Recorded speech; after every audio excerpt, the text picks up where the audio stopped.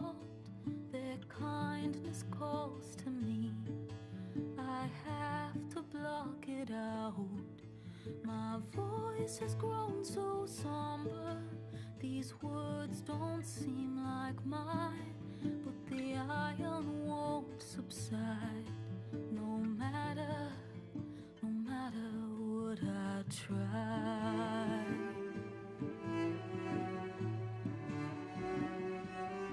My raindrops in the flood, in this emptiness, in the storm. If I falter, if I fall, the wave inside my soul carries all I know. Who can take my hand in the flood?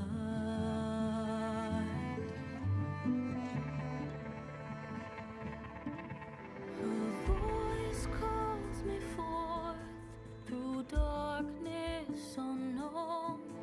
My heart with silence burns through solemnness and bone. The edge beyond the shore, this weight of root and rod. I long to reach the other, to find the path we lost.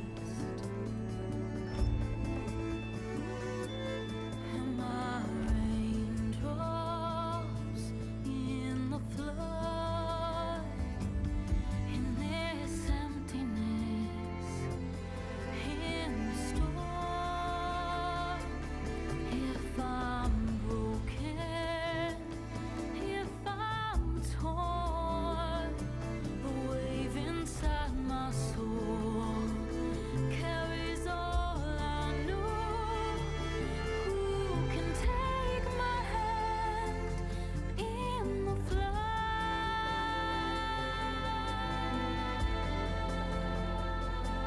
Guten Tag. Hallo. Willkommen zu Horizon Forbidden West. Jetzt würde ich ja sagen Zero Dawn. Ja, 2 Wochen ist jetzt hier seit meinem letzten Livestream. Oder? Ich glaub schon. Ah, nicht ganz. Aber fast. Letztes Wochenende keinen gegeben, weil ich nicht gut beieinander war. Dann am Dienstag keinen gegeben, weil ich nicht gut beieinander war. Und na, heute gibt's wieder einen. Ja, fangen wir mal an mit Horizon. Wie lang? Keine Ahnung. Schauen wir mal. Sehen wir. Nein. Ja. Dort sagen, gar nicht lang umeinander da. Möge deine Klinge strahlen.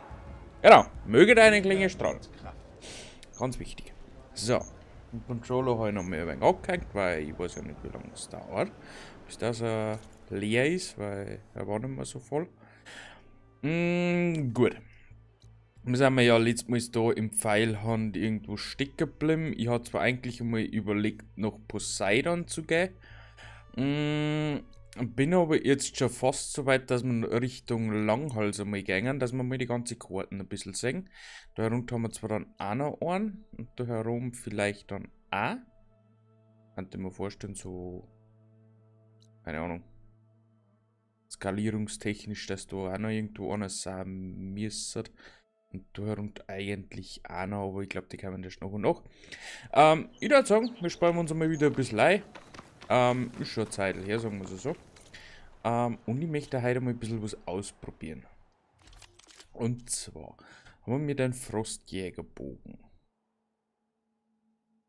Wie haben wir den?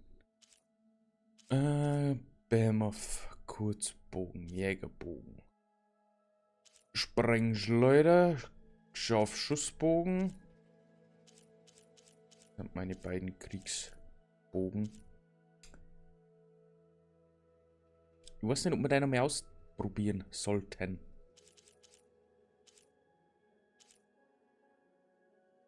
Dann haben wir dort. Also wir haben dreimal Säure dabei, das müssen wir demnächst ändern. Dieser Schmorn.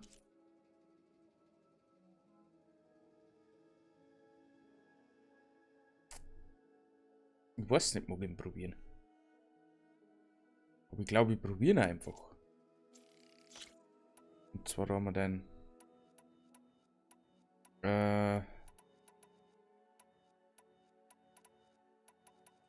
den Speerwerfer mal kurz weg. So, dann gehen wir da an dem Lagerfeuer vorbei. Und gehen wir mal Richtung Langhals, dann sehen wir sehr, was Karten so mit sich bringt. Speichern. Da vorne ist auf alle Fälle ein Gräberareal, die kann man ja mal mitnehmen, da kann man ja unseren Bogen da mal gleich testen. Rennen? Hoi! Die klingen definitiv nicht nach Rebellen. Wenn ich ihren Spuren folge, sehe ich vielleicht, wohin sie wollen. Bestimmt kann ich meinen Fokus einsetzen, um den Spuren dieser Reiter zu folgen. Haben wir eine neue Quest? Oder da ist mir das?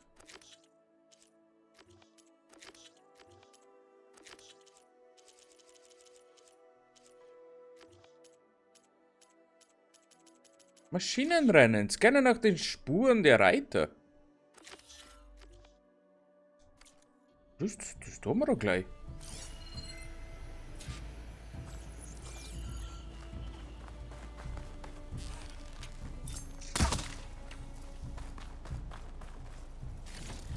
Ein Skorpion, einen knusprigen Skorpion haben wir gekriegt. Das ist toll. Oder noch ein paar Tierchen oder so? Leider nicht. Das sind eigentlich bärentechnisch aus. Oh, kann man noch ein paar mitnehmen. Das ist jetzt laut vielleicht halt gemacht.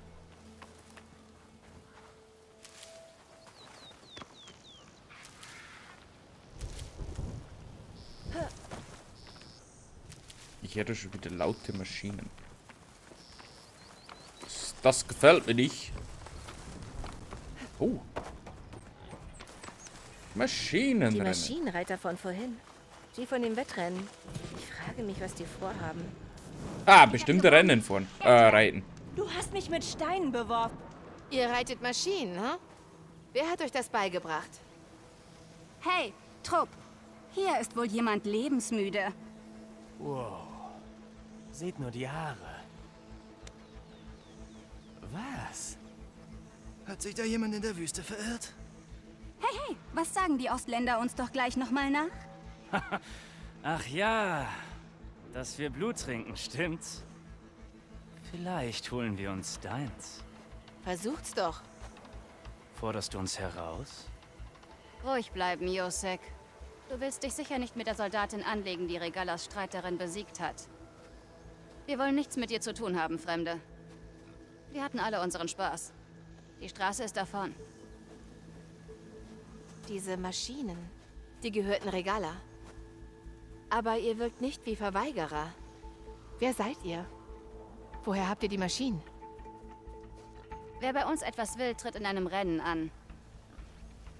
Wenn du zuerst im Ziel bist, beantworte ich dir deine Fragen. Aloy, Das schaffen habt wir. ihr eine Maschine? Das Rennen ist voll.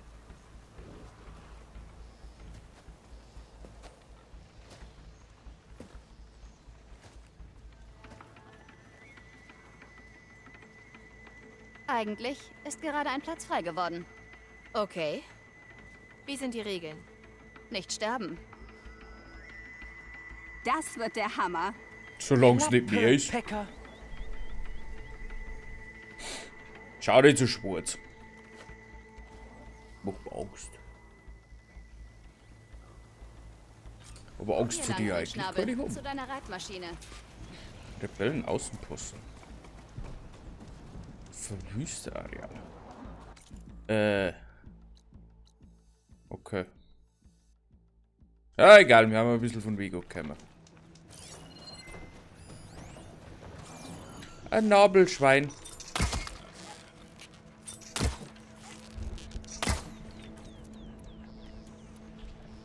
Aloy, bist du zum Rennen hier? Jetzt ist weg. Na, ernsthaft? Oh Mann. Ist da was?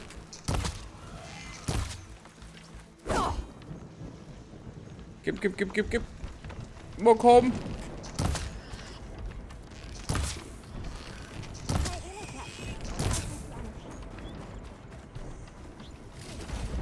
Nabelschweinknochen. Nabelschwein brauchen wir wahrscheinlich gar nicht mehr. Egal. So, Pfeile nachfristen. Mal alles voll machen wieder.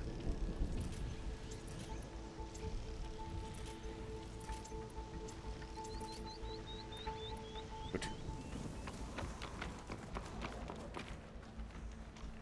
Du hast einen Bogen dabei. Gut. Setz ihn ein, wenn du gewinnen willst. Gegen die anderen Teilnehmer? Wenn nicht, tu sie's. Okay. Wir gehen aufs Ganze, wenn wir die Rennstrecke betreten. So lohnt sich die Sache. Du kannst einen Testlauf machen, wenn du magst. Sag Bescheid, wenn du ernst machen willst.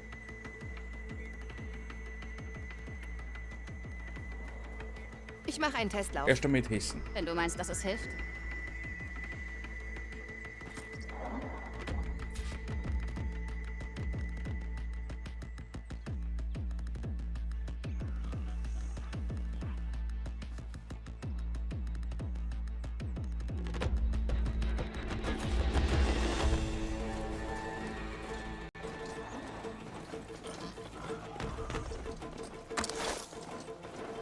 Chloe verstecken? Oh!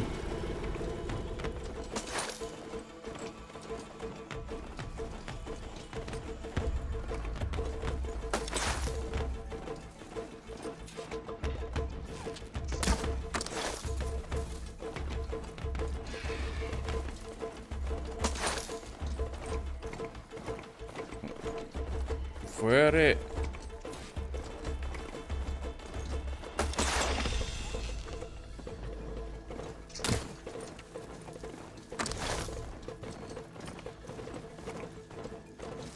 So.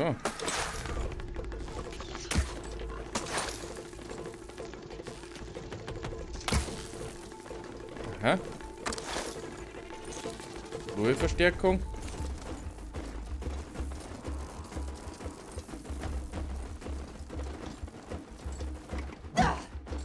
Sitzen noch mal wie?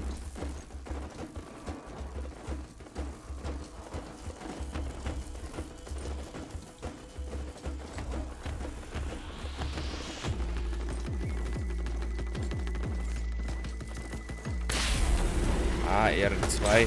Okay. Ja, ist vielleicht gar nicht so einfach, das Rennen. Aber das wird schon. Oh.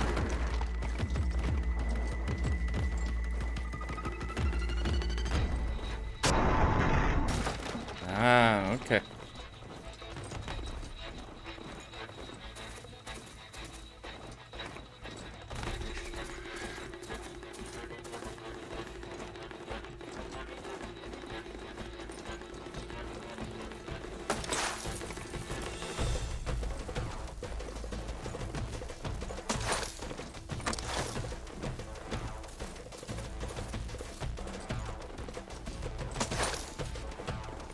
Hm?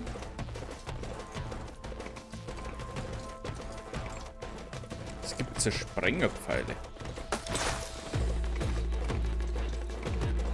Wie lang ist denn das Rennen da? Das wird ja nicht aufgenommen. Rammebarriere mit hoher Geschwindigkeit. So, haben wir da.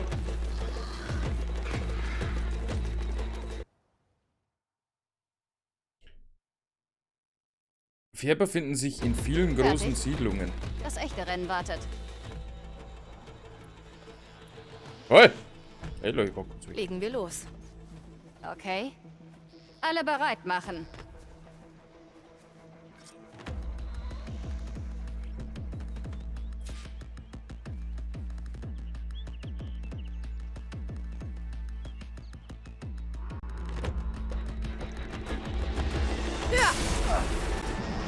Sie überholt uns.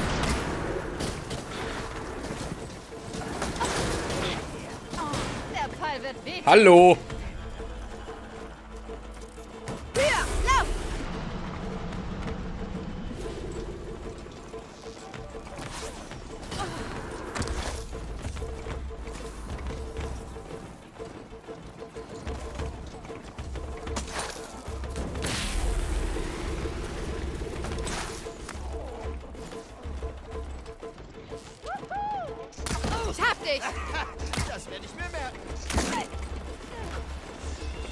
So, das kriegen wir hin. Aua! Gib auf, Grünschnabel! Na, wie ist das? Hallo, ich möchte die zwei dort die vorne mal einholen. Weil es nicht, Grünschnabel. Überraschung! Warum kriege ich denn nix? Du überrascht mich immer wieder. Hab dich! Ha! Erster.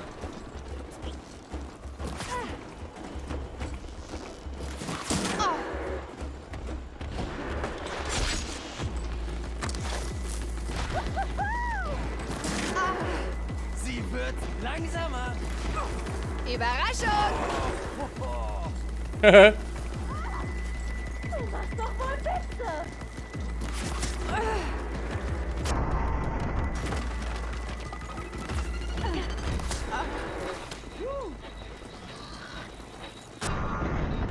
Na, wie ist das? Ah!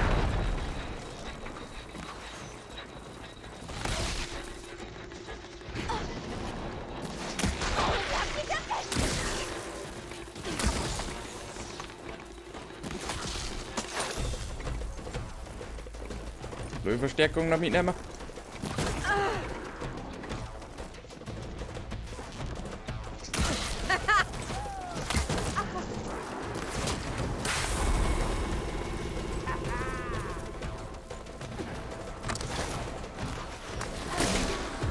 Eieiei.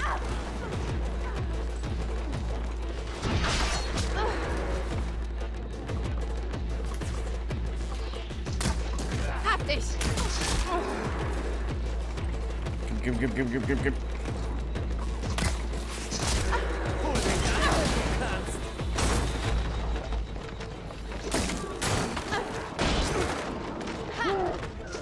Ja!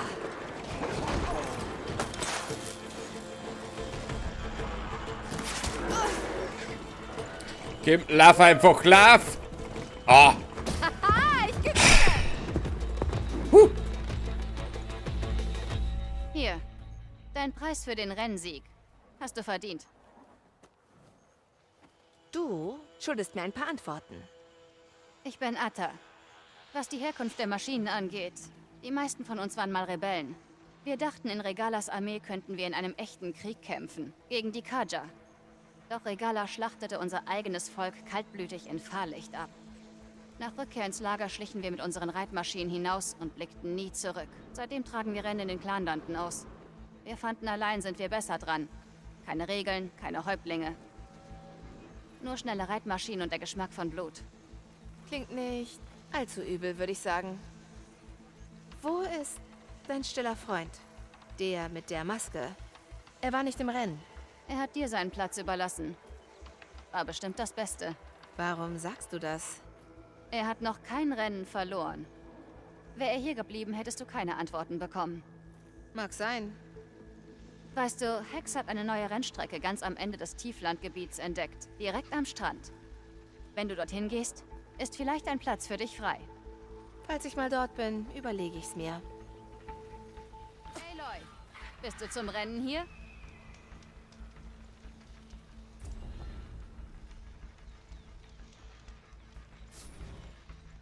Okay.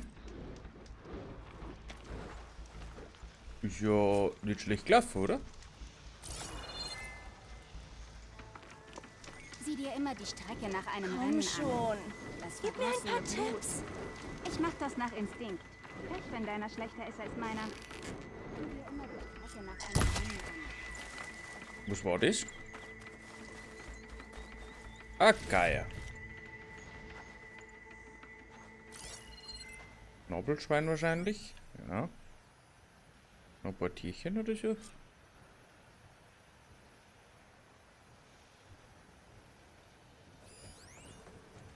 Vorratslager. Ja. Scheiß auf das Vorratslager. Jetzt gehen wir mit zum Langhals, weil wir schon abgelenkt worden haben.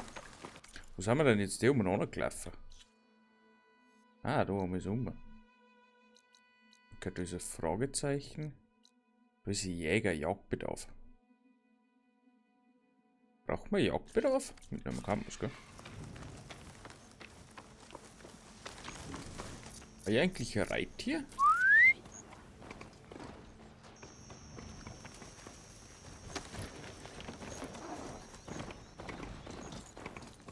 Ach du Scheiße.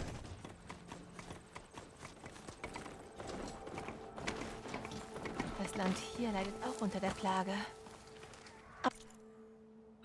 Was ist das da?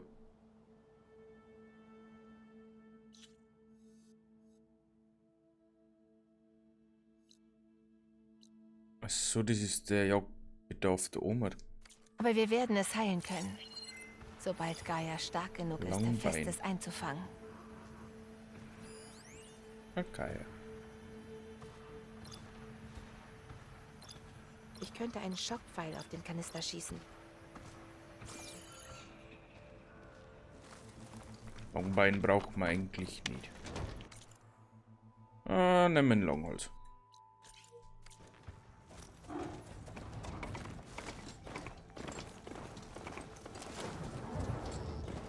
$263 kann man schon im Lachen. Ist auch ein Wahnsinn, oder?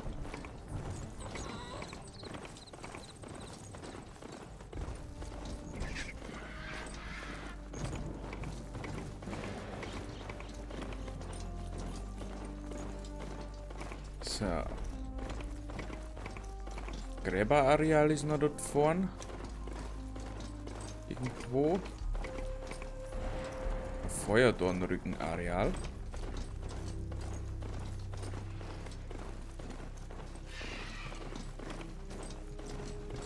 Wir sind da.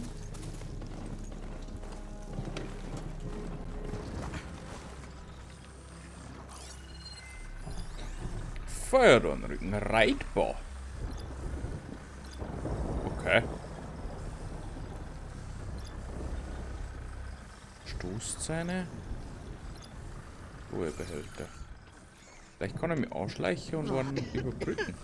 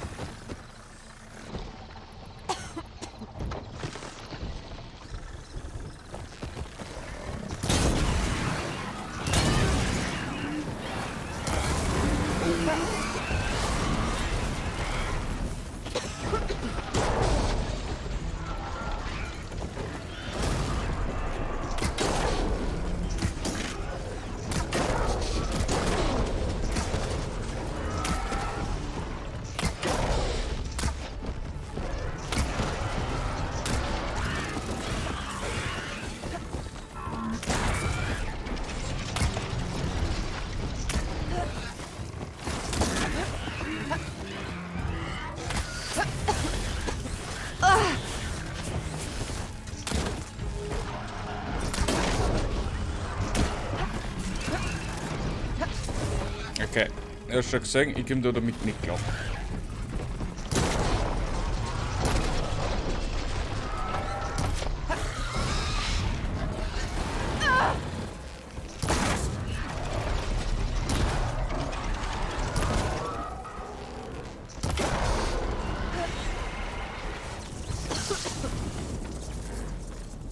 Eine Schleifscheibe. Heute hat die Sonneteil auch noch zerstört, Nicke.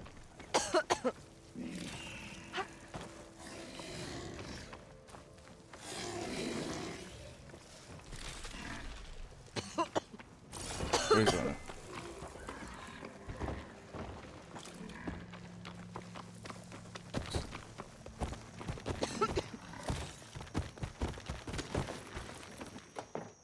Okay. Dann reibt mir zu mir große Maschinen. Das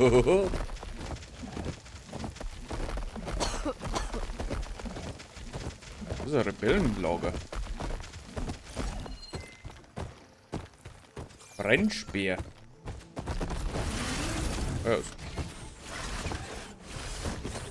Ruhig, Brauner.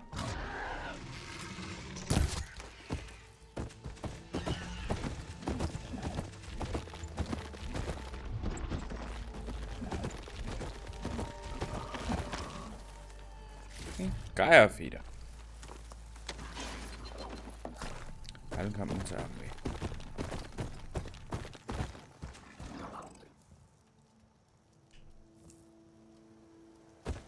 da steht kein Rebellenlager. Sagt's halt das. Einmal speichern, einmal Vorräte auffüllen und dann geht's schon wieder die. Vorrat. Alle Kategorien auffüllen. Werkzeug, Munition. Waffen und Outfits haben wir eh alles dabei. Wenn wir irgendwas ablegen. Spulen dabei nicht. Das ist Reserve für später. Genau, so sage ich das auch. Werkbank benutzen. Jetzt schauen wir mal geschwind nach, was wir da überhaupt alles brauchen. Waffen-Upgrade. Da fällt mir ein Brüllrückenbeutelgewebe. Okay. Kurzbogen kann man machen. Mehr Schaden und Niederschlagskraft. 45 Abriss. Wie viel hat denn mein Dings da Abriss? Feuerjägerbogen. Auch nicht. Scharfschussbogen hat 38. Der Jägerbogen hat 67. Das heißt, der war mit 45 gar nicht so schlecht dabei. Ich upgraden jetzt einmal. Und wenn er wirklich was wäre, was er durchaus sein könnte, dann benutzt man sowas öfters. Was haben wir noch? Häckslerhandschuh, dann kann ich irgendwie gar nichts anfangen. Aufprall-Stachelwerfer. Der ist für einen Abriss. Der hat extremer Abriss. Die Nightwaffe kann mächtige, nicht explosive Stacheln feuern. Stacheln müssen mit voller Spannung abgeschossen werden, um Rüstungen zu durchdringen. Explosive Stolper, Jäger. Schläger, Jägerpfeil? Okay. Schock, Kriegsbogen. Ein Seilwerfer. Ansonsten haben wir alles. Upgrade. Das kann man machen. Beutelgewebe einer Stachelschnauze.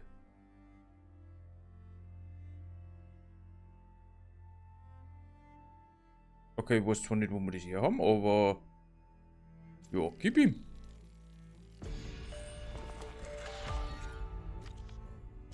Why not?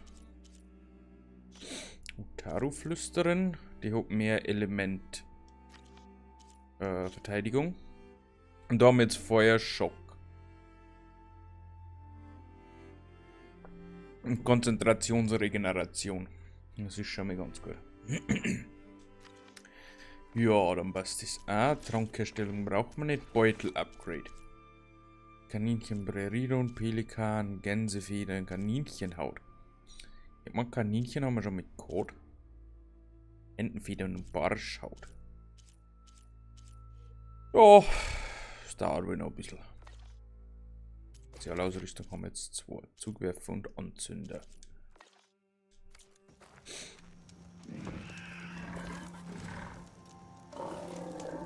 Dann lassen wir es einmal vergeben, bis das morgen ist.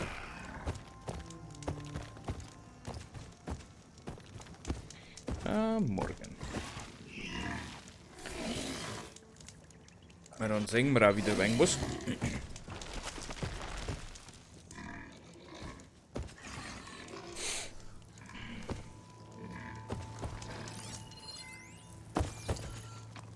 So, einmal besteigen. Und los geht's. Wo sind wir jetzt? Brennspeer. Suche Yetaka im Brennspeer auf. Machen wir, nachdem wir in Langholz überbrückt haben. Dann sehen wir, wo wir hinlaufen. Es schaut aus wie so eine Arena, wie wir es im letzten Teil gehabt haben. Irgendwie sowas.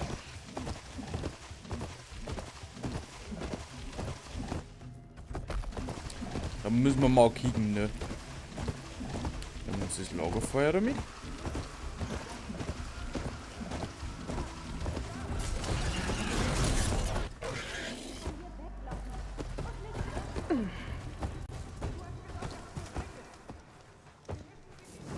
Mal speichern. Ja, es liegt zu hoch. Und ab zum Langholz. Sieht nicht aus, als käme ich irgendwie auf diesen Langhals rauf.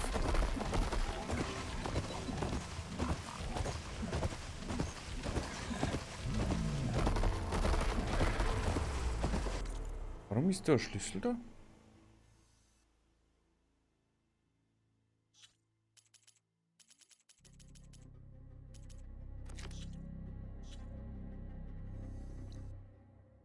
Kann ich den zufällig noch nicht machen?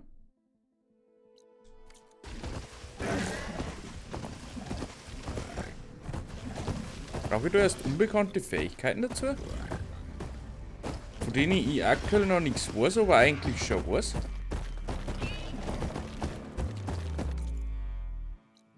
Der durchaus sein. Krötenechsen! Muss absteigen.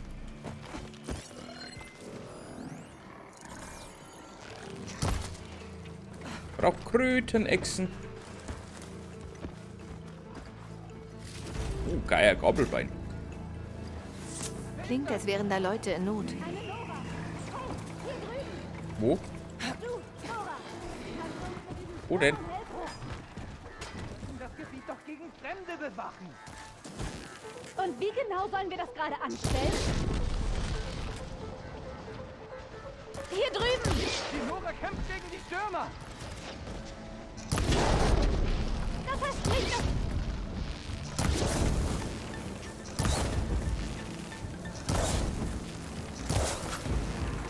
Die übernehme ich!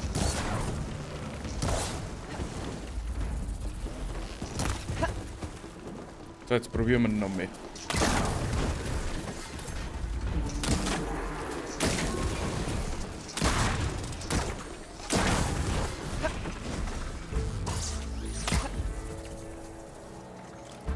Okay, für den Nahkampf vielleicht gar nicht so schlecht.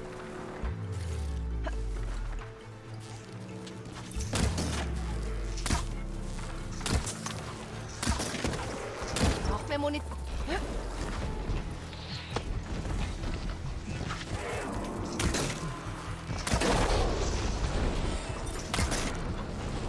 Wählt euer Ziel! Das war der letzte der Stürmer. So, Und jetzt mal sehen, was die Synax hier wollen. Kontakto! Hier drüben! Das heißt, damit aufzuhören!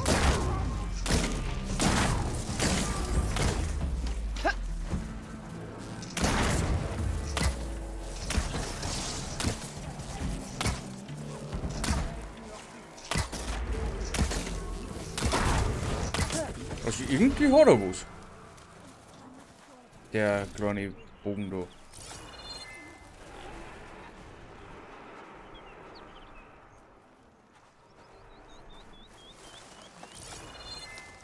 So, jetzt weiß ich geschickt, wenn wir die ganzen Teile noch finden.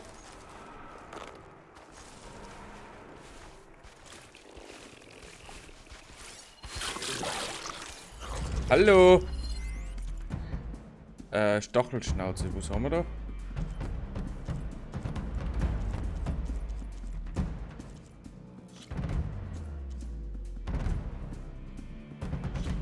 Das Beutelgewebe einer Stachelschnauze.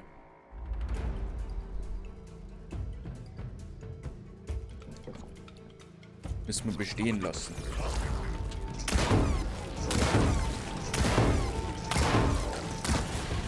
Nicht gut, ich brauche Munition.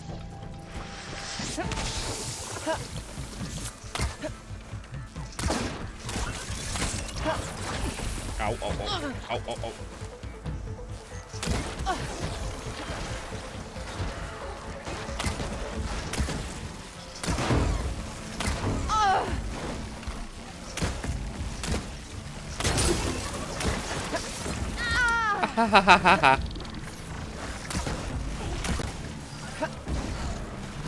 Ja, locker easy, oder? Beutelgewebe einer Stachelschnauze. So, und wo waren jetzt meine Stürmerhörner? Haben wir da noch mehr oder so?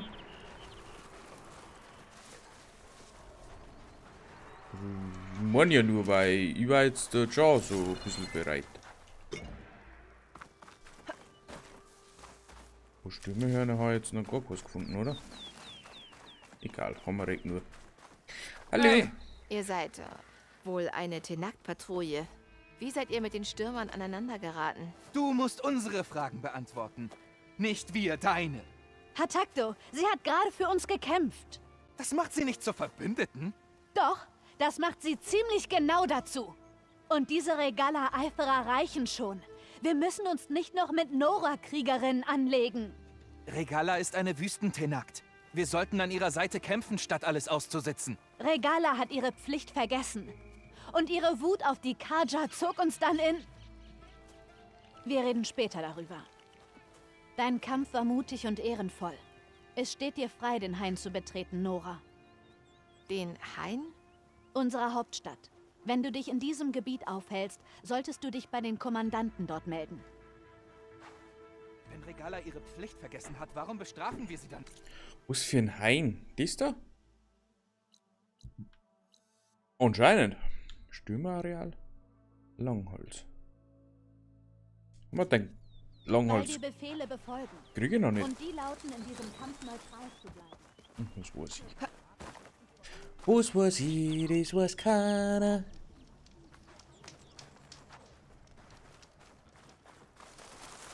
Also Stürmerareal müssen wir jetzt ausgebeutet haben. Normalerweise.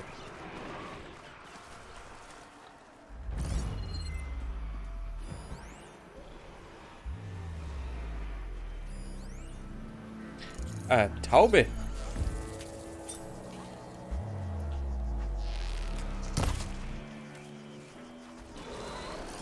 Was haben wir denn da oben Schönes? Ein Lanzenhorn.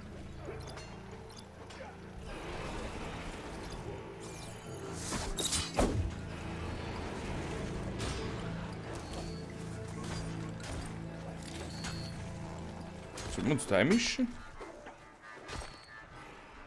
Haben wir Bock? Na. Eigentlich nicht.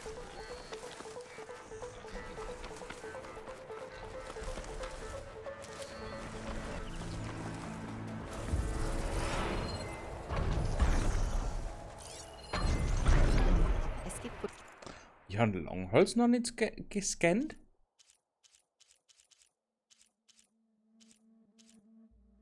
Überbrücken nicht möglich. auf diesen Langhals zu klettern.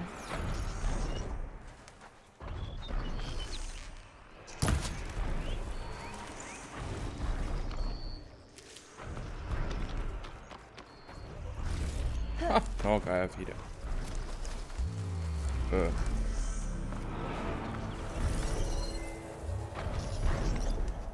Gräber.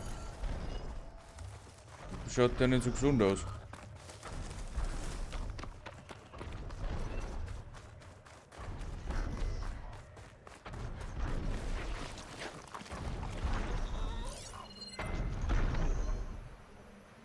Also irgendwo... Oh Gott, da hinten diese Donnerkiefer. Muss jetzt da Krötenechsen geben.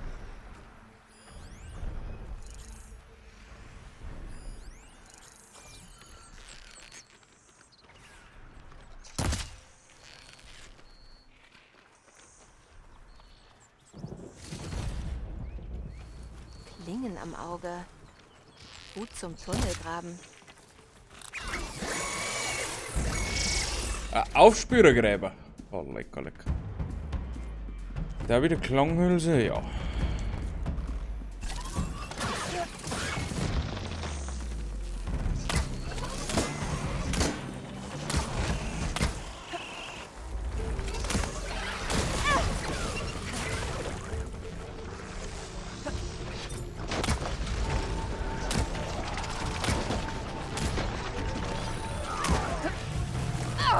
Au!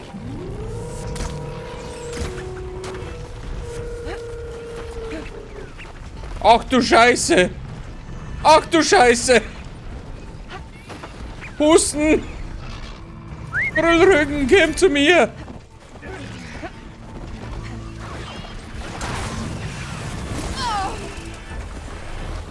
Kein Schuss mehr übrig. Ach du Scheiße, mit was haben wir da angeklickt?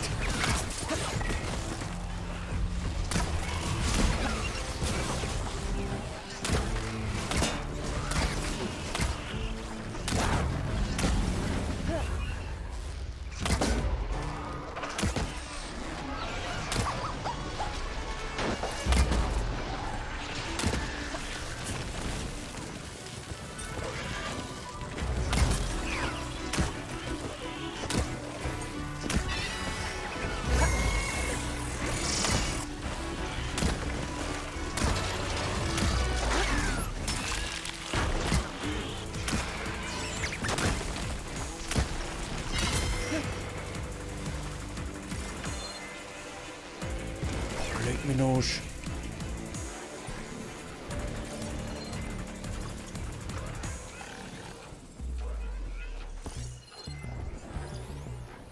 Stürmer? Stachelschnauze. Ich koche schon in meiner Rüstung.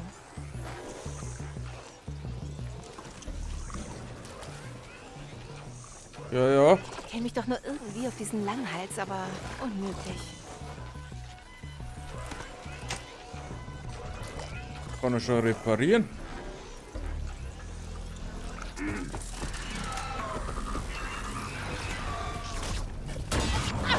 Aber 6 ist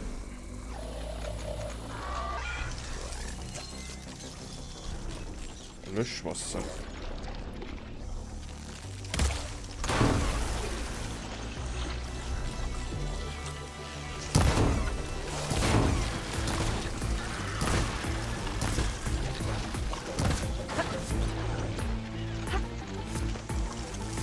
Das liegt das Teil. Au, au, au.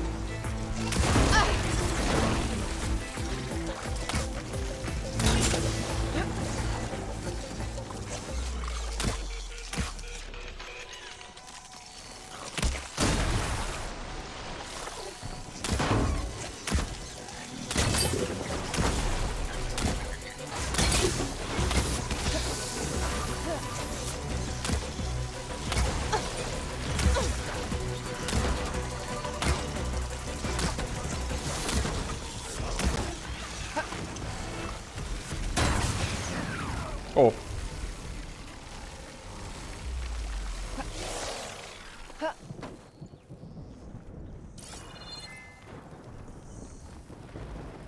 Schade. Oh, der kurze Ding, der ist gut. Reittier heilen, ja, Reittier hat wohl nicht überlebt.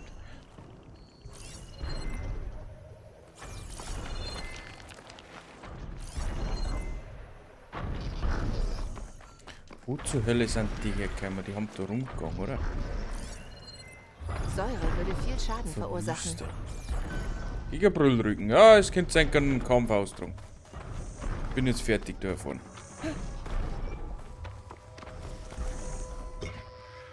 Ja, vorher schon gemacht, der Ding kommt. Donnerkiefer. Da haben wir alle. Jetzt ist vorbei. Das war definitiv zu viel des Guten gewesen. So, Jägerbogen.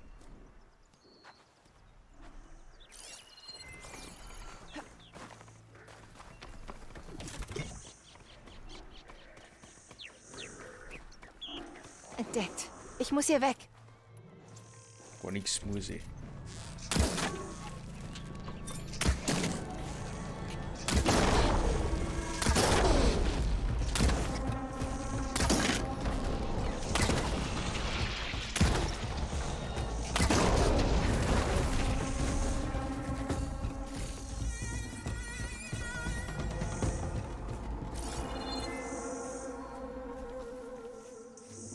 Schau, die laufen freiwillig weg. Warum rennt das denn alle so? War wieder so eine Krötenechse. Oder? Ein Geier? Oh, Geier haben wir schon so viel. Skorpion. Krötenechse. Na super.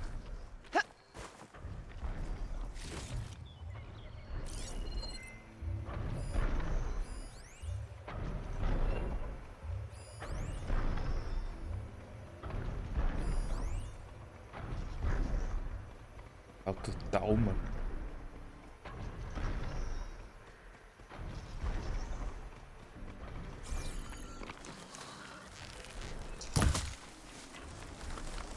Haben wir da? Na, Krötenechse. Krötenechsenhaut.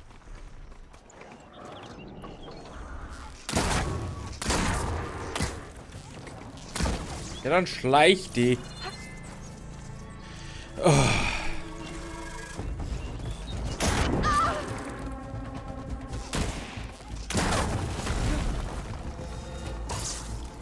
Wir gehen so weit kämpfen, aber wir gehen nicht kämpfen. Boah, da hinten ist der Donnerkiefer. Ich hätte Bock.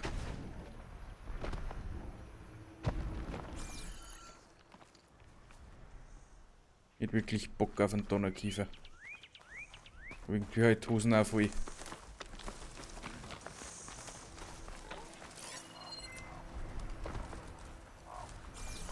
Echt schon überlegt, ob ich nicht einmal speichern sollte. Warum war ja so ein Lagerfeuer? Dann gehen wir auf die Jagd. War eine Möglichkeit.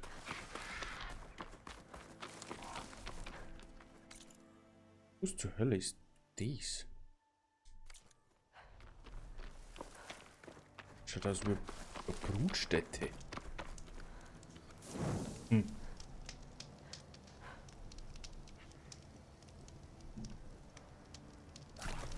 I don't know. Sieht wie eine Brutstätte aus, aber offline. Der Ort scheint für die Tenakt eine rituelle Bedeutung zu haben.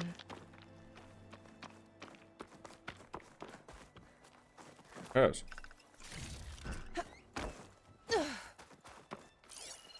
Haben wir da Tiere?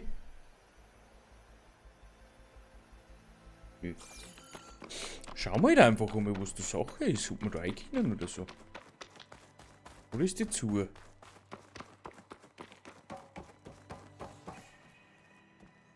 Gemini. Gemini ist für was?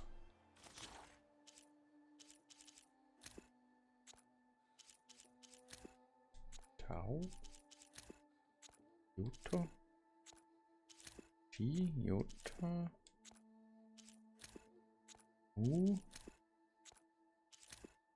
Chi. Jota. Kappa. Gemini.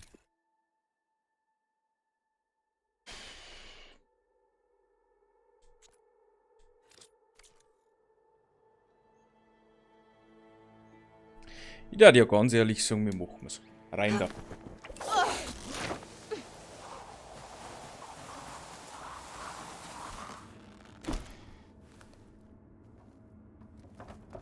Es gibt kein Zurück.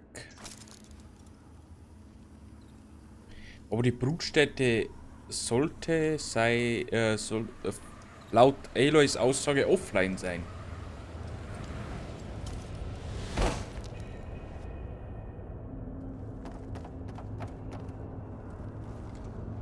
Ach du Scheiße. Mit dieser Tor aufgegangen. Jetzt schauen wir mal den Kieren. Den gleichen Weg zurück kann ich nicht nehmen. Ja, das Irgendwo ist muss klar. ein Ausgang sein. Ich denke hier.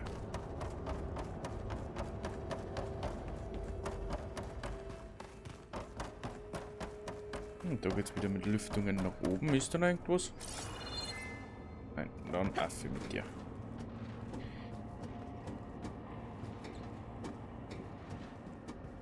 Hallo. Geschafft. Das war anstrengend. Okay, das ist der Weg, den wo man nicht unbedingt nehmen sollte, weil dann kommt man wieder zurück. Also, noch mehr eine.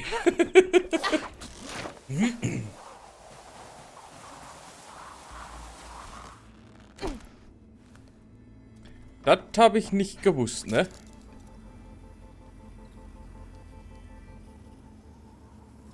Und schon langsam ist dran. Also ich sehe noch nichts.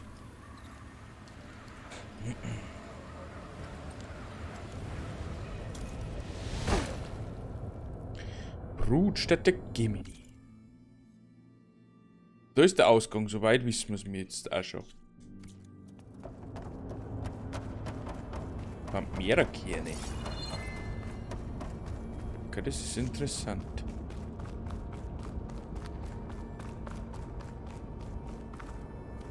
Ich glaube, das sollte nicht oben.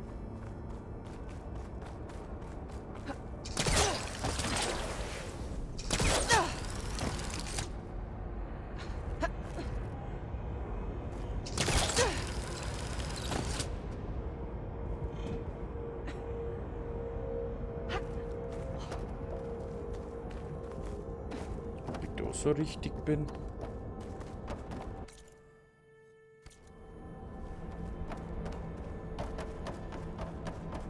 Das ist eine Lüftung, da geht's nach oben. Lüftung online bitte. Oder du solltest nach oben gehen. Bitte Zugang zum Inneren der Anlage gewähren. Die Lüftung ist halt nicht aktiv.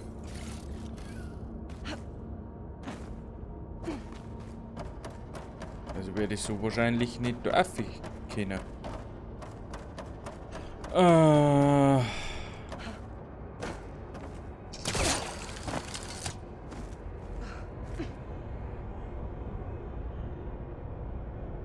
Das da oben ist ja offline.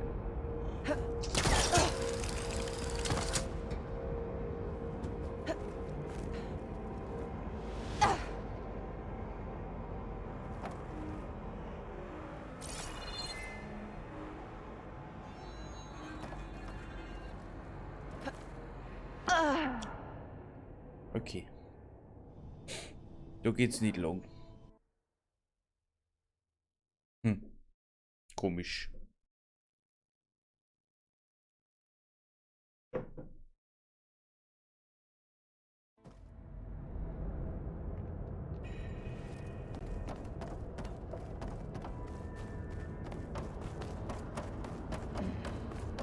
Den gleichen Weg zurück kann ich nicht nehmen. Irgendwo muss ein Ausgang sein. Darf ich die vielleicht noch gar nicht machen?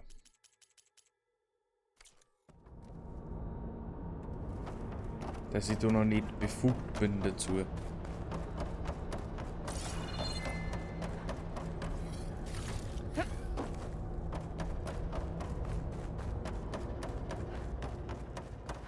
ich gehe einfach da weiter.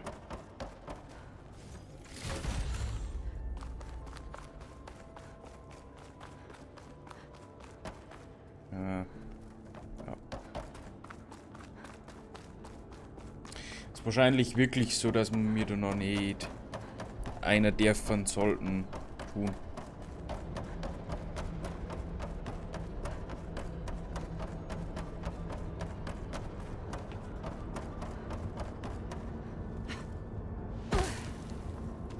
Naja, dann verlassen wir das Ganze wieder. Den gleichen Weg zurück kann ich nicht nehmen.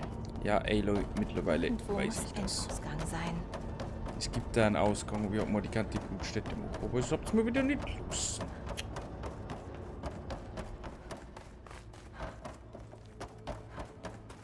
Aber ich glaube, da geht's weiter. Nicht nach außen. Ah.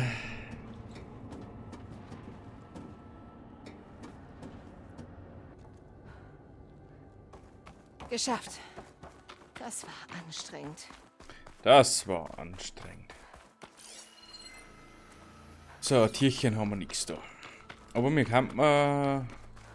Was kann man denn mir upgraden?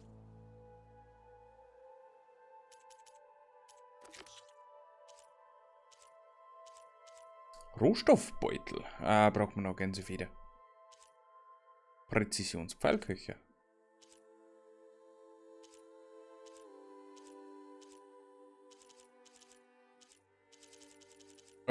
Hab ich dann alles?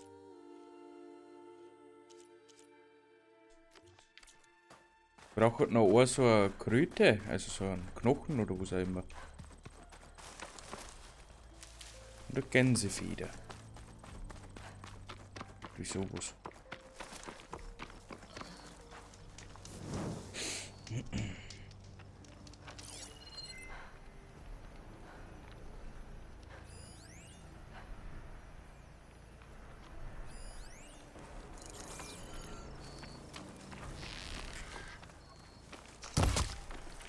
Oh.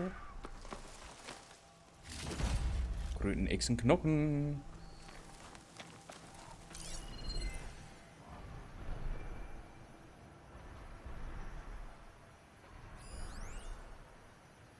Also dahinter war ja der Donnerkiefer. Ist da noch irgendwo Lagerfeuer? Ja. Präriehundhaut. Nimm mal mit. Jetzt gehen wir zu deinem Lagerfeuer und probieren wir deinen Donnerkiefer. Vielleicht können wir ihn ausschalten. Ich glaube es aber nicht. Ich glaube, wir werden elendig drauf gehen.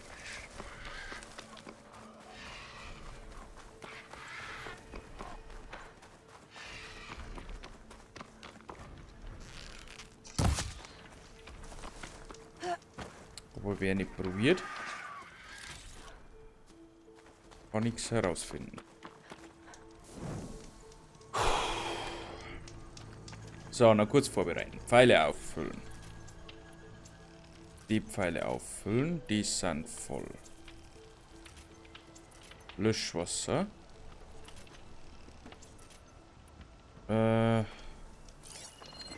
Frostmunition bringt hier nicht viel Schaden. Säure bringt Fei. Donnerkiefer. Sind der Teil wahrscheinlich. Soweit ich das im Kopf habe. Genau, das ist Haupt-Upgrade-Teil.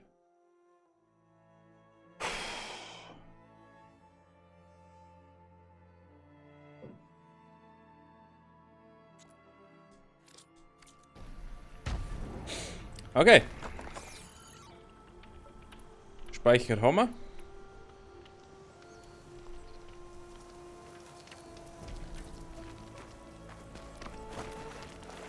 Oh Gott, da haben wir noch andere.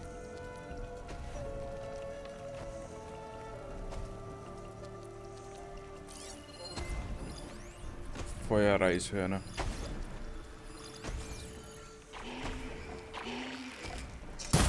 Ich bin aufgeflogen.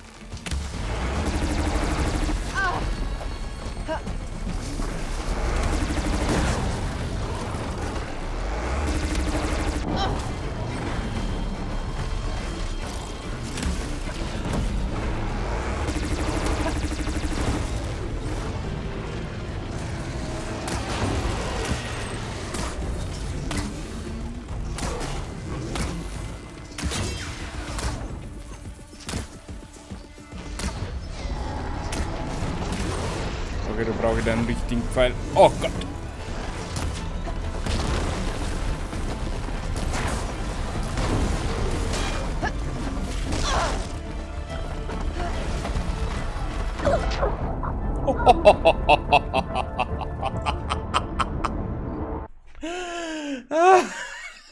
Ich muss lieber bleiben.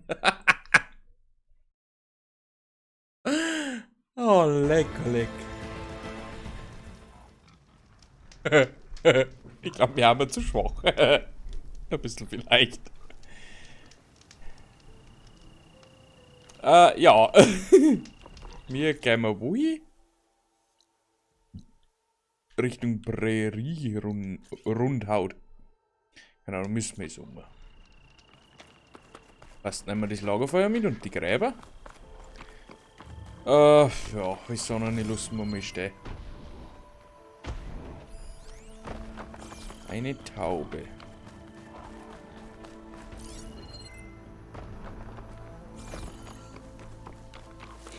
Häubchen haben wir heute schon genug. Aber zumindest wissen wir, Donnerkiefer ist, ja. Wohl doch nicht nur zu groß für uns.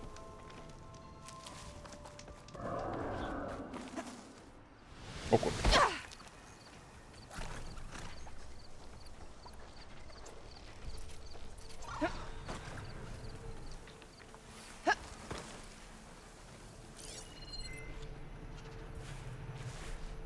Schockmunition bringt nicht viel.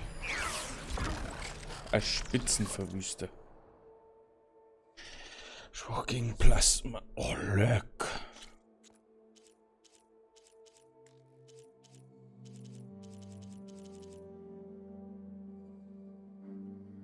Zerstörer getötet.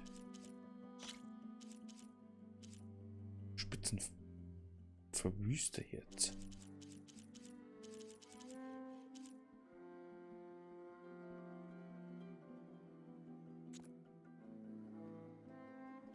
Boah.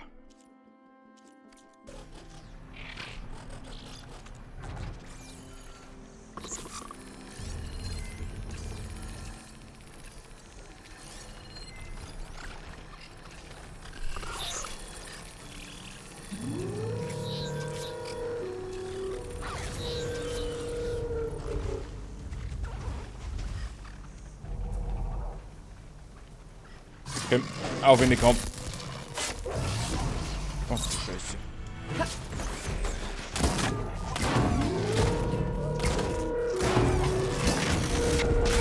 Boah.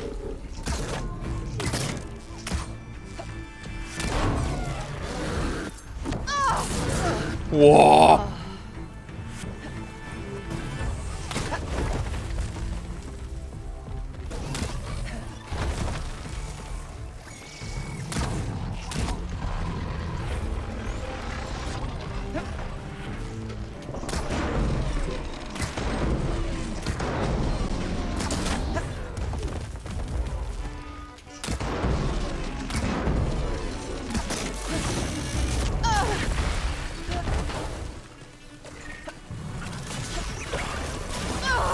Au, au, au, au, au.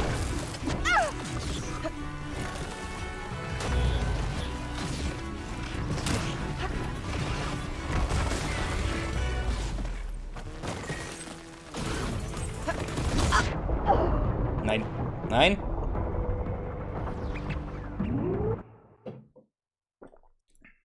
Es hat keinen Sinn nicht.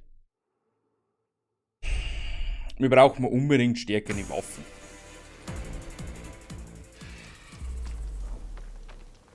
Alles andere ist für den Arsch. Geht's mir noch Brennspeer. Vielleicht kriegen wir da was.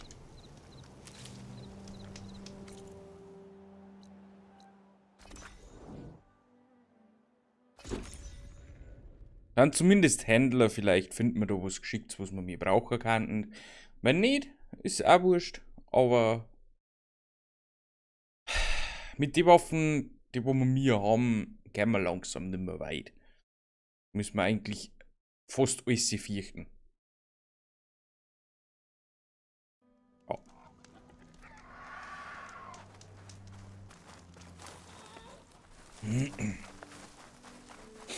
Schauen wir uns mal die Gegner da. Brennspeer, waren wir noch nicht.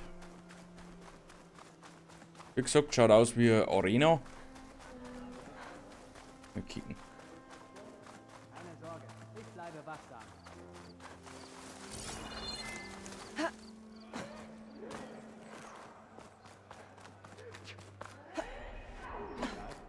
Okay, du gib mir die Idee. Wo ist so der Eingang? Wahrscheinlich da irgendwo. Ah. Dass ich etwas habe, das man Strategie. Um mit Duca Neue zu handeln. Quest. Nicht schlecht. Ja. Hallo näher. Oh, oh. Was sehen meine Augen da? Das können wir alles verkaufen.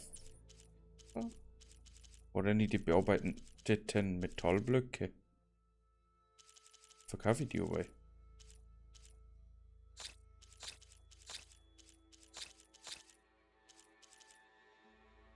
Das heißt, warum verkaufe ich überhaupt was? Das tut ja nicht Not. Was hat denn nice gekriegt? Ist wahrscheinlich irgendwie Also nicht. Egal. Spulen. Gibt's nur normale. Und da haben wir.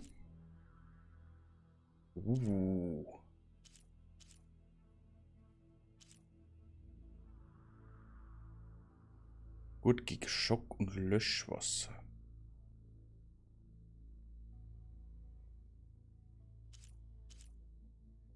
Gut gegen Nahkampf und Niederschlag. Und schaut geil aus.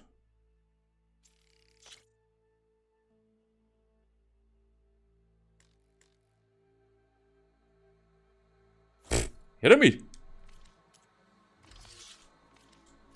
Das sollte deine Beweglichkeit nicht behindern. Schaut das nicht böse aus? Schaut schon böse aus. So, da ist ein Maschinenstreit. Da werden wir jetzt gewiss nicht spielen. Au. Augenfeuer entdeckt. Ah, Warum ist Färberin. in der Wunde weniger Wasser? Da ist die Taka. Mit diesen Rationen kommen wir kaum durch den Tag, Kommandantin. Ja, ja. Unsere Kinder haben Durst. Neuer Nahkampf. Wie hast du das angestellt? Oh, jetzt muss ich da auch Fee. Mein Gott. Genau.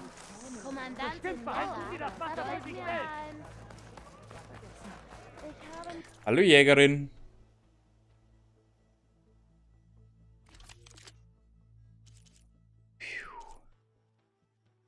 Garde Jägerbogen. Ach du Scheiße.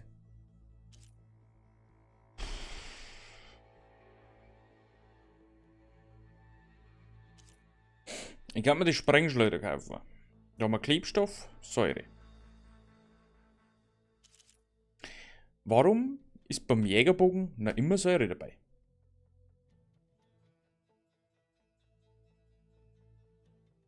Ein Flutschlitzer-Zirkulator. Pff, 149 Abriss. Oh, Blut.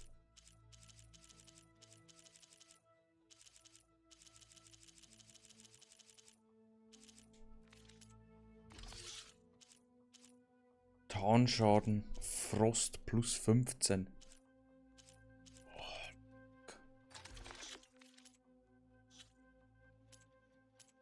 Also da braucht man mit unseren Jägerbogen nicht anfangen.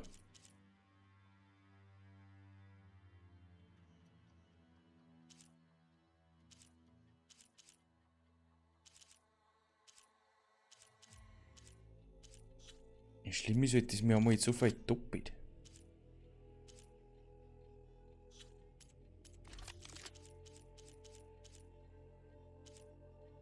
Dann habe ich aktuell für Löschwasser. Und da hat man aber Löschwasser, Klebstoff und Säure.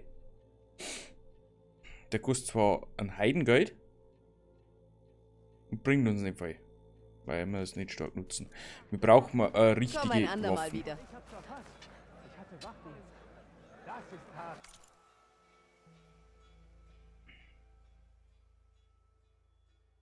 Der Jägerbogen, der war schon geil gewesen. So, Metallscherben, ja, haben wir es. Schnappmaulbeutelgewebe, Kletterkieferschweif, Staubwedel, Steinbrecher, Kletterkiefer. Sturmvogel, Sturmkanone, 2 Stück. Oh Gott, das wird noch so interessant.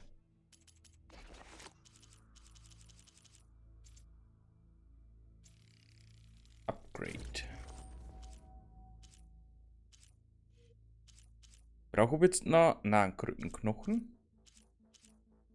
So Krötenhaut brauche ich nicht, gell? Ah.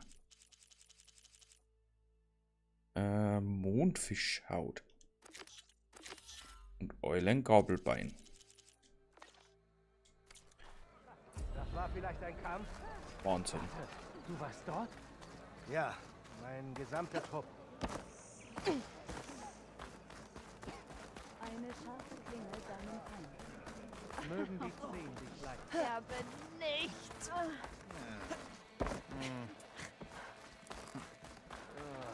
Das ist deine Maschinenstreit. Chance, gute Ware zu kaufen, Fremder.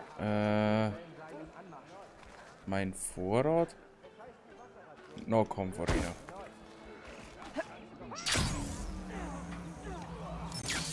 Nahkampfarena darf mich fast interessieren, beziehungsweise die Färberin.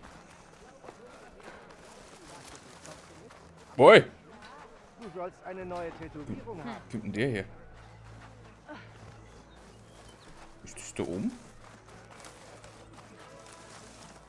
Hast du deine Befehle ab?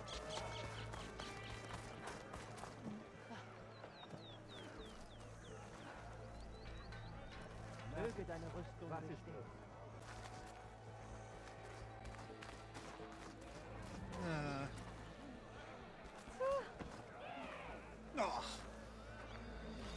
Du wolltest mit mir sprechen?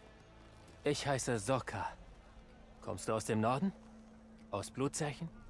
Soll das ein Ort sein? Eines der Wüstendörfer. Sie schicken ihr Ascheblut, damit Vireka unsere Soldaten kennzeichnen kann. Aber die letzte Lieferung ist lange her. Zu lang. Wenn du glaubst, dass etwas passiert ist, warum schickst du nicht jemanden hin? Das würde ich ja. Aber weil sich alle über die Wasserrationen aufregen, kann man die Soldaten nicht abziehen.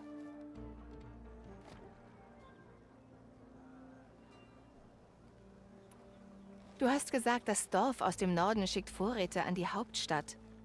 Ascheblut? Ein roter Stein, den wir für die Tinte zu Staub zermahlen. Blutzeichen hat die größten Vorräte. Unsere Soldaten liefern es uns im Austausch gegen ihre Wasserrationen. Farbe für Wasser. Wegen des Wassers sind alle im Clan von der Wunde im Sand abhängig. Die Hauptstadt und auch das abgelegene Dorf. Aber die letzte Lieferung kam vor vielen Wochen. Wir haben kaum noch Vorräte. Und sie kaum noch Wasser. Meine Gesichtsbemalung lehrt deine Feinde das Fürchten. Sieh dich um.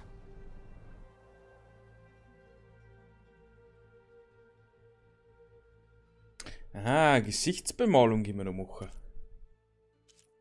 Aha.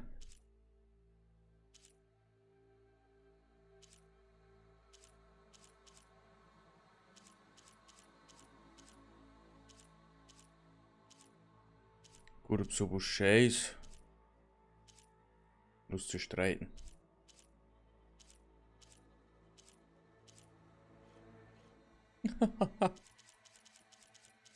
Also ich wüsste jetzt nicht alles.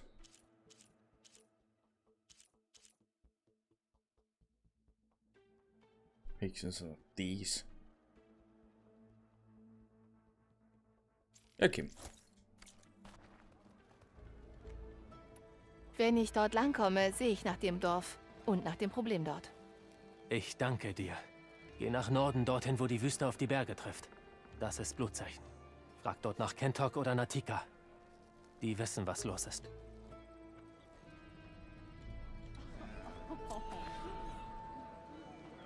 Gut. Stärke sei mit dir. Na gut. Was ist los? So, und wo ist jetzt Färber? Beziehungsweise Färberin? Da vor mir.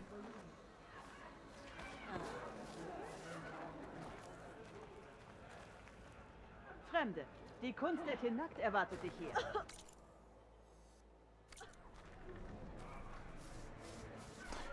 Oh, da ist mir nicht aufgefallen. Hab ich noch gar nicht geschaut. Stimmt. Mach das auf dem Nahkampfplatz. Stimmt, da hast du recht. Schwarz-Rot-Gold, ja. Wir haben ein schwarz-rot-goldes goldenes Outfit. Mhm. Uff.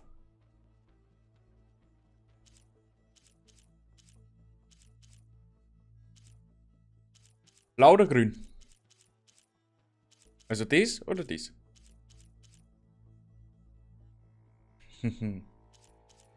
Okay, das können wir gar nicht. Machen wir grün.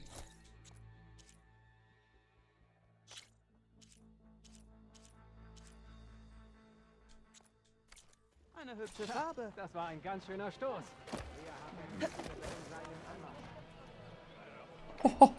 Schon langsam schauen wir böse aus. Das ist kein guter Ort.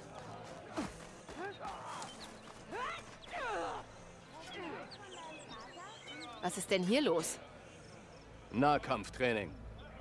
Fernkampf ist eine gute Strategie für Maschinen. Aber bei einem gegnerischen Soldaten muss man nah heran. Ich bin Liroke. Ich leite den Trainingsplatz hier in Brennspeer. Nur wenige Fremde haben es jemals so weit westwärts geschafft. Aber wie man so hört, bist du eine sehr gute Kämpferin. Du kannst hier trainieren, wenn du willst. Aber nur dein Speer und ein Übungsbogen sind erlaubt. Alles andere bleibt bei mir. Und wenn du dein Kampfgeschick testen willst, ich biete auch Prüfungen. Schließe alle ab und du darfst gegen mich antreten. Und was ist, wenn ich gewinne? Dann bekommst du ein Zeichen zum Beweis, dass du den Platz gemeistert hast. Erlange die Zeichen von mir und den Lehrmeistern am Bollwerk und in Dornmarsch. Dann darfst du das Fortdauern herausfordern. Vom Fortdauern habe ich schon gehört. Das ist doch ein Tenakt-Lehrer. Mehr als nur ein Lehrer. Das Fortdauern ist ein legendärer Kämpfer unter den Clans. Der Meister der Meister. Nur jene, die sich auf den Plätzen bewähren, dürfen beim Fortdauern lernen. Fremde denn auch? Ja, sofern du alle Lehrmeister besiegst. Also, was darf es sein? Wenn du trainieren oder eine Prüfung ablegen willst, sag einfach Bescheid. Wenn wir können, probieren wir es einmal.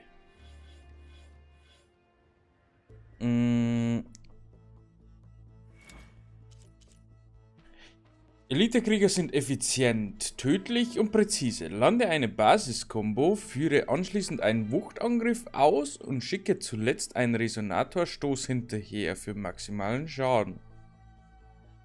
Besiege deine Gegner mit dem folgenden Kombos.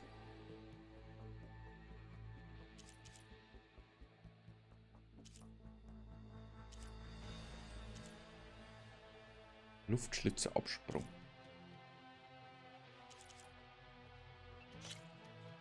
Das probieren wir.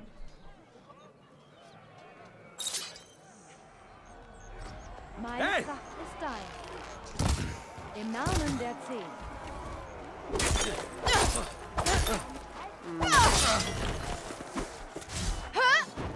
Ich hab dich neulich auf dem Platz trainieren sehen. Das musste dringend üben. Hey!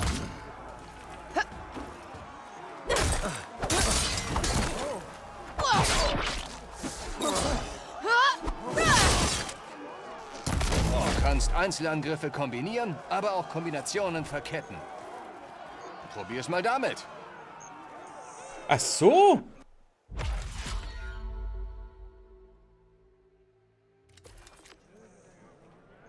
Das war's schon. Das ist locker easy. Machen wir die Sachen auch noch. Fähigkeiten. Kriegerin. Windluftsprung. Luftschlitzerabsprung.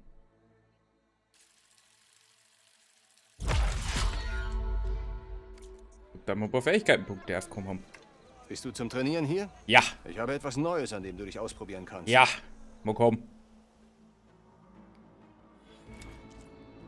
Luftschlitzer. Entfessle einen Resonatorstoß, während du in der Luft bist. Schaffen wir, hoffentlich. Hey! Ach so.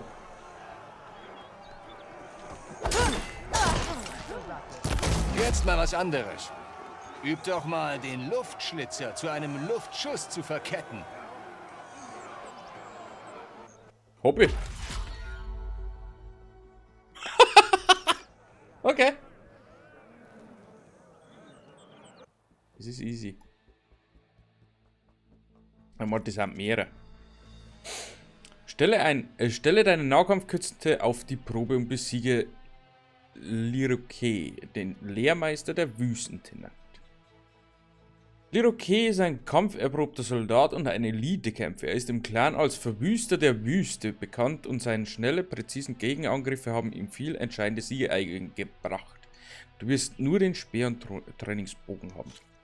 Ja, starten.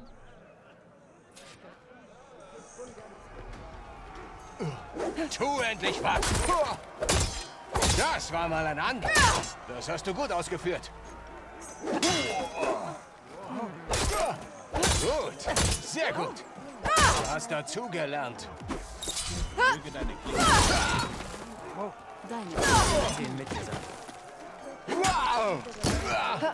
Meine Klinge. Gut, sehr gut. Gute Kombinationen. Das hast du gut ausgeführt.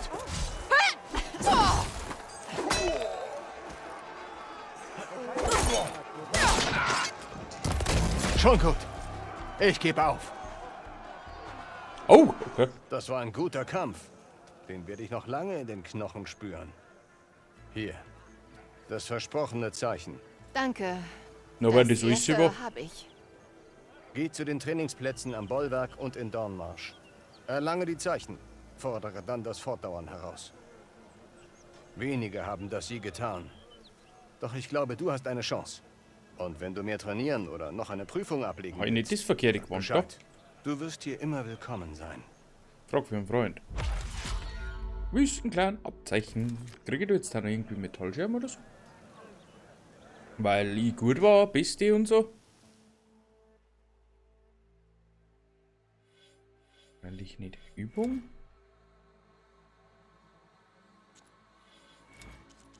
So Tutorials. Brauche ich nicht. Ich gehe dann mal. Sag Bescheid, wenn du wieder mal trainierst. Jetzt haben wir das auch noch. Okay. Lass da. Verdienen dir das Himmelsklan-Abzeichen. Das war... Was anderes. Was war das da für Abzeichen? Keine Ahnung. Auf alle Fälle haben wir mir da hervorn das andere gehabt. Kettenkratz. Und irgendwo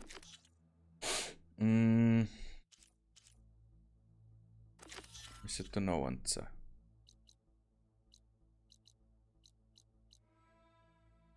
Aber es wird mir nicht angezeigt, okay. Die Sinnflut. Begib dich nach Blutzeichen. Oh Gott, das ist ja da oben. Also Brutstätte und der Flugschreiber Blutzeichen. Inventar. Spezialausrüstung Clan.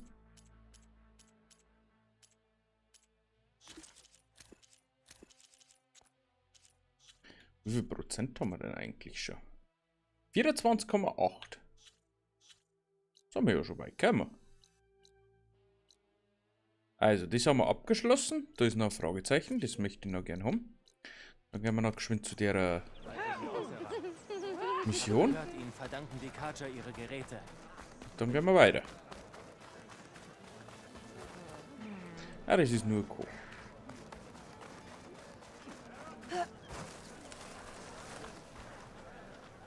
Warum wird die Wunde bewacht? Du kannst uns das Wasser nicht wegnehmen. Die Wunde gibt weniger Wasser. Die Rationen sind angepasst. Was ist denn los? Wir kennen den Lauf der Wüste. Was hält uns davon ab, es uns einfach zu nehmen? Und jetzt? Will sich noch jemand beschweren? Wir sind der Wüstenclan. Wir überleben mit dem, was wir haben. Eure Kommandantin hält nicht viel vom Händchen halten. So machen wir das nicht. Und Sie schon gar nicht. Wollen wir? Klar. Bin gespannt. Was tun wir da? Sie gehört zu mir. Sie gehört zu mir. Nicht die. Die da.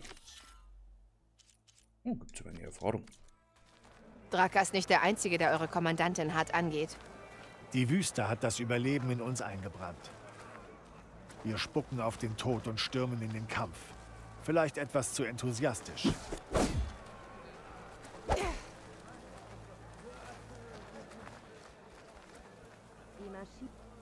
Ah.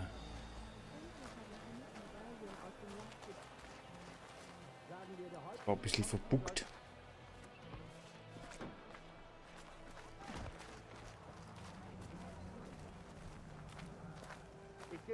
ganz zu, aber Regala ist... Wie ich schon sagte... Was wollte ich sagen? Ich hab die... Wo gehen wir hin, beziehungsweise wo reden wir, beziehungsweise warum reden wir gar nichts? Um was geht's denn eigentlich?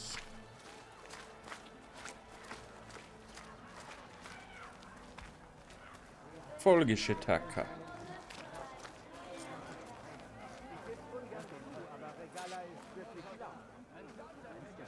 Okay. Das ist die Fremde, die sich mit dem Dissidenten Draka verschwört. Er ist kein Dissident, nur weil er Wasser verlangt, Yara. Aber er ist auch kein Kommandant. Das solltest du ihm sagen. Yetaka sagte, du brauchst Hilfe. Ach, hat er. Aloy hat einen einzigartigen Zugang zu den Wegen der Alten. Vielleicht kann sie helfen, bevor es außer Kontrolle gerät. Komm zum Punkt. Wovon redet Yetaka? Es gibt kein Wasser. Wie meinst du das? Ich meine, dass die Wunde im Sand, von der das Überleben des Clans abhängt, ausgetrocknet ist. Diese Wasserquelle. Yetaka sagte, sie hinge mit den Alten zusammen? Soweit er weiß. Wenn wir Wasser schöpfen, füllt es sich wieder auf. Mit der Zeit. Seit ein paar Wochen nicht mehr. Ich befahl Rationierung und habe nach anderen Quellen gesucht. Aber alle im Umkreis sind verschmutzt. Warum die Geheimnistuerei? Die Leute im Dunkeln zu lassen, scheint es schlimmer zu machen. Wenn der Clan das wüsste, würde er meine Führung anzweifeln. Du machst dir bei einer Dürre Gedanken um deine Führung? Denk, was du willst. Bei den Maschinen, den Stürmen und Regalas Rebellion bin ich der einzige Grund, warum der Clan noch besteht. Was hast du eigentlich mit Regala vor? Was am besten für meine Leute ist. Nichts. Das ist eine Sache zwischen ihr und Häuptling Hekarro. Und so soll es bleiben, damit ihre Truppen sich nicht gegen meinen Clan wenden. Außerdem, wenn sie Hekarro besiegt, bleibt sie Anführerin. So ist das im Stamm. Drakas Leute haben für das Wasser viel geopfert. Er denkt, du bunkerst es für dich selbst. Die perfekte Ausrede, um meine Führung anzuzweifeln. Das hat er immer gewollt. Natürlich will er sich gut darstellen. Er sagt, dass es ihm nur um die Durstigen geht. Aber in Wahrheit will er Kommandant werden. Und wenn er das wird, hätte er genau dasselbe Problem wie ich.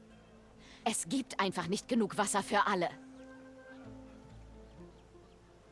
Wie willst du also mit der Wasserknappheit umgehen? Wir müssen rationieren, um mit Zeit die Wunde zu retten.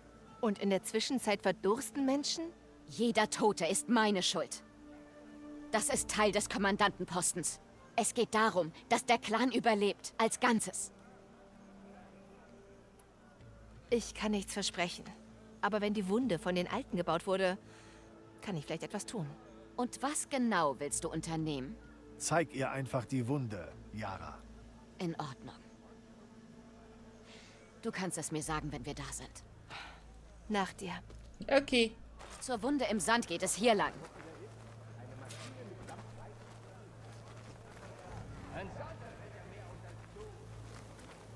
Gibt es aber schneller? Ah, jetzt laufen. Du bist keine Karja. Oder Osseram. Nora. Ich bin eine von den Nora. So aus Osten wie du aus Westen. Ich habe von eurem Volk gehört. Man sagt, nur die Verstoßenen verlassen euer Land. Es gibt Ausnahmen. Was hat eine Ausnahme der Nora im Westen zu suchen? Ich möchte Leuten helfen. Auch denen, die keine Hilfe wollen. Und die Welt Klingt retten. nach einem schwierigen Vorhaben. Oder so. Und ja nur.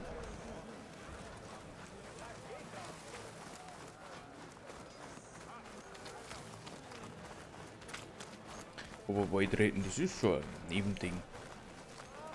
Das ist jetzt nicht unser Hauptziel, aber... Da ist sie. Die Wunde im Sand. Sie wurde von den Alten errichtet. Der Fokus sollte mir mehr verraten.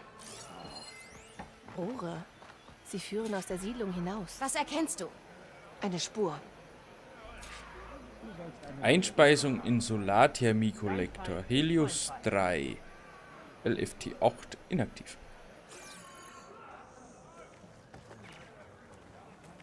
Was machst du da? Eure Wunde geht unter die Erde.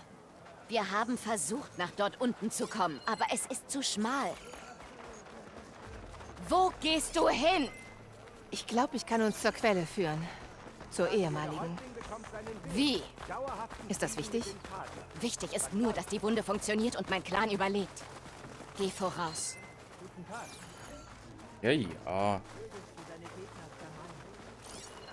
Ach, sag mal, wie lange geht denn das Rohr? Man hat einmal ein Rohr verlegt. Natürlich müssen wir wieder nach oben. Zu die Wühle und so weiter. Ah, vielleicht können wir meine die Plünderer. Plasma-Munition sparen. Und was anderes benutzen.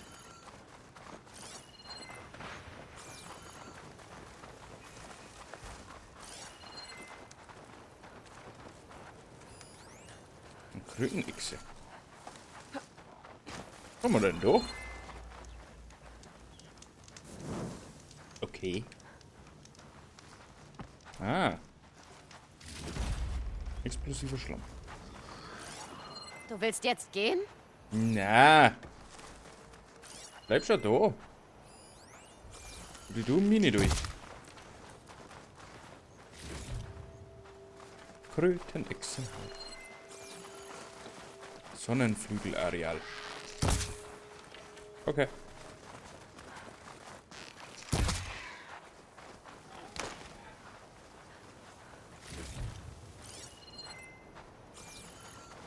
Die Blumen. Und der Boden ist feucht. Die Ader muss ein Leck haben. Nicht genug, um das fehlende Wasser zu erklären, aber doch genug für die Pflanzen. Die Spur ist richtig. Das alles erkennst du an einem nassen Fleckchen Sand? Ja, ja. Yep. Natur und so, Naturmädchen. Der Hügel. Sieht aus wie das Metall aus der Wunde. Wir folgen wirklich seiner Spur. Wie ich gesagt habe. Ach nö. Die Wüste tötet. Hält aber auch Überraschungen bereit.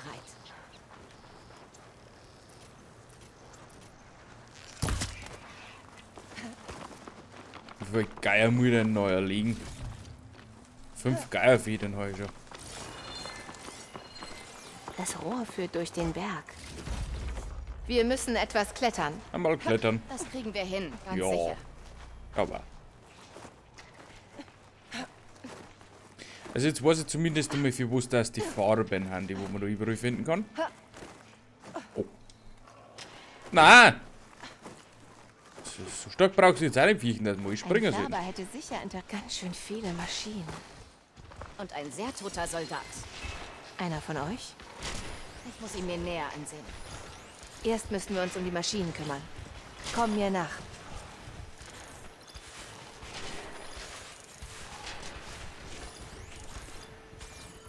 Ich hab da so eine Idee. Ich habe vorher mal was eingestellt. Da hätte ich gern.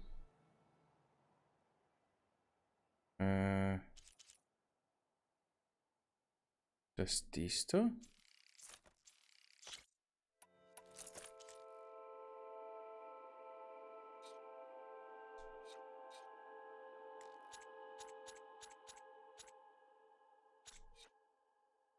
Ein Ding wird.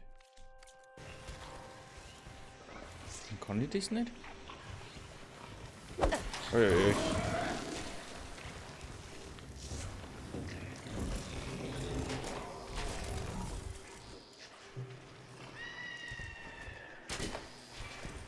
Diese Maschine könnte mich vermutlich im Ganzen verschlucken. Ja. Ich hab nur eine kleine Idee, was wir mit deinem Breitschlag tun. Oh Gott. Kann ich überhaupt?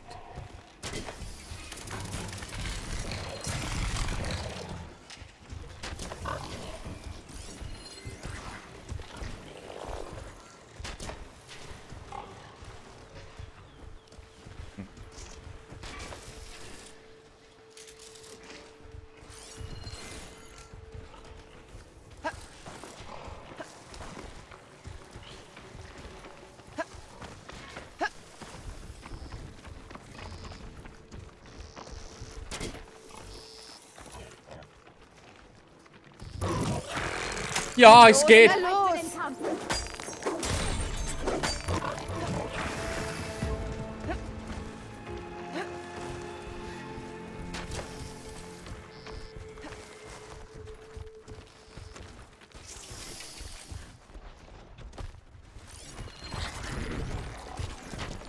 Feuer.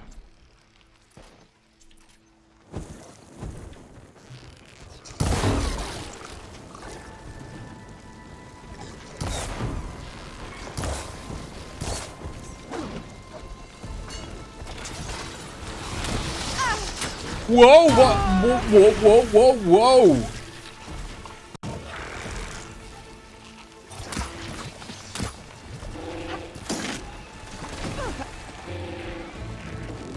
Nimm die Munition!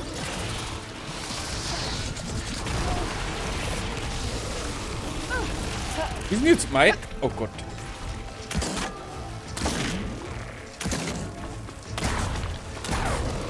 Ich hab dich im Visier!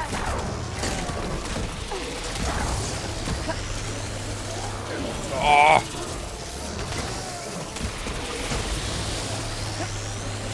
Nein. Was ist jetzt eigentlich wieder gut?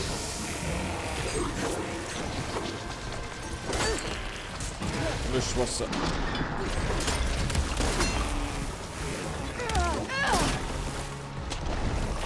Ich muss dich...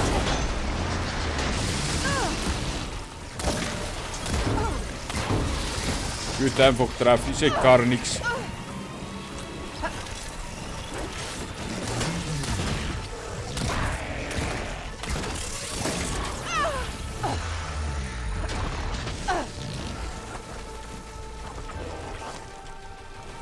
Brauch Unterstützung!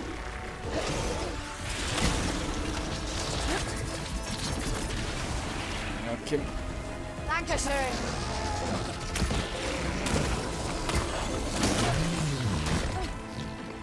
Ich werde dich begraben!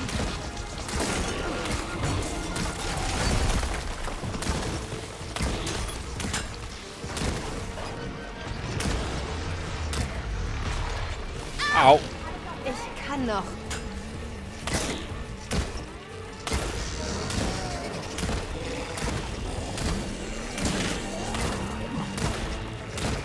Hier ist Munition! Nicht verschwenden! Oh.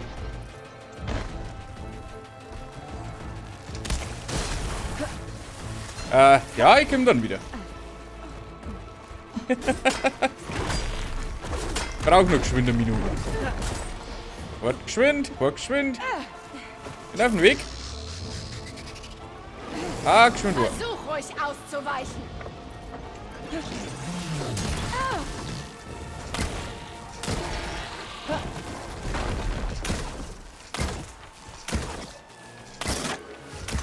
Achso.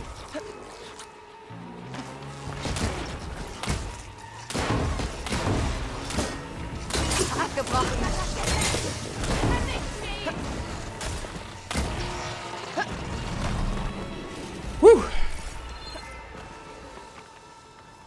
Das ist schon langsam, mag ich die Waffen. Echt? Ist so schön. Schnellfeurig. Sprengschad. Was ist eigentlich das andere Tier? Eine Saugturbine? Warum ist jetzt da so ein Sturm? Weiß. Stachelschnauze.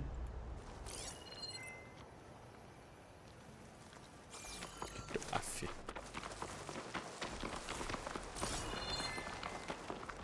Wasser. Nicht mal ein ganzer Schluck. Aber in dieser Gegend gibt es keine Flüsse.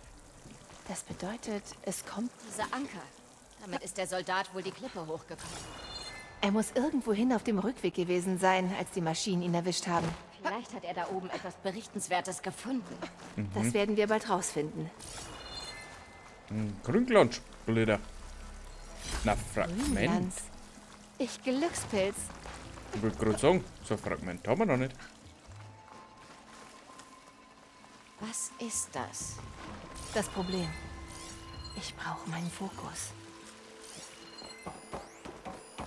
Diese Waffe. Jetzt wollte der tote Soldat sie aufbrechen, aber er wusste nicht, was er tat. Und jetzt wird das Wasser umgeleitet. Sabotage! Oder nur Teilsystem, Unwissenheit. Versorgungsleitung aktiv, Hilfsleitung inaktiv. Das muss das Rohr sein, das nach Brennspeer führt. Sieht so aus, als würde das Rohr das beschädigte Verteilsystem umgehen. Vielleicht kann ich das Wasser dadurch umleiten.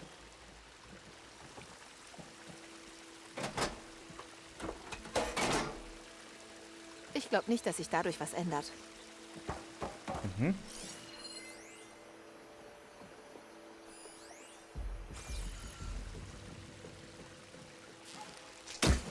Ventil öffnen oder so? Wenn ich dem Hauptrohr folge, finde ich vielleicht etwas Nützliches.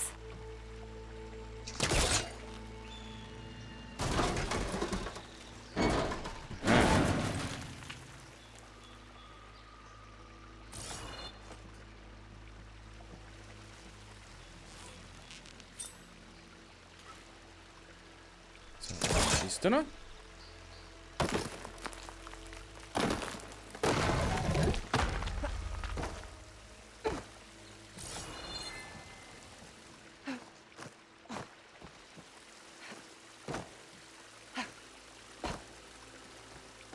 Hilfe und so? Ah, Dokumente.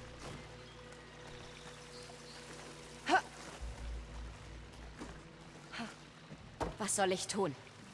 Bleib hier und sag mir, wenn sich etwas ändert. Was soll ich tun, werde Fisch? mich mal umsehen.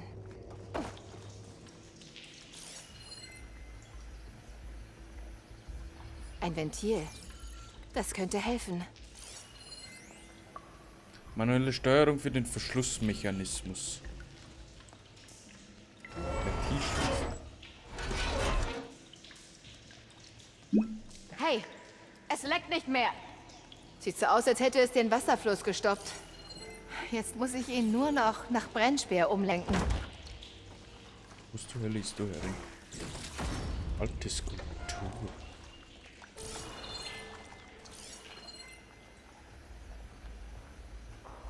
Das ist dieselbe Art von Maschine, die wir draußen gefunden haben. Aber diese hier leckt nicht. Vielleicht kann ich den Wasserfluss damit umlenken. Vielleicht? Klingt, als ob sich der Wasserfluss verändert hat. Ich muss das Ventil oben öffnen und das Wasser zirkulieren lassen. Aha, okay.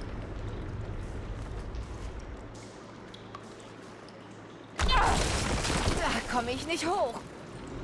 Na toll. Und jetzt?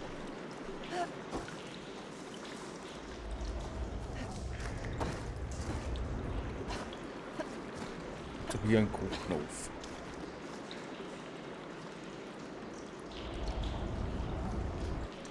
Da, das kann ich bestimmt benutzen. Das System hat sich zurückgesetzt. Ich konnte den Wasserdruck nicht halten. Ich muss einen Weg hoch zum Ventil finden. Willst du herum wieder drucken? Nein. So. Wieder schnell sein. Nicht?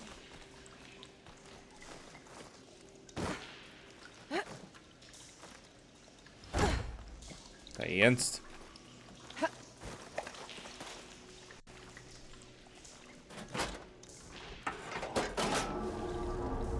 Okay. Klingt, als ob sich der Wasserfluss verändert hat.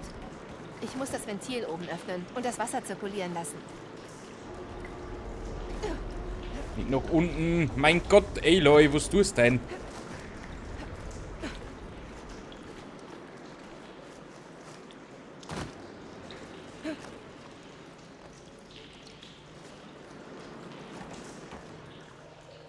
Öffnen?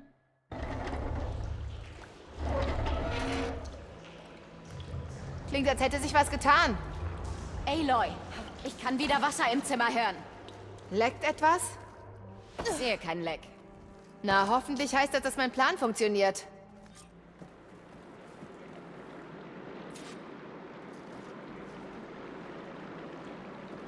Das sollte reichen. Dadurch fließt wieder Wasser nach Brennspeer? Das finden wir heraus, wenn wir uns die Wunde ansehen. Der gefallene Soldat. Komm mit mir.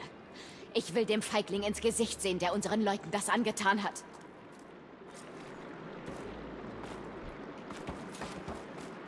Ich suche die Leiche.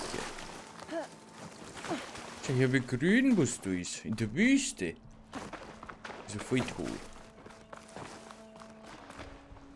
Ach, nach Boah. unten. Da hätte ich das Teil hoch.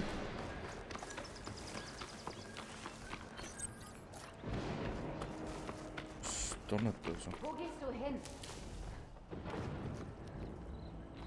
Ja, zu der Leiche? Aloy, der Soldat, der die Wunde beschädigt hat, liegt immer noch auf der Lichtung. Schauen wir mal sein elendiges Gesicht an. Kennst du ihn?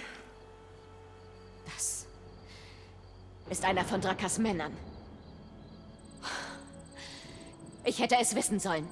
Drakkar wusste, was geschehen würde, wenn die Hauptstadt kein Wasser mehr bekommt. Aber das war ihm egal. Er wollte eine Krise herbeiführen, damit er meine Führung anzweifeln konnte. Das wissen wir nicht sicher. Triff mich bei der Wunde, wenn du kannst. Bitte. Wir überprüfen, dass das Wasser fließt. Versprochen. Und mach nichts Dummes wegen Drakkar. Nur ein Emporkömmling handelt unbedacht.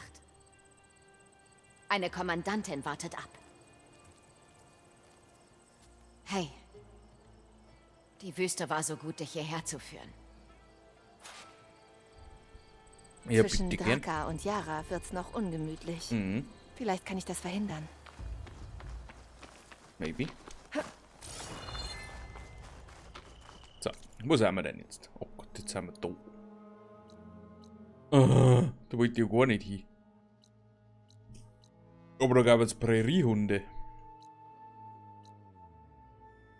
Dann Unterschlupf, Flughorn.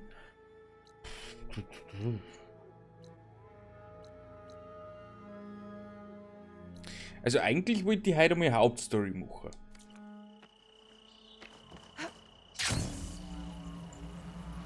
Aber wie Sie sehen, ist es ja nicht so einfach.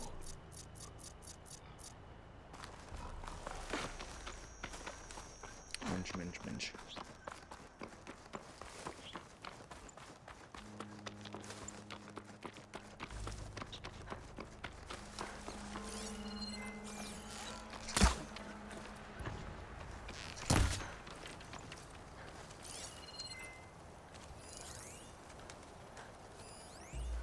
Ein Kaninchen.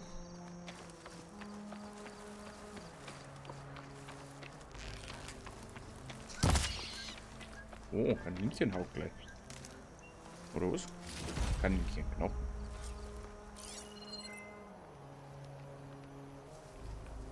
Oh, da, Kanickel.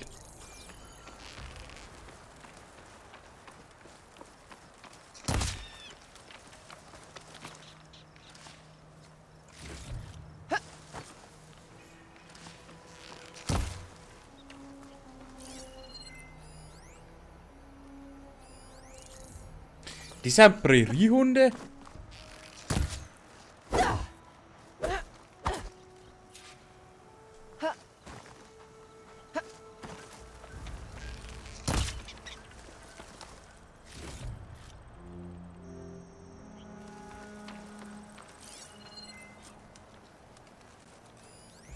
Kaninchen.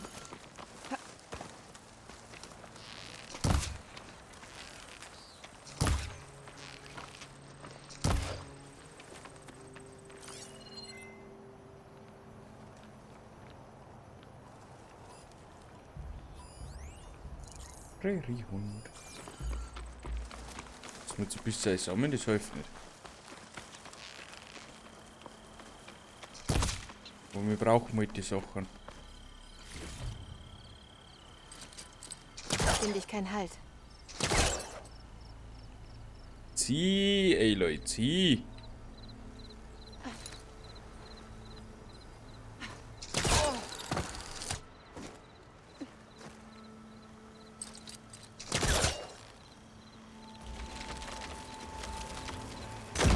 So geht das.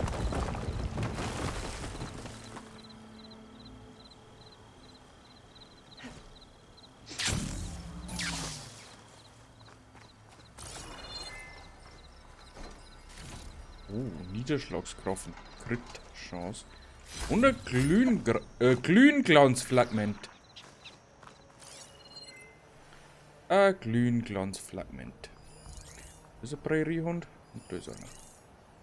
Ah, das ist eine Krötenixe. Oh, das ist wohl schnell mal damit. Oh, was haben wir denn da? Einen Horus. Einen unbekannten Unterschlupf.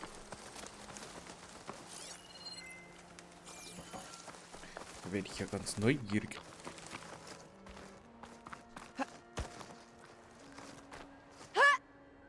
Hey, Eloy, wo tust du denn aus?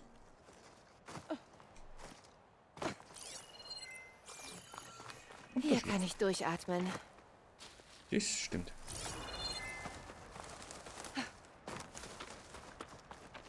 Was ist hier? Vorrat. Füllen wir mal unseren Vorrat auf.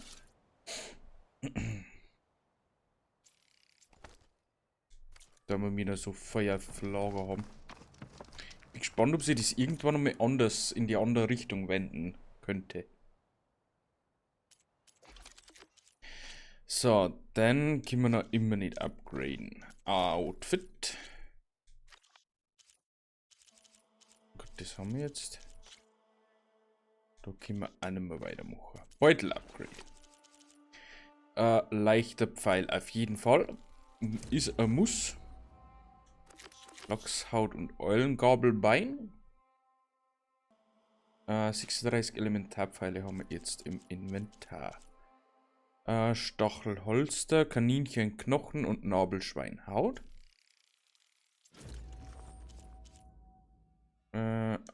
Entengabelbein und Eulenfeder. Das meine ich jetzt der hübsch. Präriehundknochen. Kaninchenhaut für Stolperdraht.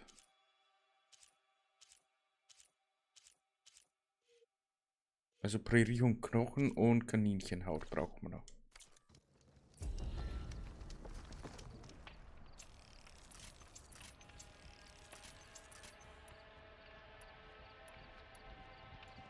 Okay. Schnell speichern. Sitzen wir uns da mit geschwind her. Machen wir kurzes Raucherpäuschen. Bis gleich.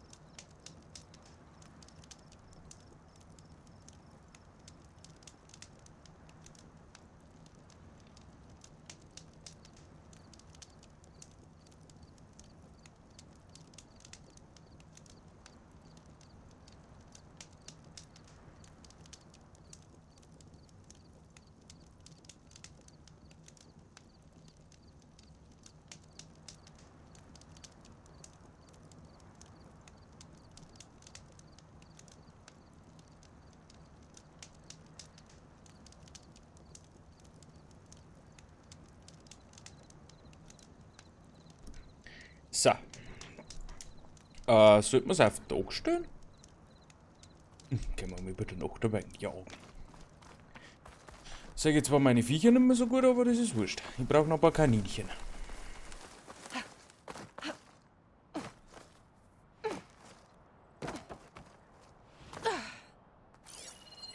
Kaninchen?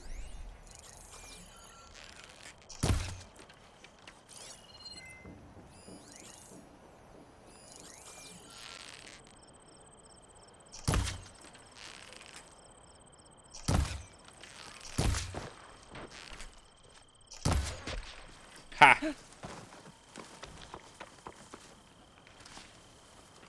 Krötnixe? Oh, Krötnixen Knochen.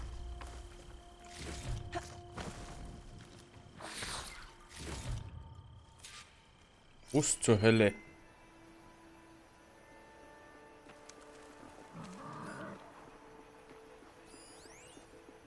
Nabelschwein, ich brauche Kaninchen.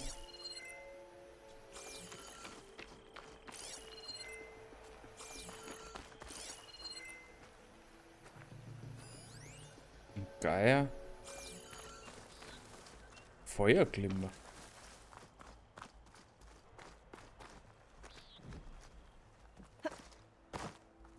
Wo ist denn der Feuerglimmer?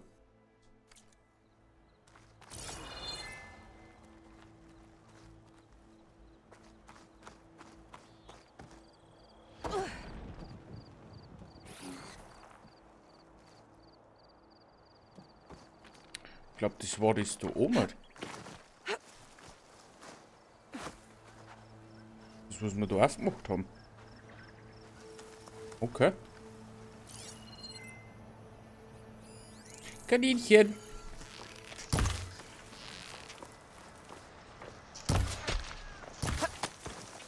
Oh, Kaninchenknochen, ich brauche Haut.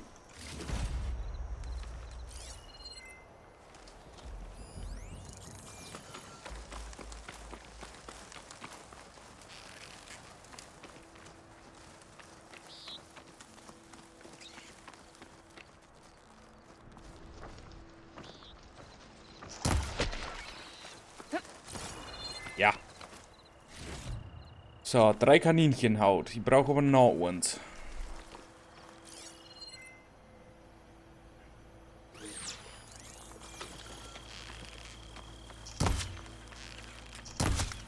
Ja.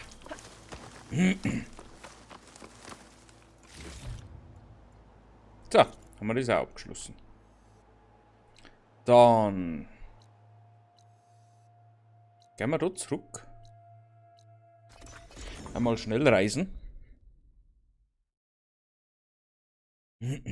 Dann gehen wir auch an die Werkbank, gell?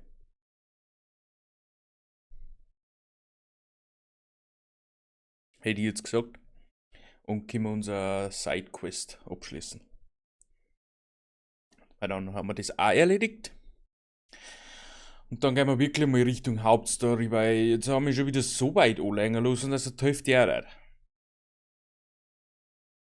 Frost. Gegner im Brüchigzustand. Wenn Mitaka die Wahrheit spricht, bringen Yara und Drakan an der Wunde im Sand. Sind Soldaten, aber keine Yara. Was ist denn los?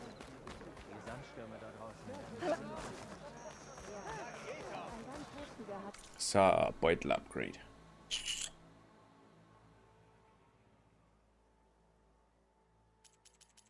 kann nur eins machen. Präriehundknochen hätte ich noch gebraucht. Schade.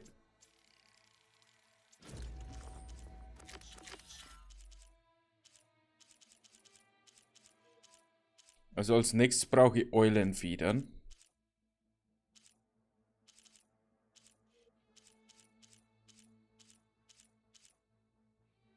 Und Lachsgräte.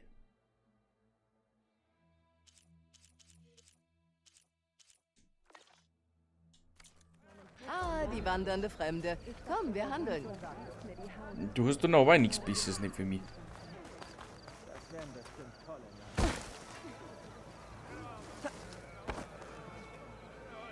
Ich muss die Wunde sehen. Ich fürchte, deine Gegenwart wird in den Kommandoquartieren verlangt. Ist alles okay? Der Dissident Draka wurde für seine Taten an der Wunde festgenommen. Was hat er denn getan? Er ist gewaltsam in die Wunde eingedrungen. Die war bis auf ein kleines Rinnsal aus der Maschine in der Wüste leer, das bei deiner Reparatur entstand. Er hat es nicht gut aufgenommen. Natürlich nicht. Ich gehe zu ihm.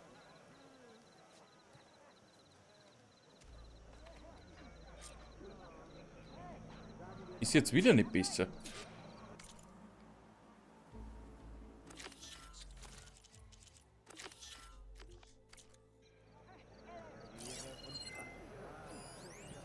Inaktiv.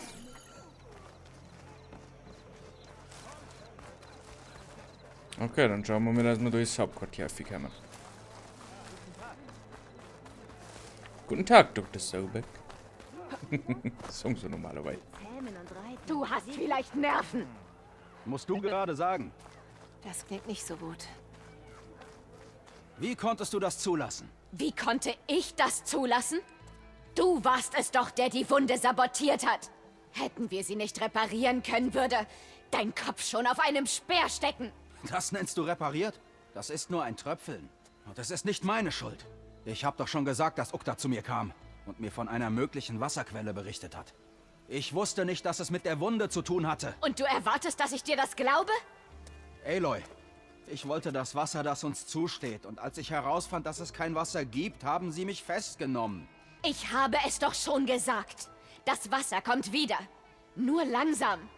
Es dauert Wochen, bis die Wunde wieder voll ist. Bis dahin schicken wir Pfeilhand so viel wie möglich. Du hast ihnen nicht gesagt, was mit der Wunde los war. Wie können wir dir jetzt glauben? Draka! Nein, genug jetzt damit! Keine Worte mehr! Das ist eine Herausforderung! Sammle deine Truppen und triff uns am Tor der Besiegten. Eine Herausforderung wartet auf mich. Geh jetzt! Das ist das Ende des Clans.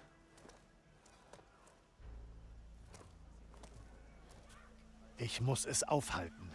Wir müssen es aufhalten. Warte einen Moment. Ich versteh's nicht. Was meinst du mit das Ende des Clans? Beide Seiten gehen mit ihren loyalsten Trupps zum Tor der Besiegten. Dann schlachten sie sich ab in einem rituellen Wettstreit. Aber das ist nicht alles.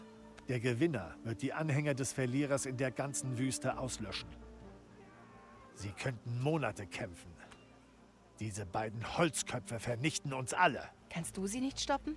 Ich bin ein Kaplan, ich gebe Ratschläge. Ich kann sie zu nichts zwingen. Selbst Häuptling Hekarro kann nicht eingreifen. Das geht nur den Clan etwas an. Was ist dieses Tor? Der Eingang zu einer toten Brutstätte. Ein Symbol dafür, was der Stamm erreichen will. Den Sieg über die Maschinen. Tod? Wie ist das passiert? Das weiß niemand. Aber es ist ein wichtiger Ort für unseren Clan. Und wegen der bevorstehenden Schlacht sogar noch wichtiger. Warum glaubst du, ich könnte sie aufhalten? Ich gehöre nicht mal zum Stamm. Beide stehen in deiner Schuld. Du hast ihnen geholfen, als es keine Hilfe gab. Und du hast in ihre Herzen geblickt. Genau wie ich. Sie sind zwar fehlgeleitet, aber verdienen die Leute, die sie schützen. Vielleicht sind deine Worte genug, um ihnen Verstand einzureden. Naja, sie sind nicht gerade große Zuhörer. Und du bist keine gewöhnliche Rednerin. Besonders wenn du einen Bogen hältst. Ich gehe zum Tor der Besiegten im Südwesten und halte sie auf. Aber ohne dich haben wir bald keine Leichensäcke mehr.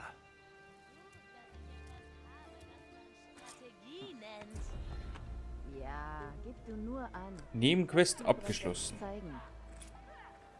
Fertigkeitspunkte ausgeben. Werden wir dann auch wieder. Ich habe nachgedacht. Das Tor der Besiegten. Suche Yetaka am Tor der Besiegten auf. Vielleicht kriegen wir dort dann die Brutstätte. Könnte sein.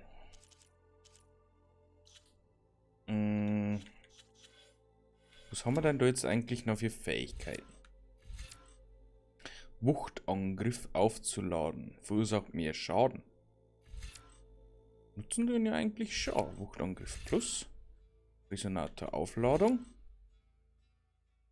Feuere 5 Pfeile, die sich horizontal ausbreiten. Halte für eine schmaleren Ausbreitung die Taste vor dem Abschuss länger gedrückt.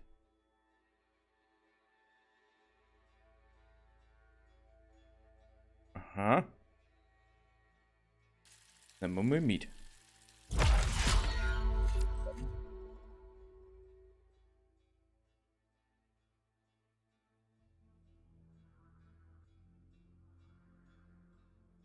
Oh. Okay. Kritischer Schlag plus. 50% Schaden. Was haben wir denn da noch? Schwere Waffen mehr Schaden. 5% mehr. Das lohnt sich eigentlich nicht. Konzentrationsregeneration. Konzentration plus. Haben wir da noch irgendwas, was wir machen könnten? Trank Geschick aktuell nicht. Wichtig. Dreifachhäcksler. Aufprallbombe. Was haben wir da? Stiller Schlag, Heilung. Tarnfernkampf. Leiser Speer. Stiller Schlag. Stelle Waffenausdauer wieder her und lange zusätzlichen Mut, wenn du einen stillen Schlag benutzt.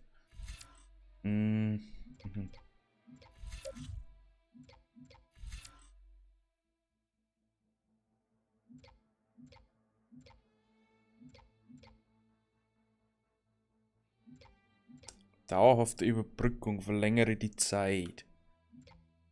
Gibt es da noch mehr dauerhafte Überbrückung? Maschinengesundheit. Dauerhafte Überbrückung.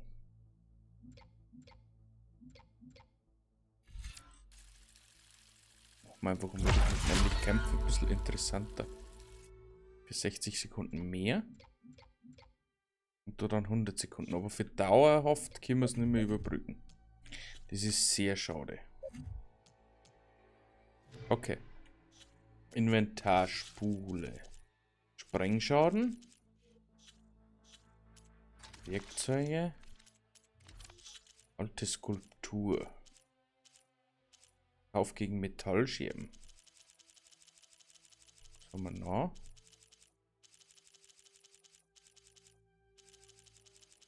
Präriehund Haut. Biografie. Yara. Okay. Ich werde um Beitritt zur Wache So, eigentlich wollte ich da hin. Entengabelbein und Gänsefedern.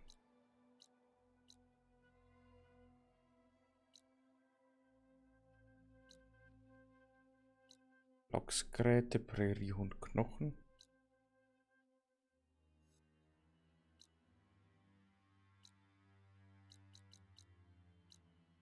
Eulenfedern. Die sind da?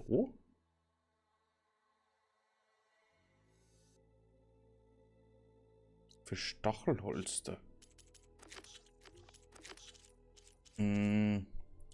Jägerpfeil, Lachsgräte. Die war da herum, Bombenbeutel. Ja. Das ist Äther. Und da müssen wir hin. Da müssen wir aber Brutstätte machen, von denen gehe ich aus. Das heißt, wir werden uns da jetzt herporten. Hätte kostenlos auch. Egal. Und gehen wir Richtung Hauptstory einmal. Da wir die zumindest heute schon mal gemacht haben. Also sonst meine ich, gehen wir mir da nicht mehr weiter. Vielleicht lernen wir ja wieder was Neues bei der Brutstätte, bei Äther. Brutstätte ist ja nicht, das ist ja eine Unterfunktion von Gaia.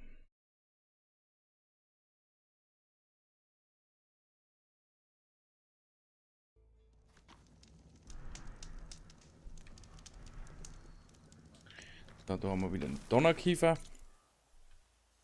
Da hat man noch einen Präriehund Knochen. Ich kann aber so umgehen und da die Entengabelbeine mitnehmen. Dass man einfach einmal schauen. Und verfolgen wir die Hauptquest. Warum ist da Stehen dabei? Habe ich keine Ahnung.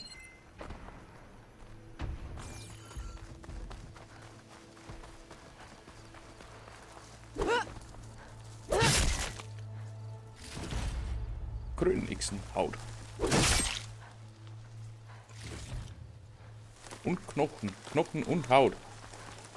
Perfekt.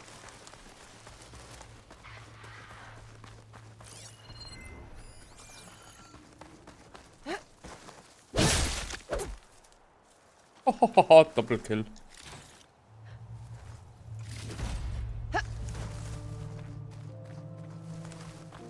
So, da ist ein Lagerfeuer, da können wir dann nochmal speichern. Schauen, wie gut sowas auf dem Weg zum haben.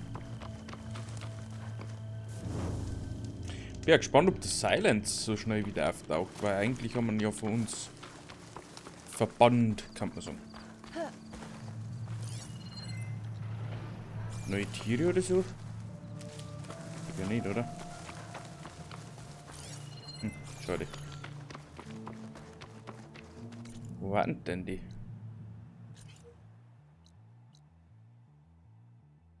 Ah, jetzt ist es auf einmal eine unbekannte Siedlung. Okay. Ich nähere mich Ethas Standort. Gaia sagte, er wäre in einer Art physischen Prozessor. In einer Art physischen Prozessor. Hierfür gibt es etwas Besseres als Feuer. Naja, das muss jetzt nicht sein.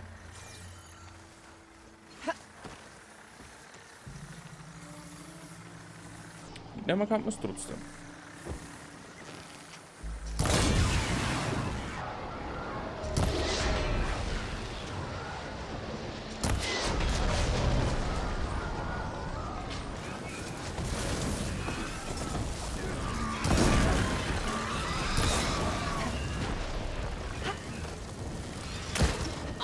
Au.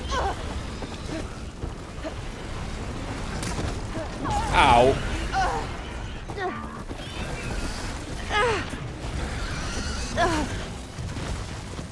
Okay, vielleicht sind sie ein bisschen voll.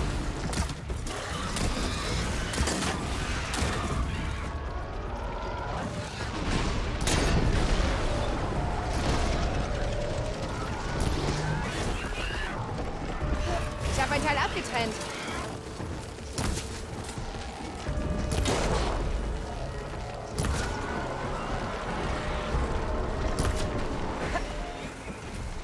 Wo sind die anderen? Okay. Egal. Wer nicht will, der hat schon. Aber das ist eigentlich leichte Beute. Okay, wir haben 3 erlegt. 4 erlegt. Wir haben alle erlegt. Okay. Ist leichter gegangen wie gedacht. Bringt ein paar Scheine Metallscherben. Die man natürlich immer brauchen kann.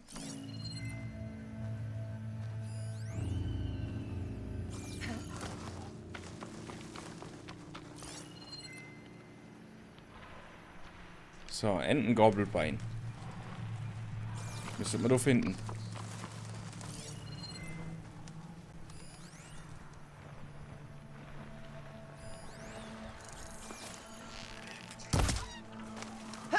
Na schön her. Entenfedern.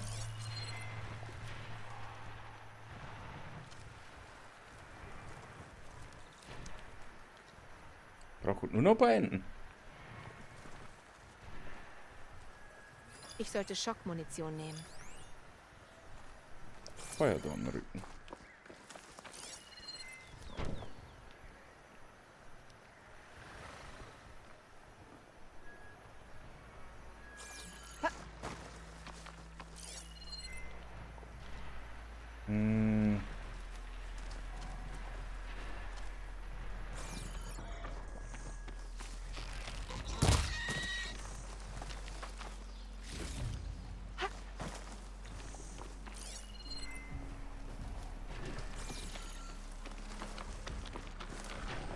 Also normalerweise sind ja die Enten am Wasser. So geht's da einfach immer so. Und die meiste Zeit. Oder im Wasser.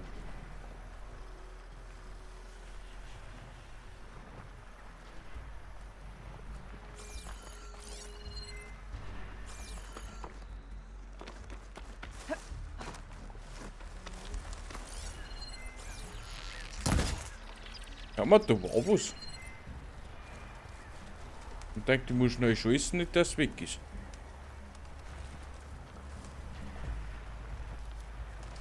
Mein Gott. Was ist denn da wieder noch?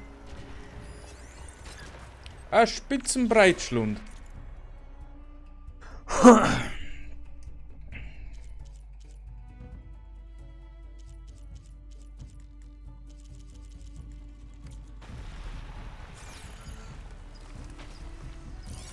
Ja.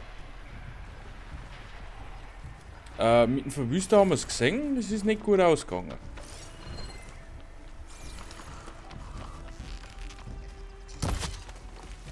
Okay, Enten wieder. Oder was auch immer da drin ist. Reichhaltiges Fleisch.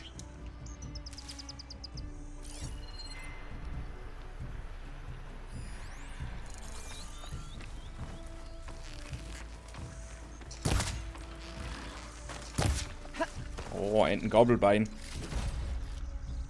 Stachelholster. Wie viel braucht man denn für die Entendinger? Eulenfeder. Entenfeder haben wir.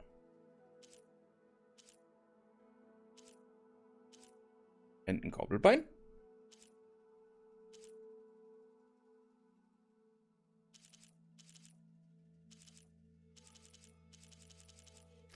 Vielleicht braucht man noch ein bisschen was.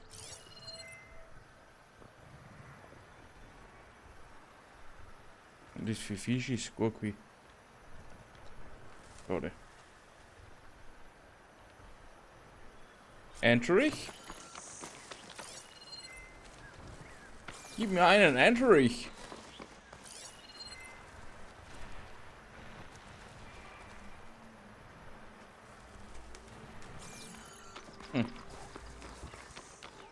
Aber mit zu den Lagerfeuer und speichert noch mehr. Vielleicht kann man ja auf den Weg noch ein paar Enterich.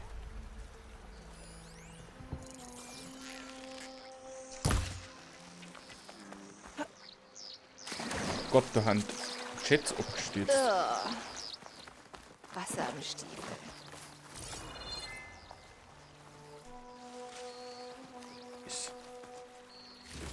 Also eine Entenfeder haben wir im Überfluss. Wenn wir noch ein Gabelbein kriegen hatten. Dann war ich direkt zufrieden.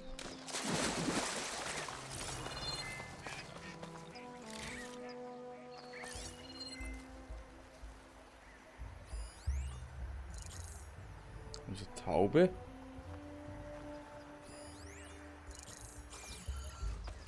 Das ist eine Ente.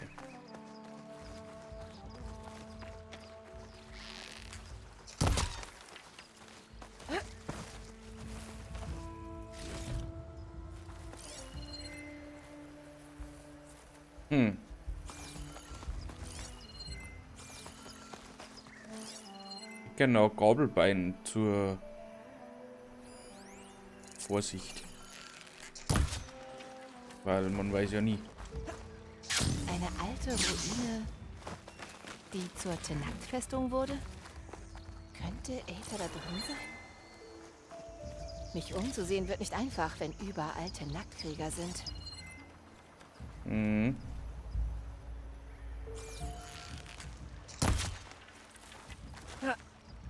Schon wieder blau.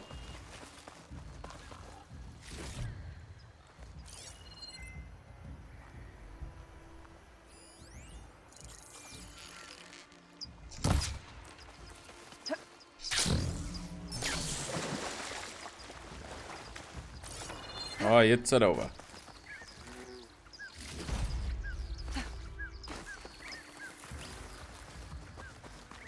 Rückenareal aufdecken, bitte. Gut. Lagerfeuer haben wir dort vorne. speichert man jetzt geschwind. Und das ist eine unbekannte Siedlung. Da ist wahrscheinlich Äther drin. Beziehungsweise der Typhon.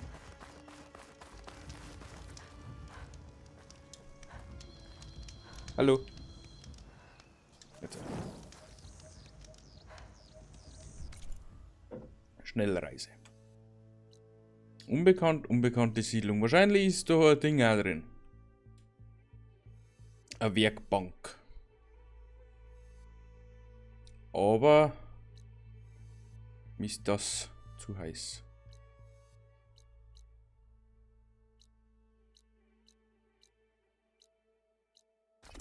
Wenn wir geschwind hier verbessert man unsere Beutel und dann machen wir die Hauptmission. Müsste sie relativ geschickt ausgehen. Normalerweise. Dann kommen wir schon langsam in einen Punkt wieder, wo wir unsere Rohstoffbeutel nicht mehr verbessern können. Weil wir erst wieder weiterkommen müssen. Aber dann haben wir zumindest das schon mal ein bisschen so klarweise erledigt, weil, ja, es ist nervig, wenn du alle 2 Minuten deine Pfeile erneuern musst. Von dem her, heute ist eigentlich immer relativ schnell gern gemacht.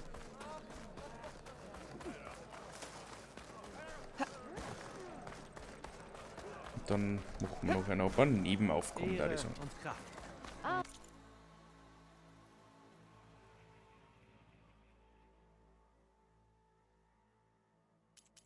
Dann können wir nur Ohren wieder upgraden.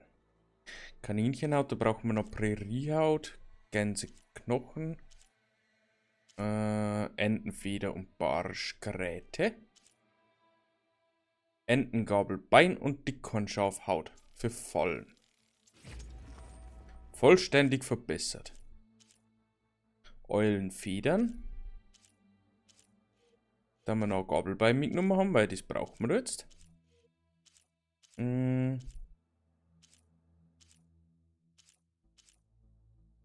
Gut, zumindest haben wir schon mal den Fallenbeutel komplett fertig.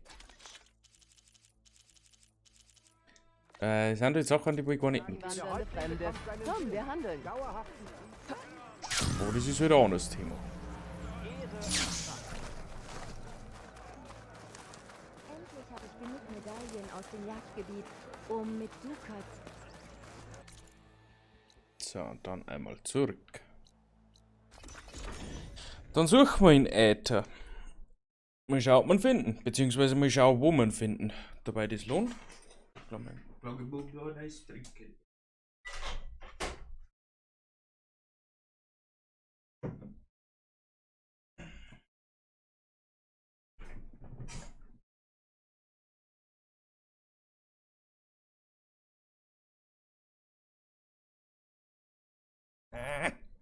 Was ist?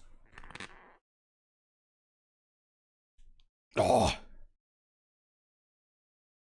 Hui.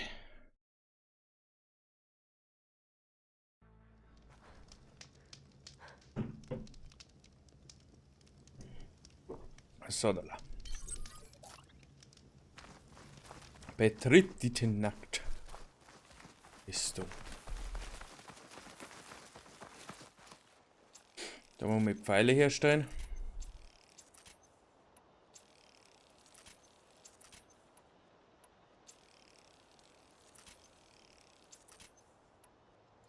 Dann schauen wir mal, was das auch ist. Viele Soldaten mehr seitdem getötet. Und Regalas Armee wird nur immer stärker. Sie hat Regalas Truppen erscheinen jetzt vielleicht stark, aber Ihre Maschinen töteten meinen ganzen Trupp. Vergiss nicht die Visionen. Die Alten wählten ihren Kampf nicht. Dennoch blieben sie standhaft. Sie wankten nicht. Und wir auch nicht.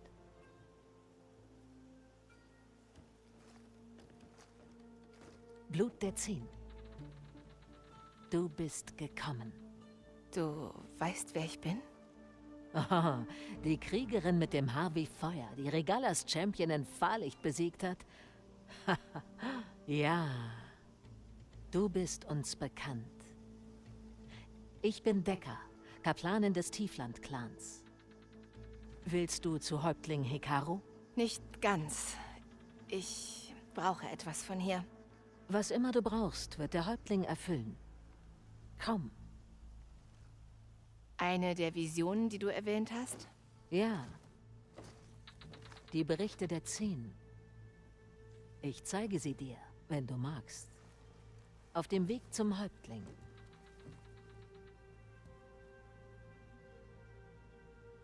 Diese Visionen. Du sagtest, es sind Berichte der 10.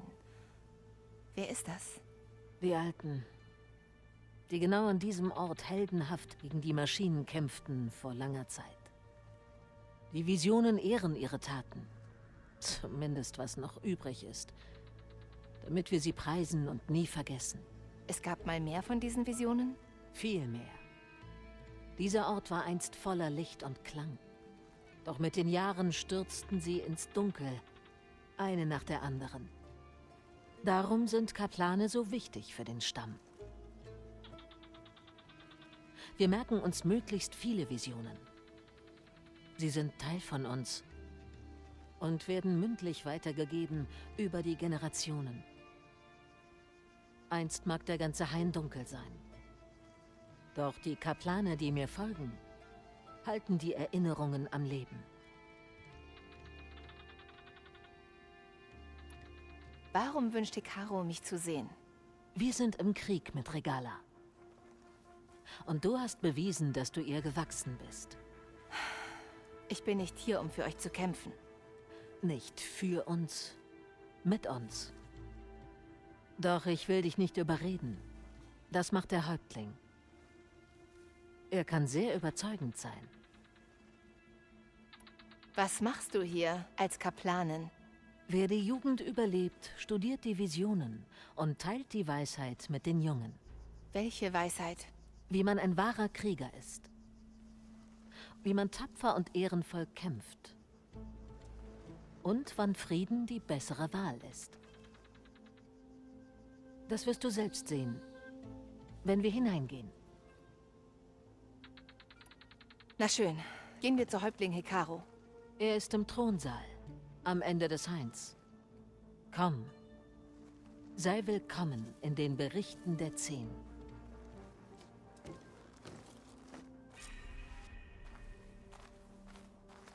Der Gedenkhain. Sieh dir die Vision an. Es ist defekt. Unvollständig. Angeführt. Machen. Körper. Ihre Waffen. Kampfbereit. Ich glaube, das stimmt uns nicht. Alles. Die 10 waren treue Soldaten, die zusammenarbeiteten und ihre gemeinsamen Pflichten teilten. Als es Zeit für den Kampf war, stiegen sie in den Himmel auf und erlangten schnell Ruhm. Alle Tenakt wollen ihrem Beispiel folgen. Vor dem Häuptling war dies eine der wenigen Sachen, die die Clans gemeinsam hatten. Mhm.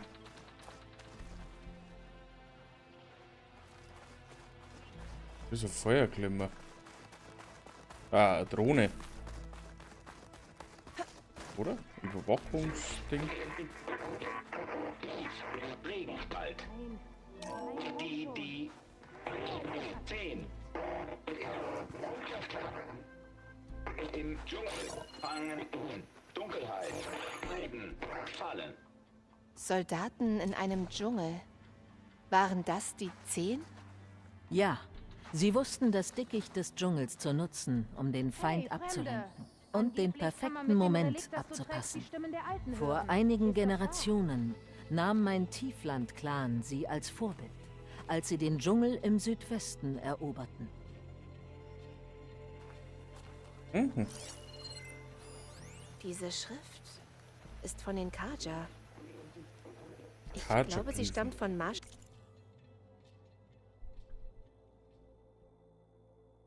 Verschaf. Flugschreiber-Ausstellung. Hilfst du mir, die Kiste zu reparieren? Du hast eine Aufnahme der alten Welt? Diese Kiste spricht mit den Stimmen der Alten. Aber jetzt ist da vor allem Lärm. Ich sehe es mir mal an. Woher hast du das? Wir haben sie von einer Osseram-Stöberin. Sie wollte sie und andere Artefakte aus dem Tenakt-Gebiet stehlen.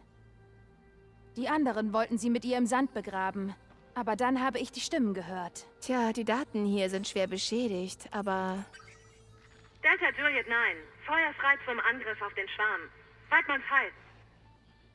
Verstanden. Wir besorgen Zero Dawn die nötige Zeit. Delta Juliet 9, Ende. Die Stimmen der Krieger aus der Vergangenheit. Und diese Osseram wollte sie für Scherben verkaufen. Die Tapferkeit der 10 darf nicht vergessen werden. Ich bin nicht sicher, was du mit den 10 meinst. Diese Stimmen kamen aus der letzten Schlacht der Alten. Noch eine Schlacht? Ich könnte mehr darüber erfahren, wenn ich die anderen Kisten finde. Diese Stöberin sagte, dass es in den Trümmern alter Flugmaschinen weitere Aufnahmen geben könnte. Sie sagt, sie wüsste, wie man sie findet.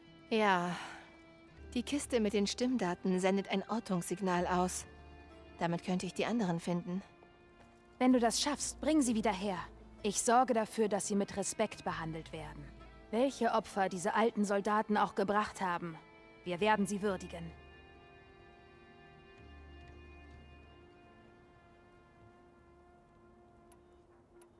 Wenn ich mehr dieser Aufnahmen finde, bringe ich sie zu dir.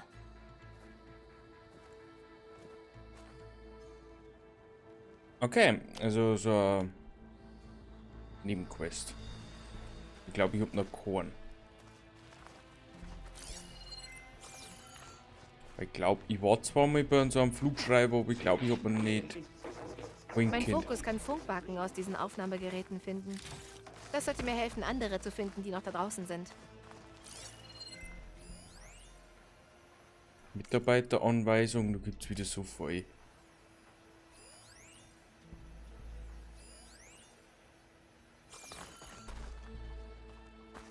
Haben wir uns noch ein paar Visionen noch. Gibt es wie ein Museum. Regionen. Überlebt jede Höhe. 10 Kunden. Verteidige. Irks. Während ihres Kriegs erklommen die 10 steile Felsen in beißendem Schnee und Wind. Sie machten vor nichts Halt, um die Iren zu schützen. Du lässt sie unbesiegbar klingen. Das waren sie nicht. Doch die Visionen erzählen uns von ihrem Mut und ihrer Stärke. Etwas, das unsere Soldaten anstreben. Der Himmelsklan verehrt besonders diese hier. Sie lassen sich in den Bergen nordwestlich von hier nieder.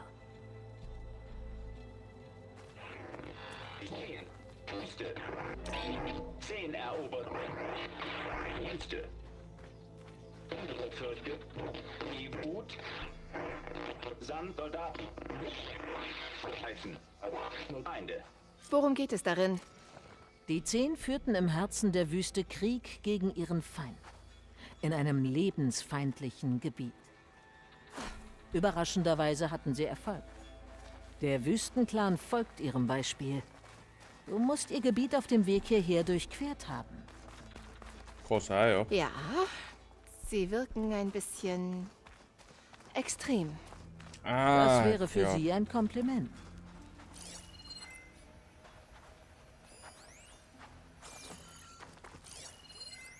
Alle der Helden.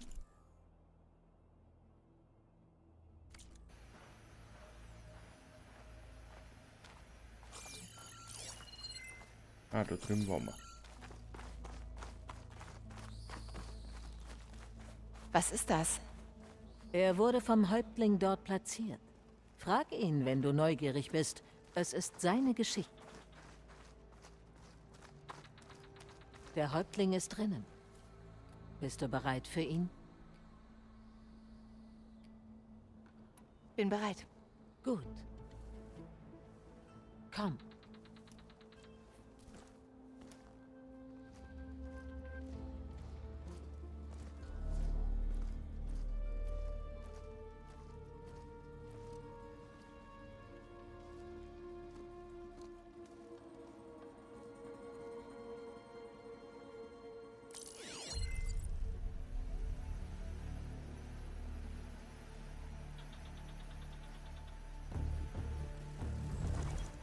Es ist unter dem Thron.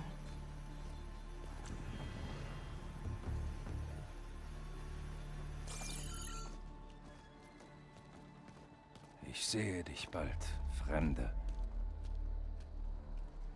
Die Retterin von Meridian.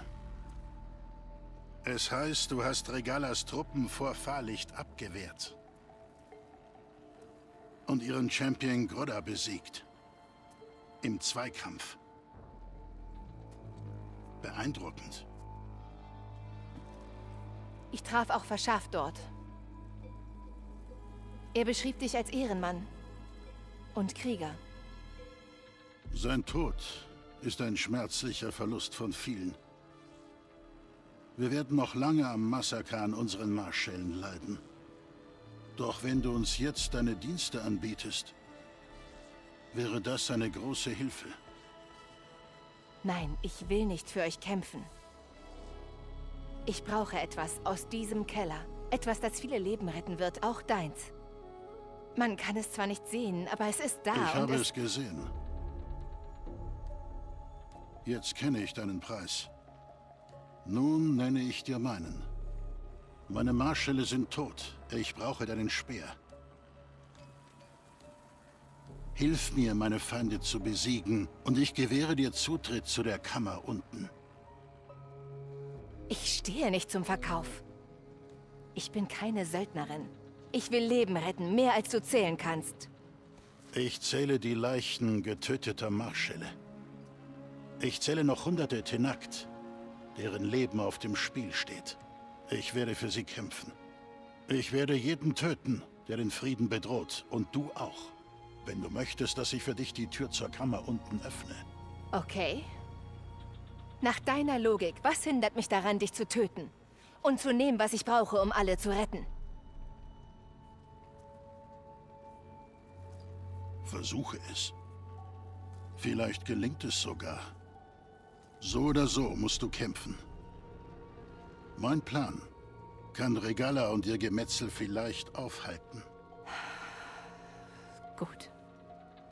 Was brauchst du? Mehr Marschälle, um den Stamm zusammenzuhalten.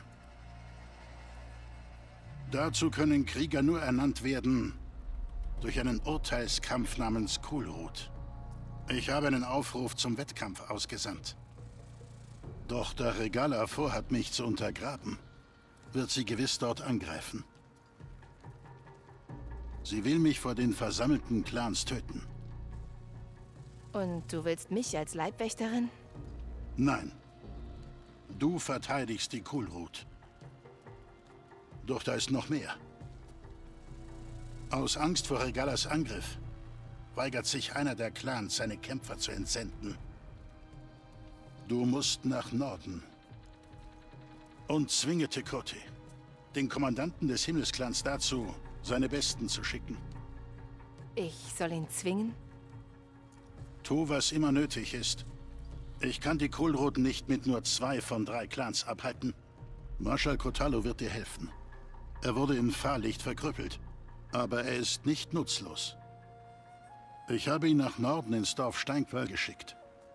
Triff ihn dort. Dann führt er dich zur Festung des Himmelsclans. Falls du Fragen zu deiner Mission hast, stelle sie jetzt.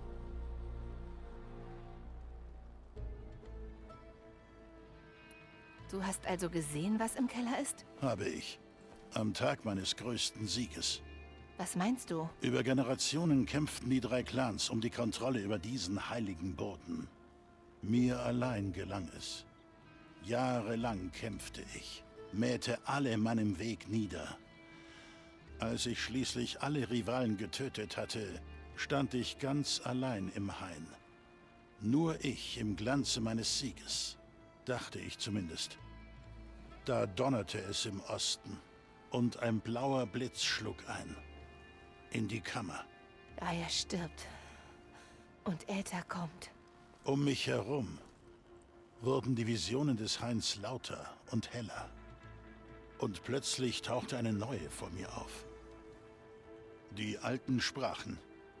Und was sie sagten, veränderte alles. Was sagten die Alten dir in dieser neuen Vision? Jene namens Faraday sagte die Gefahr durch die Maschinen voraus. Und dass wir sie nur gemeinsam stoppen können. Sie rief die Marschälle zum Erhalt des Friedens auf. Dann schwand die Vision und ich sah sie nie wieder. Ich kennzeichnete die Stelle mit meinem Speer und nahm mir Faradays Worte zu Herzen. Entsagte dem Krieg zwischen den Clans. Lehrte Krieger Maschinen zu bekämpfen, ernannte Marschälle durch die Kulrut. Seitdem herrschte Frieden im Stamm.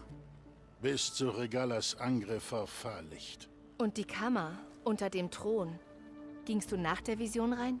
Genau. Es ist ein uraltes Gerät darin. Es summt vor Macht. Du wirst es selbst sehen nach der Kulrut. Das schwöre ich.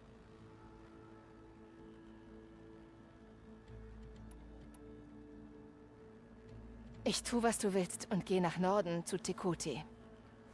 Aber vergiss nicht unsere Abmachung. Ich werde mein Versprechen halten, wenn du Erfolg hast. Sprich mit Dekka, wenn du rausgehst. Sie wird dich für deine Reise ausrüsten.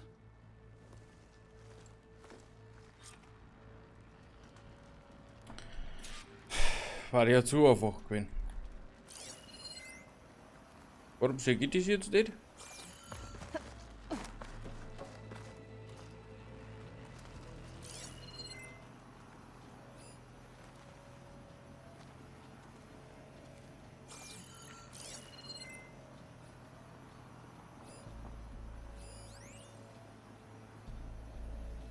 Ah, da sehe ich schon Datenpunkte durch. Ja, so weit haben wir noch nicht. Faraday Exponat. Also. Nur ein weiterer Datenpunkt. Gut. Ja. War die aus zu einfach bin, dass wir mir da jetzt einspazieren. Marschall Kotalo wartet auf dich. Oh, es schaut cool aus. Einfach der Chat gerade aus oben. Das ist natürlich sein Thron, weil. Schaut ja cool aus. Naja, egal. Auf alle Fälle müssen wir mir jetzt die erste Mission machen, ist ja logisch, und dann gehen wir mir die heiligen Hallen. Ja. Warum einfach, wenn es kompliziert auch geht. Aber wir mal keinen. Komm, lass uns reden. Wie soll ich sagen? Beim Kopf stoßen. Hekaro sagte, du hast etwas für mich? Eine Waffe für deine Mission. Du brauchst sie auf dem weiten Weg nach Steinfall. Dort streifen viele Maschinen herum. Und unsere Späher melden Regalas Rebellen in der Gegend. Maschinen und Rebellen. Beides nichts Neues für mich. Wie wahr. Geh nach Norden zu den Hügeln. Steige hinauf, bis deine Beine brennen und dir die kalte Luft in der Lunge schmerzt. Dann weißt du, dass du im Reich des Himmelsclans bist. Folge den Wegen der 10, Aloy. Spaltender Scharfschussbogen. Abrisspräzisionspfeile sind jetzt für einen deiner Scharfschussbogen verfügbar. Was? Also. Durch einen Druckluftstoß. Oh, wow, wow, wow.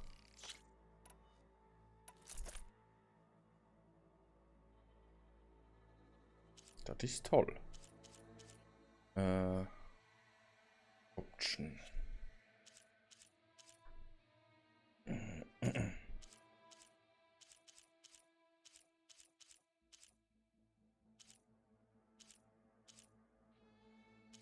Der 85 Abriss, 85, 76 Schaden. Spule ablegen. Spule ablegen. Spulen bearbeiten. Reißschaden. War wirklich brutal gut für Abriss.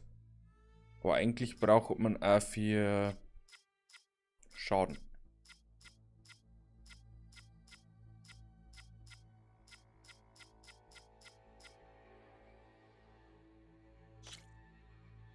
Jägerbogen.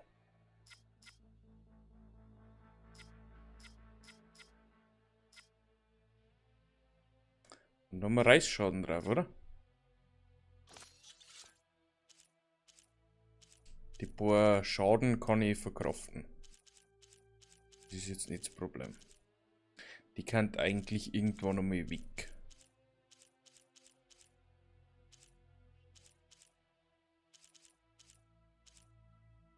Das braucht auch kein Menschen. Streiterin Speer und Vermächtnisspeer. Das ist nur Aussehen. Haben wir da nochmal.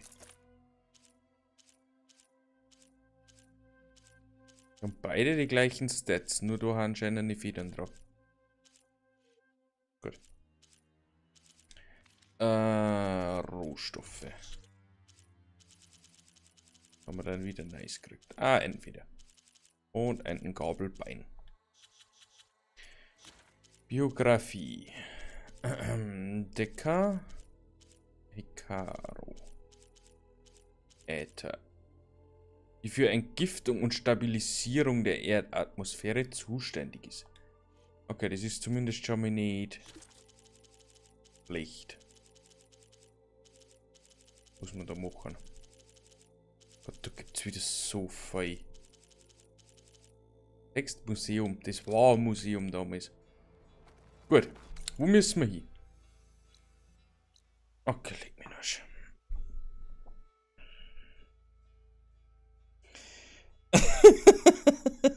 Da wären wir wieder die 4. Und wir kamen bei den Gänsefiedern vorbei. Das waren Loksgeräte.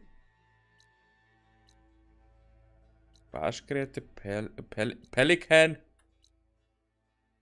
Das ist die nächste Rennbahn.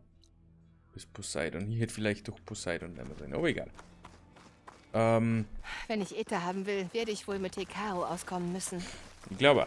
Ich sollte lieber zu Marschall Kotallo und Steinfall. Es geht schneller, wenn ich eine Maschine reite. Jo. Das ist gut, sei Dank, so ein Feuerdornrücken oder so.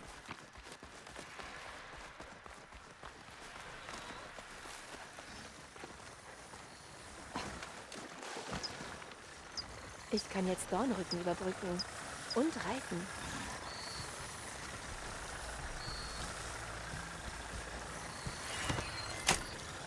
Du bist meiner.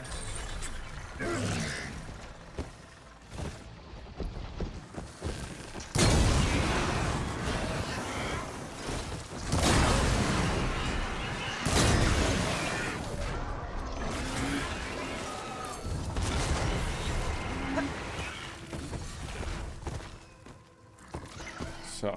Hallo? Stufe 23 erreicht. Haben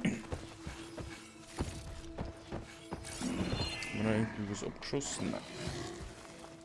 Einmal reparieren. So, dann geht's dir auch wieder gut. Und los geht's.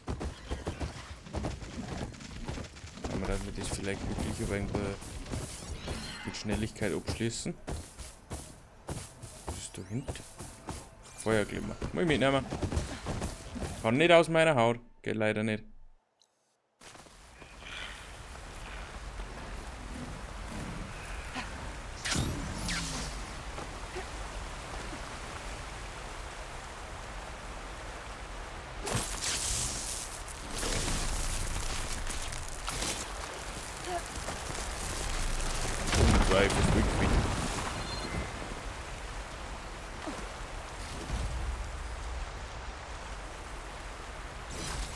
Eine Grünglanzplatte.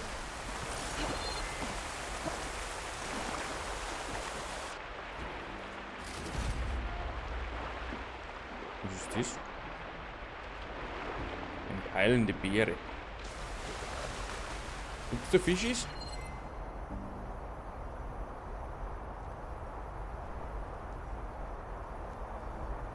Ja, anscheinend nicht.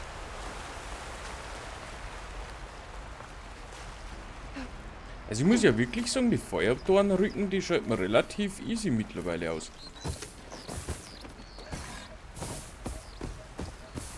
Das Unbekanntes, also da werden wir wieder einiges sehen auf dem Weg.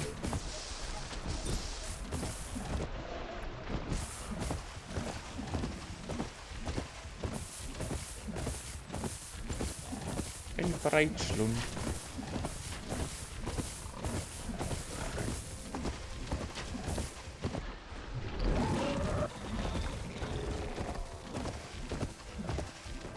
Aussichtspunkt. Hey! Nicht auffahren. Du wartest hier.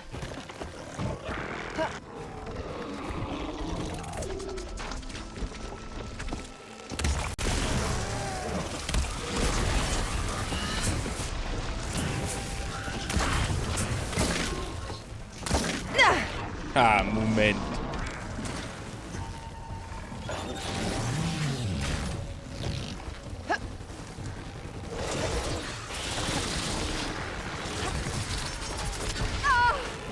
Ich hab da was extra nur für die. Oh Gott, da ist ja noch einer.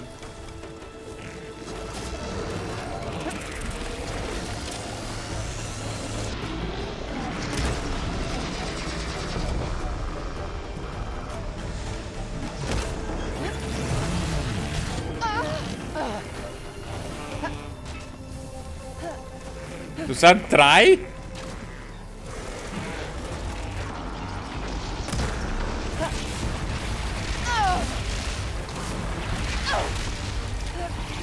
Viel besser. Das kann kritisch werden. Oh, leck.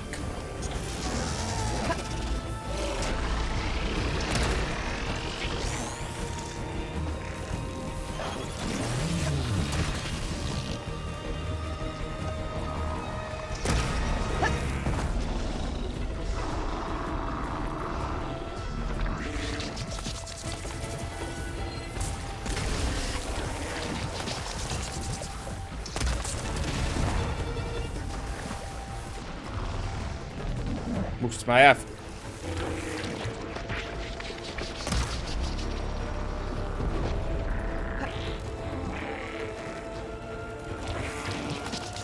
Alles verbraucht.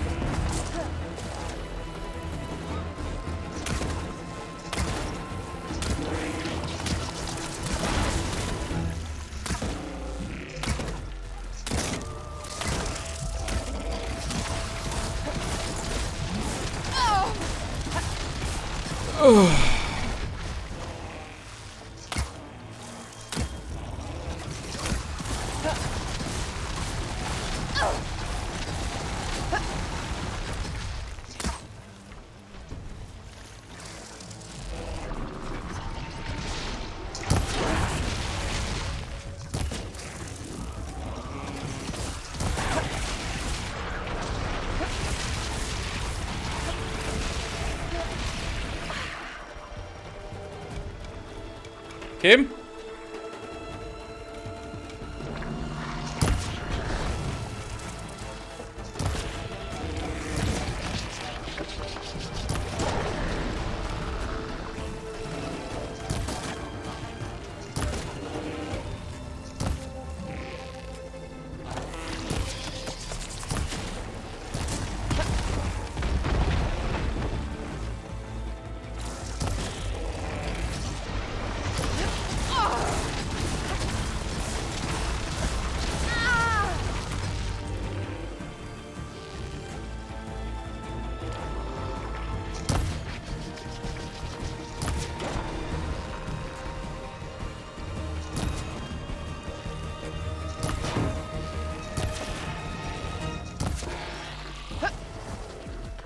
Ah.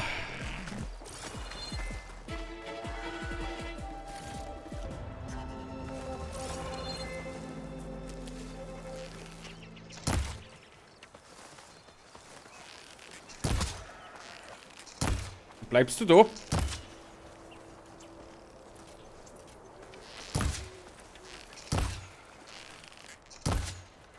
Klar, weiter vor. Ja, gewiss wieder mehr.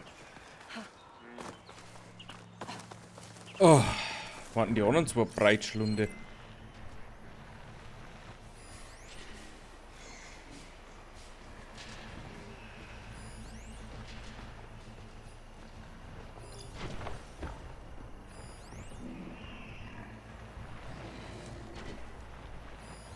Das ist eine Taube. Das ist eine braune Ratte. Ja, die wird man nicht vollbringen.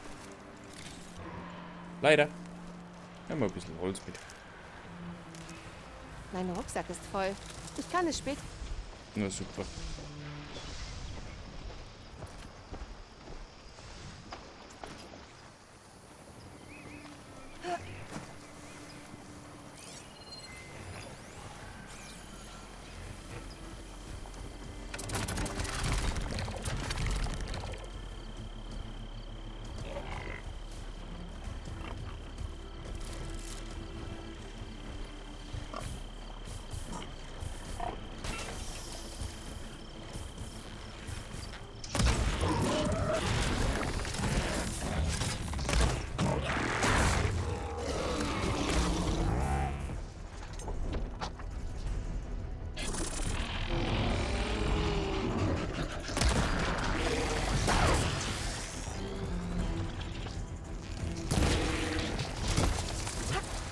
Ihr seht mich nicht. Au! Mit der noch jetzt nicht gerechnet.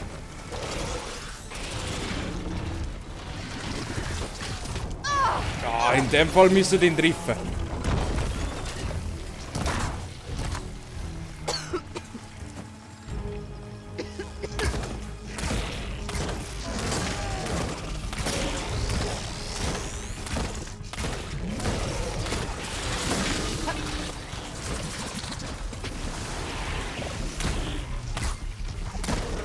Munition leer. Ja, das war klar. Schaut sich wieder wieder aus. Scheiße. Löschwasser haben wir.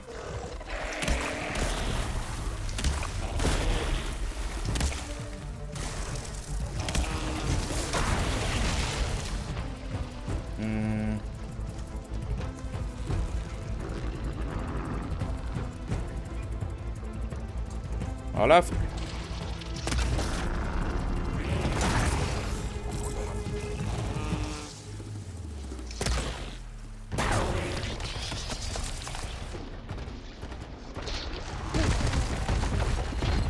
Ich glaube, ich hab's geschafft.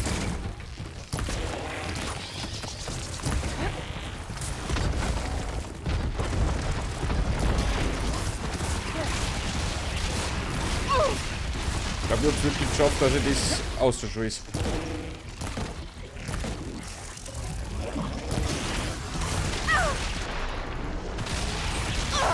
Oh, Heilung!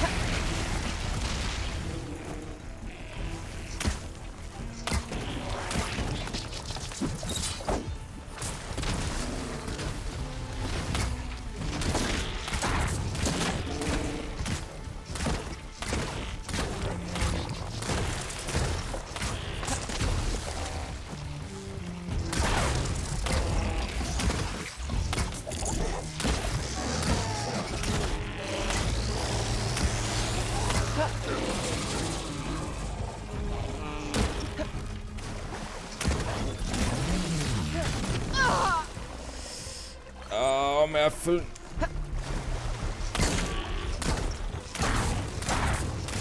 Ich brauche Munition dafür. Hey, zack, auf geht die Munition aus.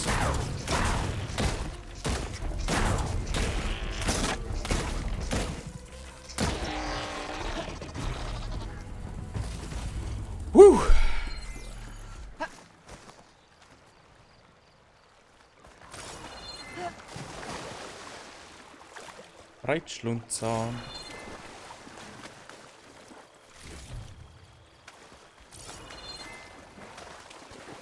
Also ein Hobby.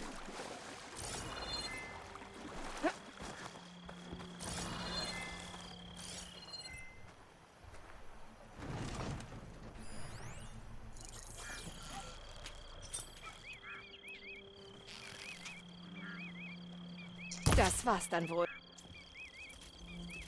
Boah, die Breitschlunde, die haben wir nicht zum Luchen. Ganz anstrengend.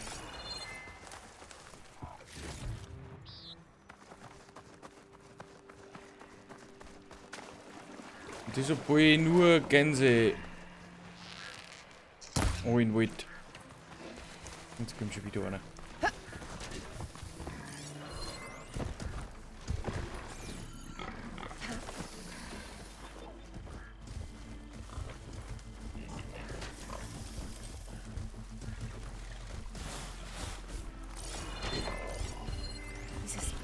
Es zeigt die alte Welt.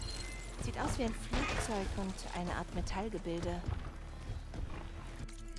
Es ist bestimmt durch den Art.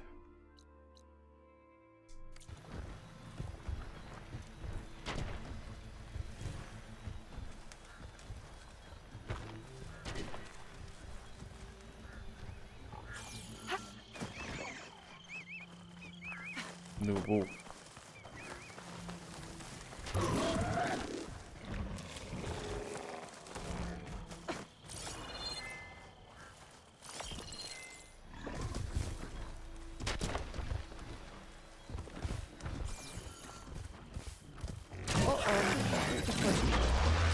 Kein Kotzen.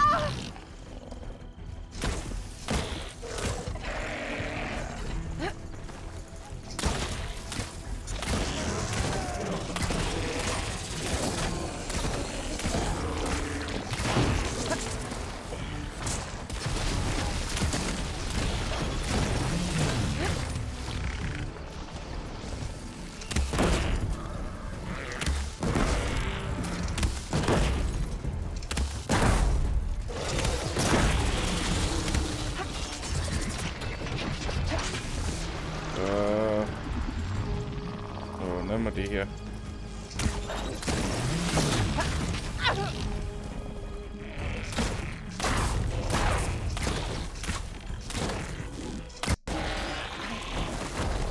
Oh. So, Panorama, jetzt bin ich wirklich für die, du. Das Bild wurde mit Blick auf ein Feld aufgenommen. Vielleicht kann ich das Bild auf einem nahen Hügel ausrichten.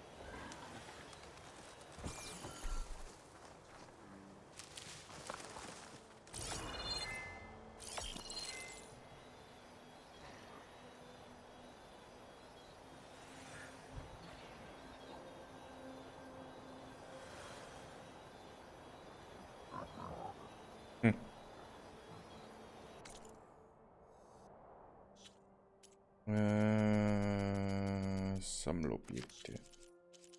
Aussichtspunkt.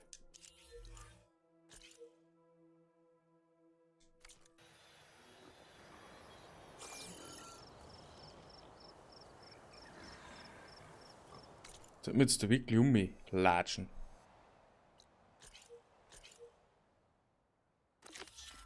Also wir sind im Suchgebiet.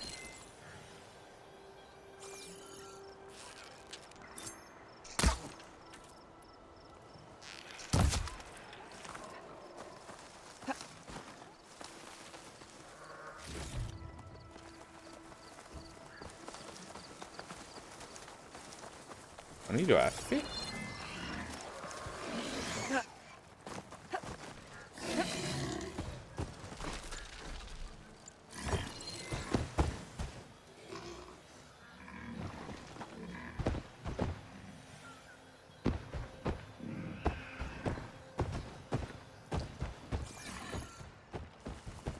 Schlimm ist, dass ich weiß ja nicht einmal, wo sie suche.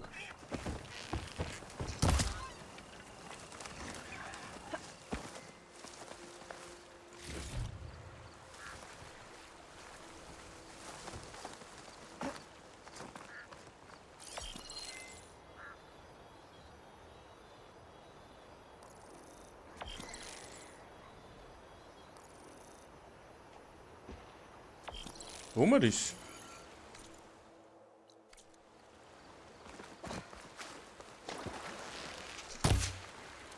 Da war ein Fisch. Der Winkel sieht nicht ganz richtig aus. Vielleicht sollte ich es weiter oben versuchen.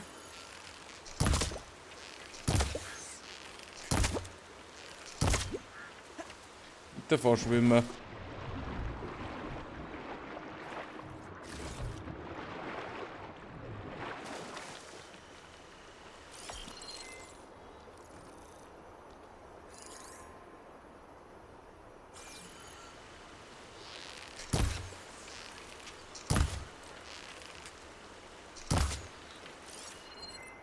Gott. Braucht man überhaupt einen Loks?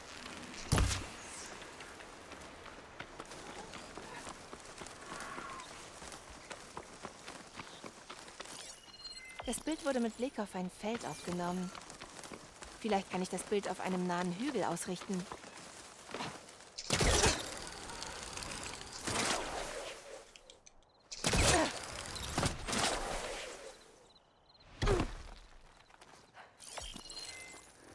Geschafft! Denk kein, das war die amerikanische Luftwaffe. Kann man sagen.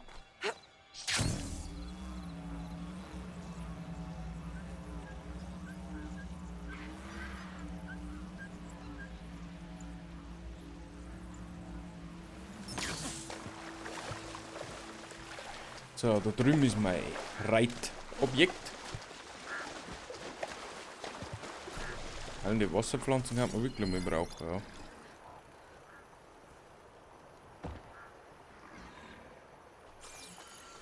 So, meine lieben Gänselein. Jetzt hat's mir lang nur ausgekommen.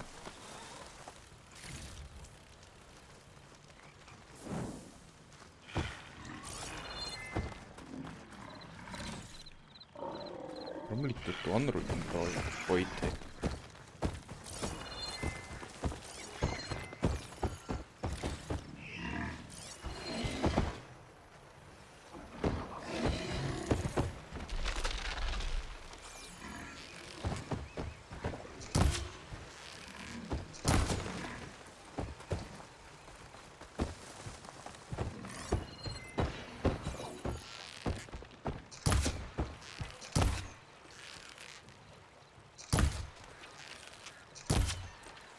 So, also Boy hat mir jetzt erledigt. Mal muss er jetzt selbst dabei sein. Vogelfleisch. Ein Gänsegabelbein. Gänsefeder. Ein Rohstoffbeutel. Das ist eine neue Quest. Gut, die liegt eigentlich eher im Weg. Warum war es wurscht, aber dieser verwüste Areal auch noch.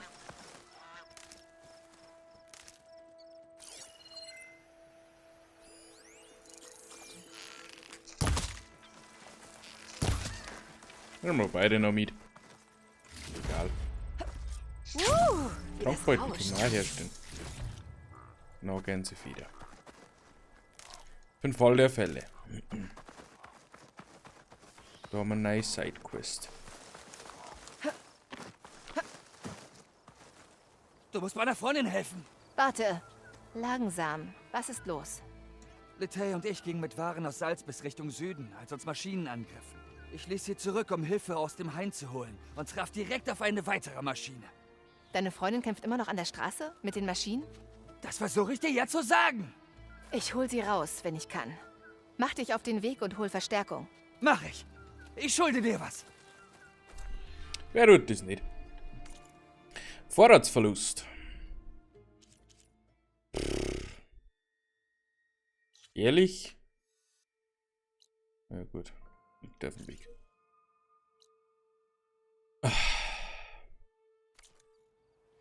Ich hasse dies. Wird so oft abgelenkt.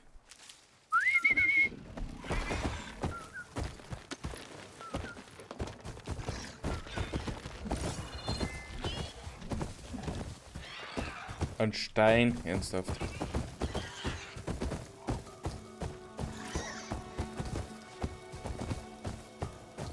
Ich brauche noch Heilpflanzen. Für Kakteen.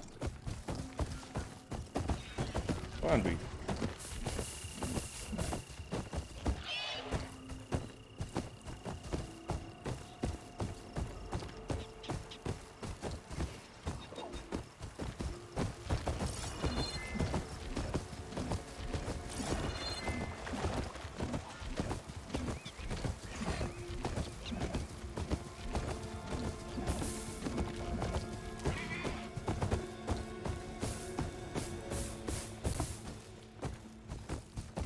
So Krallenschreiter-Areal. Die andere Tenak sollte noch an der Straße sein. Ein Warenschleppen. Ohne die Waren. Und die Tenak-Soldatin.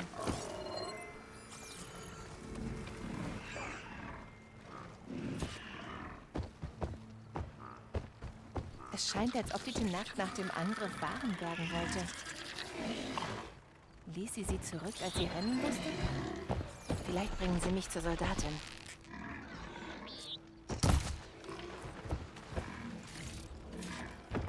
Suche nach Spuren, muckt man sofort.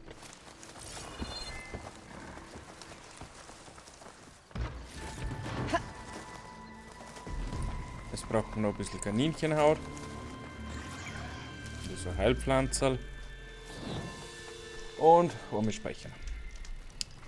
Also ich muss ja sagen, ich habe ja kein Problem nicht, wenn wir helfen müssen und ist gleich gemacht.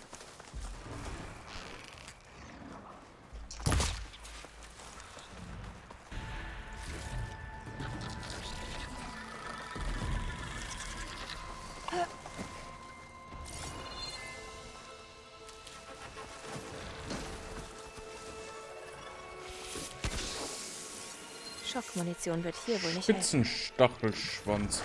Das muss die andere.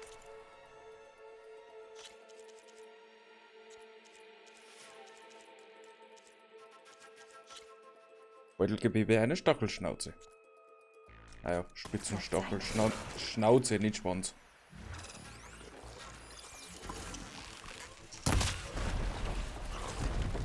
Gegen was? Lass mal. Hoffe nicht. Munitionieren wir mal auf.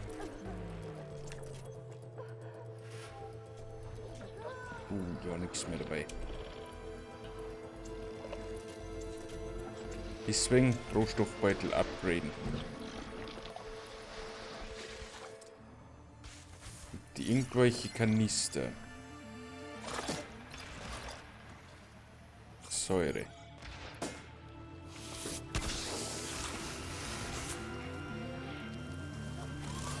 Eine Maschine, die Jäger tötet. Tödlicher als normale Maschinen.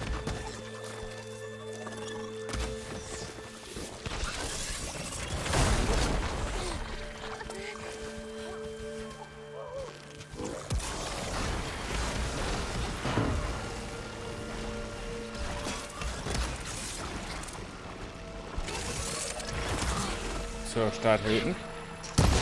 Hey! Vitar schickt mich!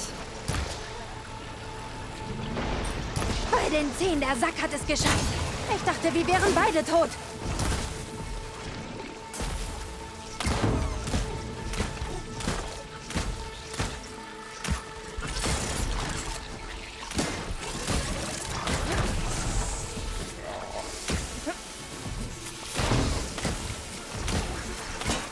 Weg mit diesen Maschinen! Kim, kriegt. Ja, noch ein Schuss oder zwei.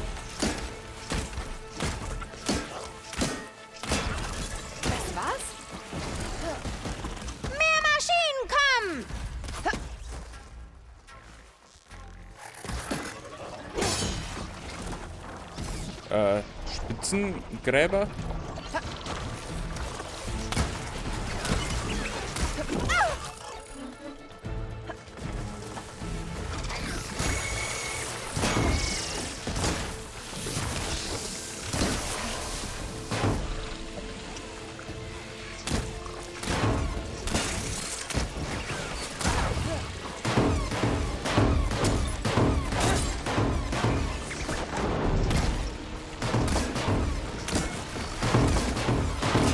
Was wird das so?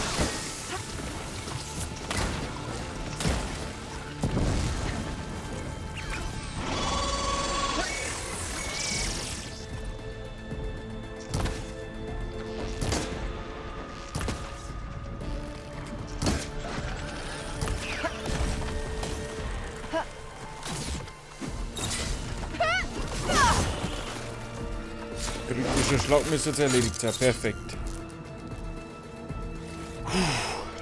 Gewebe, Kampfverteidigung.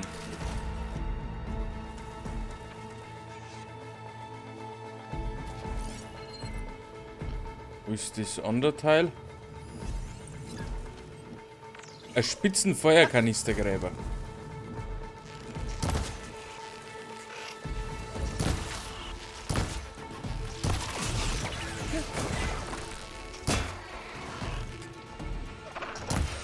Ja.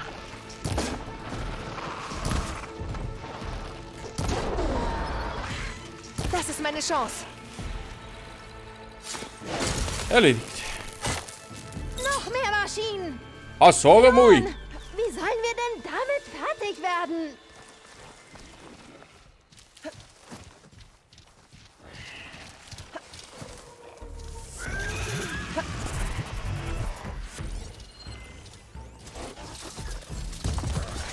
Spitzenkrallischer Reiter.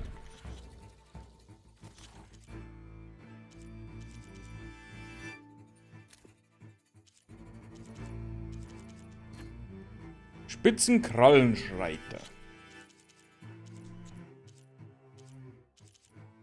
Hat hinter den Schwanz und hat allgemeine Schockschwäche.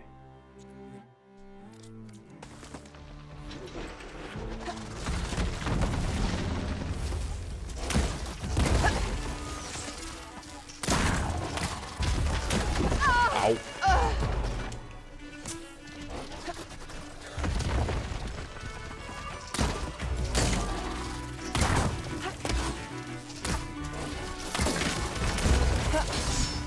Angriff! Keine Zeit zu zögern! Vitar! Du Dora Dummkopf! Hast mich nicht enttäuscht.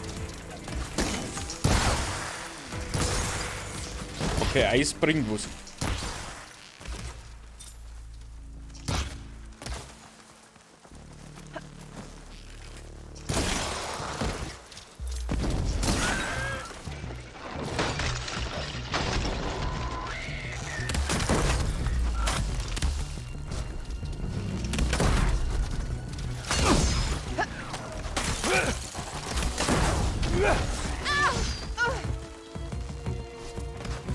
Heilen wir uns einmal geschwind. Zack!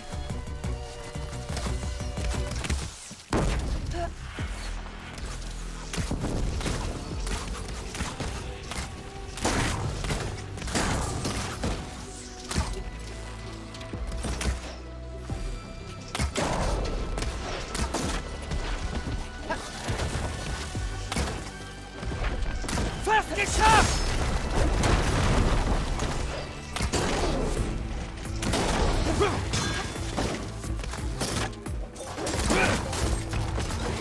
Ah, Kruzifix.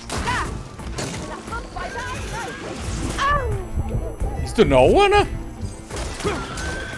Na. Du hast es geschafft. Ich kann nicht glauben, dass ich lebe. Ja, nicht. Oh, Blut. Frostverteidigung. Nur zu. Danke. Wärst du nicht da gewesen, wäre ich jetzt Maschinenschrot. Alles, was ich tat, war deinem Freund dir ja nur etwas mehr Zeit zu verschaffen. Du erzählst was. Ich bin an der Straße kaum am Leben geblieben.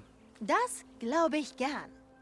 Ich hoffe, ein paar der Waren sind noch in Ordnung. Ich auch.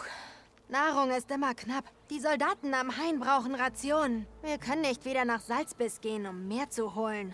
Ich helfe ihr wieder auf die Beine und dann ziehen wir, was übrig ist, aus dem Dreck. Mir knurrt schon der Magen. Danke, Fremde. Wir werden dir das nicht vergessen. Bleibt gesund, ihr beiden.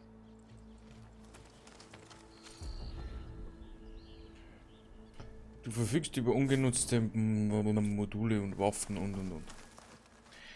Ja, das spielt keine Rolle nicht.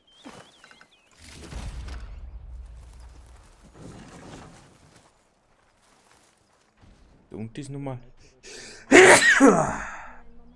Meiner. Ja. Da drüben ist ein Donnerkiefer-Areal. Okay, sie war kein Löschwasser. Ja. Donnerkiefer werden wir uns jetzt definitiv nicht anlegen. Oh, das ist Unterschlupf. Genau das, was ich brauche.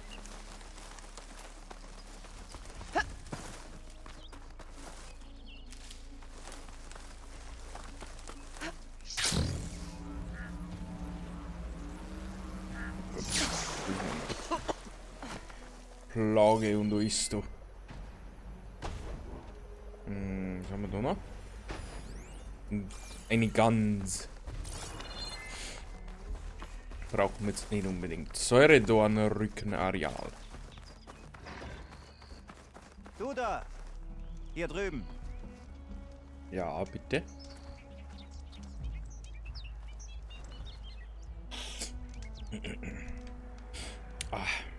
Du bist die Streiterin aus dem Osten. Ja. Ich habe von deinen Leistungen im Kampf gehört. Mein Volk schuldet dir was. Deshalb teile ich mein Wissen über das Land mit dir. Ich höre und sehe viel, das dir auf deiner Reise helfen könnte. Zum Beispiel. Wir haben östlich von hier, in der Nähe von Blutzeichen, Osseram-Plünderer auf Maschinenjagd gesehen. Eine Jagd so nah am Wüstenclan-Gebiet. Die haben Steine. Wenn sie Glück haben, kommen sie lebendig hier raus. Das klingt nicht gut. Okay, danke. Ich weiß zwar nicht, was wir kaufen oder. Vielleicht sollte ich nach den Osseram sehen, damit ich erfahre, was die hier treiben. So, füllen wir mal unseren Vorrat auf. Dann gehen wir an die Werkbank und machen uns eine Beutel. Zwei können wir machen. Wichtig ist der Rohstoffbeutel. Der ist noch nicht vollständig. Brauchen wir Krabbenpanzer. Trankbeutel ist auch noch nicht ganz fertig. Da haben wir wahrscheinlich jeweils noch eine Stufe. Karpfenhaut und Dickhorn-Schafknochen. Okay. Trankherstellung.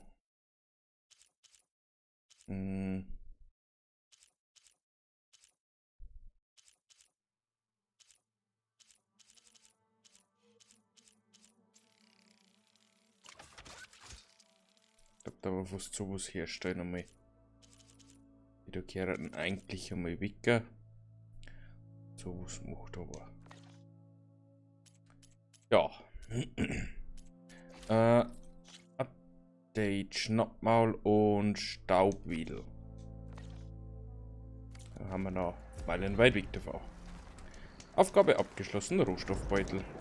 Du sollst dir nicht hier sitzen. Ich wollte nur speichern, ausnahmsweise. Ich weiß leider nichts Neues, Streiterin. Geh nur. Ja, ja. Muss mir nicht aber was Neues erzählen.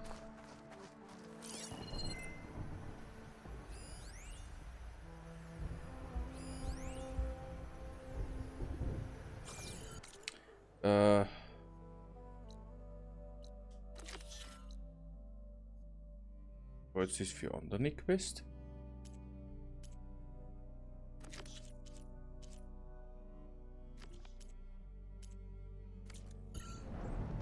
Keine Ahnung. I don't know. Da haben wir Lachsgeräte, Jägerpfeilköcher. War fast interessant, da war ein Salzbiss. Gehen wir aber jetzt trotzdem Richtung Hauptquest. Musst du irgendwie sagen, ich hab Bock auf die Säure-Dinger da? Das ist für später.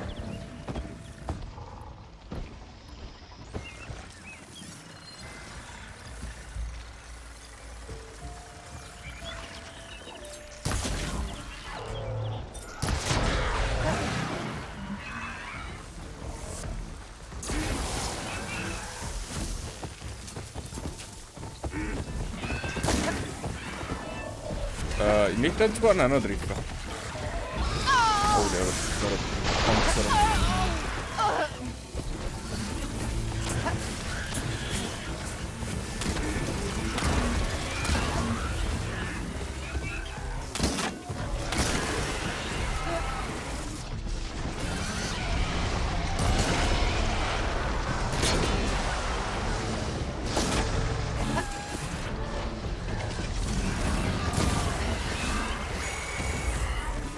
Was kommt denn jetzt?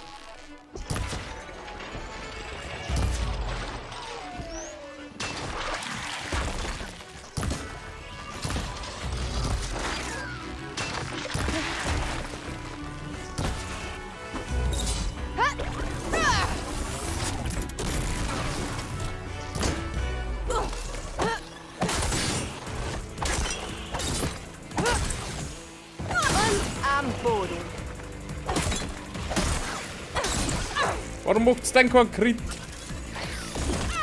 Jetzt stehe ich auf dann die Wächter.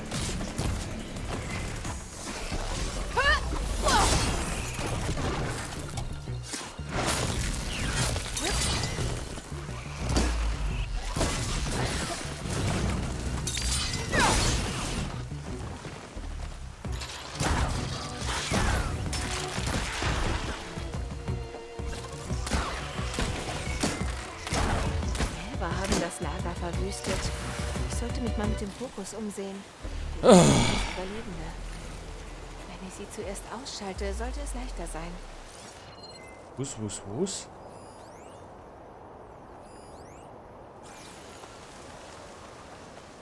Was redest du gerade?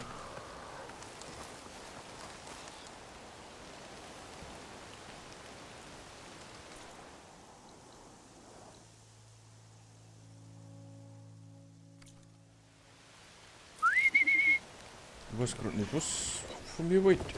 Ah, ich sollte noch plündern, ne?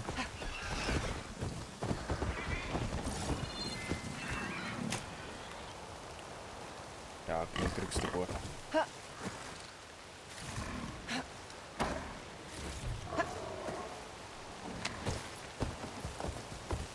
So. Auf zu unserem Ziel.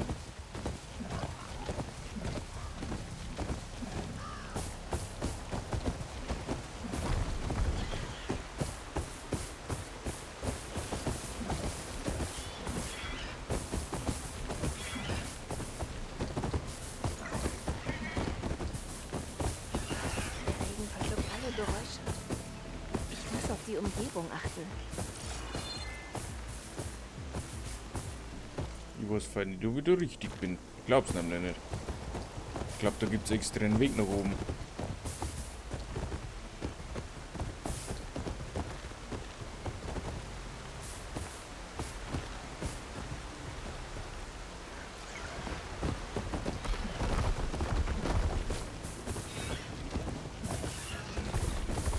Es wird steiler, die Luft wird kälter.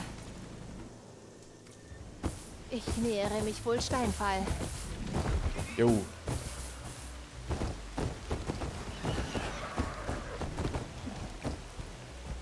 Mein Gott, was tut er denn?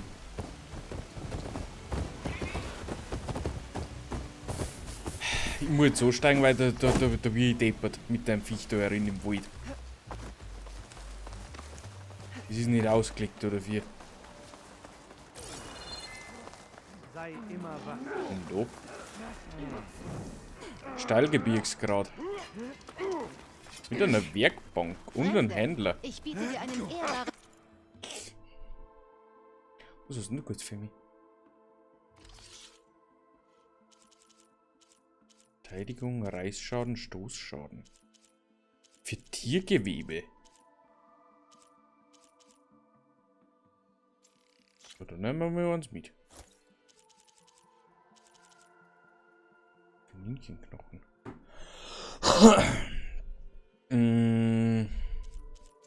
Schau ich normal nicht und wenn sie es dann kriege ich wieder. Ah!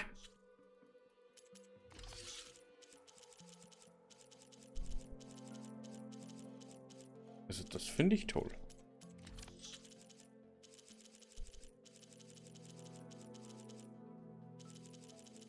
So, auf alle Fälle werden unsere Materialien immer mehr. Das sind die Rohstoffsachen, die wo wir brauchen, haben. Mögen deine Geschichten überall erzählt werden. So, da ist ein Vorrat, da können wir jetzt nochmal geschwind auffüllen.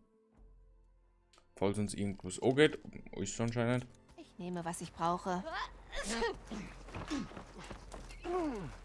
Fertigkeiten. Ich habe mir 3 Stück frei. Resonator Aufladung. Nahkampfzünder. Feuerstoß. Schauen wir, was wir da haben. Konzentration plus. Schwere Waffe, mehr Schaden. Waffenausdauer, Munitionsexpertin. Da mag ich hin. So hier. Und stellen wir noch mehr hier. Outfit. Gewebe. Frostverteidigung. Das ist gut, weil dann haben wir da fast 0.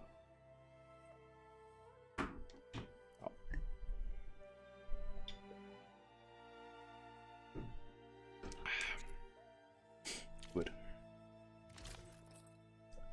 Die Konzentration müssen wir erst freischalten. Ich schon, dass bei den legendären auch nur, aber die epischen auch nur 2 Dinger gibt. Wie soll ich denn sagen? 2 Upgrade-Plätze, 2 Spulenplätze. Machen wir ein paar so Pflanzen auch mit für den Fall der Fälle. Gott, oh Gott.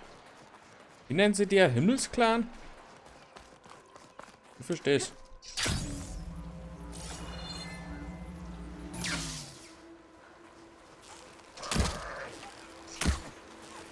Ohne Munition kann ich nichts machen. Kornschafhaut. Lachsgräte. Unbekanntes Jagdgebiet. Oh.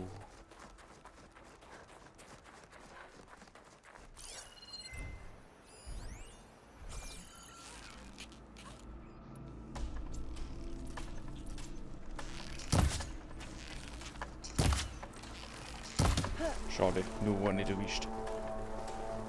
Meine Hand ist schön und nur Wildfleisch kriegt. Ah.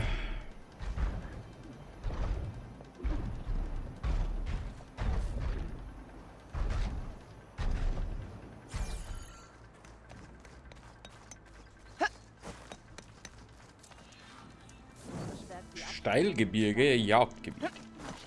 Das ist wieder Händlerin. Jäger.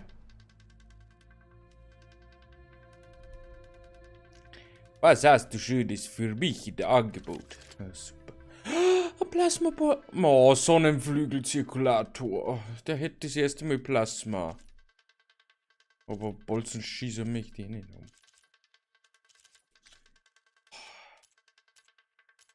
Dass die wollen nur Much haben.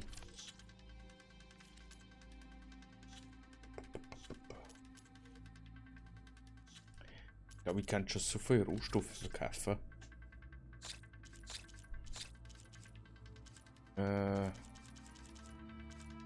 Ich traue mir nicht, dass ich es verkaufe. Silberbarren eigentlich auch nicht. Metall. Düngerschrott. Makelloser Zahn, glänzende Feder. Das verkaufen wir. Das andere holt uns Neues. Bringt ja jede Menge. Darf uns denn das jetzt noch bringen?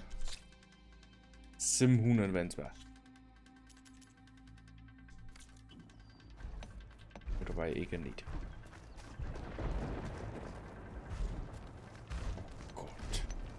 Schön, dich wiederzusehen. Willkommen im Jagdgebiet. Moment. Du warst doch in Reinklang. Wieso bist du wieder in Tenakt-Gebiet? Ich heiße Ivinna. Ich verwalte das Gelände. Ich halte es in Schuss für das Maschinentraining. Ganz gleich, ob unsere Soldaten es nutzen oder unsere Utaru-Nachbarn. So wie bei den Kaja auch. Ah ja. Wir haben gehört, dass diese Feiglinge das Konzept der Jagdgebiete als ihres ausgeben. Aber unsere Soldaten haben schon vor den Clankriegen an solchen Orten trainiert. Jede Wette an unsere Prüfungen würden sich die Kaja nie im Leben heranwagen. Für eine geschickte Jägerin wie dich wären sie eine Herausforderung. Eine sehr lohnende. Bestehe die Prüfungen und erhalte Streifen. Dafür bekommst du wiederum Medaillen. Relikte unseres Sieges gegen die Kaja während der Roten Raubzüge. Geh mit den Medaillen zur Arena im Hain, unserer Hauptstadt. Die Hüter dort geben dir dafür die besten Waffen und Ausrüstungsgegenstände, die unser Stamm zu bieten hat. Ich werde dran denken. Ich sollte jetzt los, weitere Gebiete inspizieren. Aber für dich stehen sie immer offen. Geh mit den 10.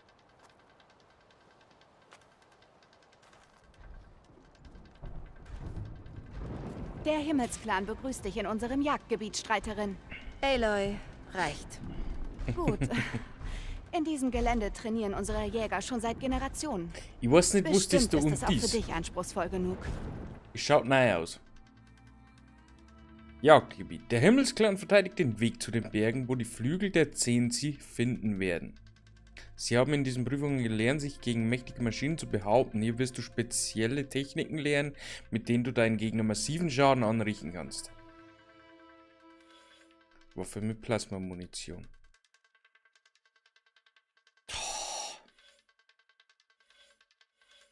Nutze Frostmunition bei Brüllrücken, um den brüchigen Zustand aufzubauen und zerstöre ihre Frachtbeutel.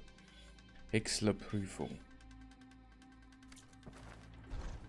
Lebt wohl. Das ist jetzt egal, die machen wir jetzt nicht. Weil ich muss jetzt unbedingt einmal ein kurzes Päuschen machen und Schiffe gehen. Mit Schockmunition wird es. Rollrücken.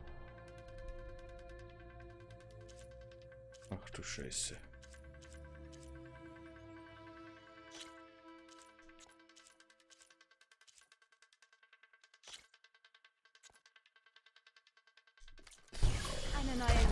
Jagdstreiterin?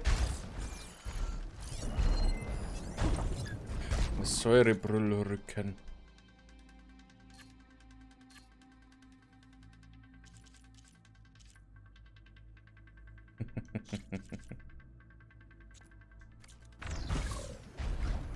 Haben wir noch irgendwo was Neues? Frost haben wir schon.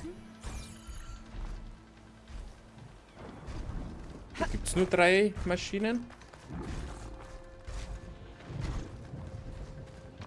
3 große Maschinen. Willst du dich in meinen Prüfungen beweisen? Ja. Sagen wir es so. Kurzes Päuschen, bis gleich. Soll ich eine Prüfung für dich vorbereiten, Aloy?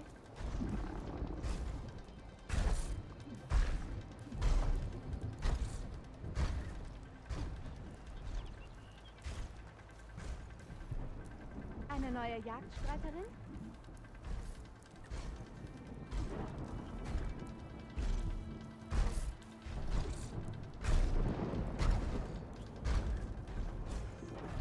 Aloy, soll ich das Jagdgebiet bereit machen?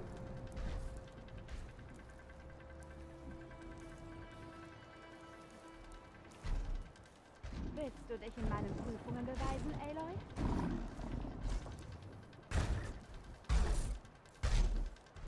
Soll ich eine Prüfung für dich vorbereiten, Aloy?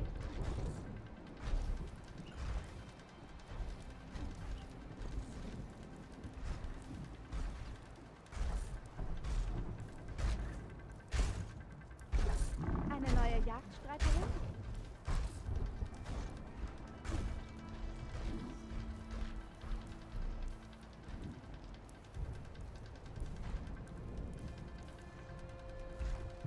Aloy, soll ich das Jagdgebiet bereit machen?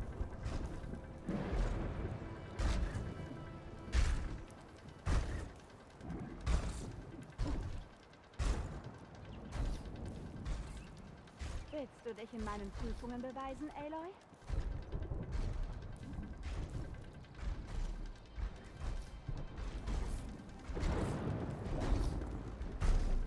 Soll ich eine Prüfung für dich vorbereiten, Aloy?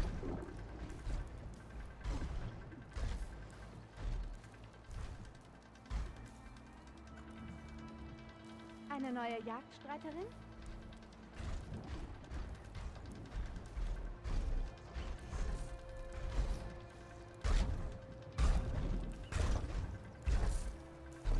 Aloy, soll ich das Jagdgebiet bereit machen?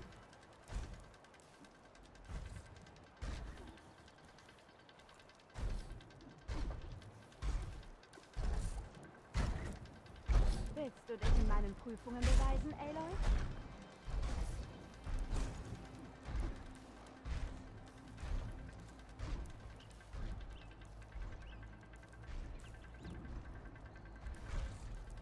Soll ich eine Prüfung für dich vorbereiten, Aloy?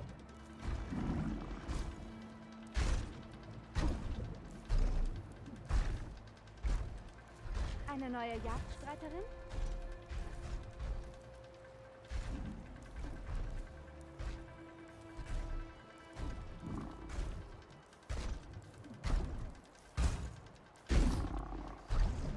Aloy, soll ich das Jagdgebiet bereit machen?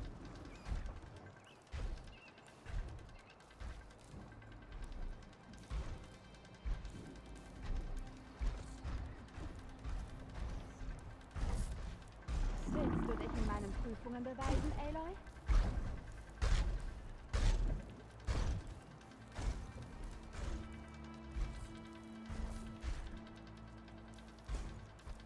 Soll ich eine Prüfung für dich vorbereiten, Aloy?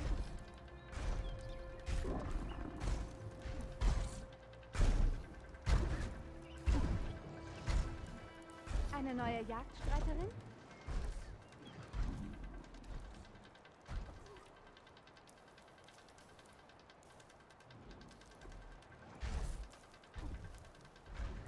Aloy, soll ich das Jagdgebiet bereit machen?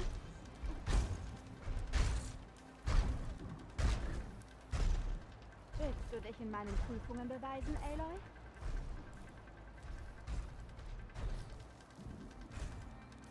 Soll ich eine Prüfung für dich vorbereiten, Aloy?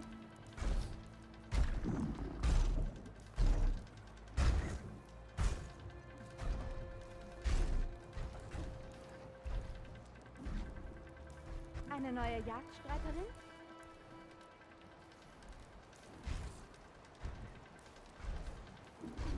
Aloy, soll ich das Jagdgebiet bereit machen?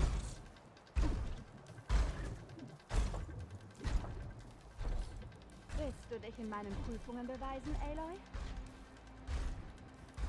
Dieser Schnee dämpft alle Geräusche. Soll ich eine Prüfung für dich vorbereiten, Aloy?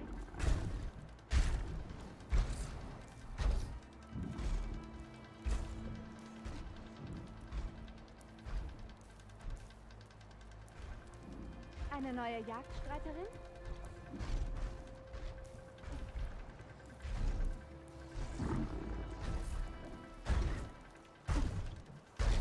Aloy, soll ich das Jagdgebiet bereit machen?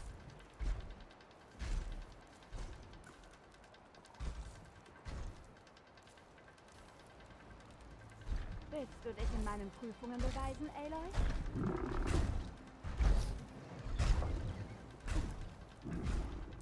So. Also mir jetzt das Jagdgebiet, mir kann man aber auch mal weitergehen. Ich glaube, das tun wir auch, weil vielleicht kriegen wir auch noch ein bisschen die Waffen und Plasma-Sachen. Dann können wir das komplett machen. Oder haben Eulen gewinnen. Die hätte ich gern.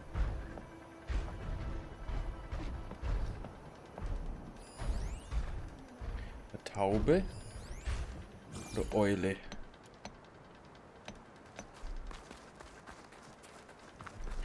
So ist es leicht. Oh, oh, oh.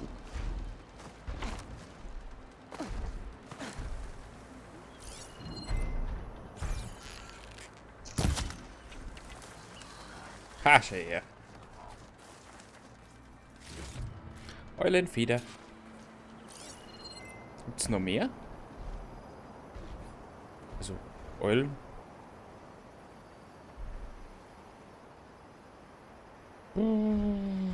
Da gerade anscheinend nicht. Karte. Müssen wir da weiter. Wir folgen dem Pfad.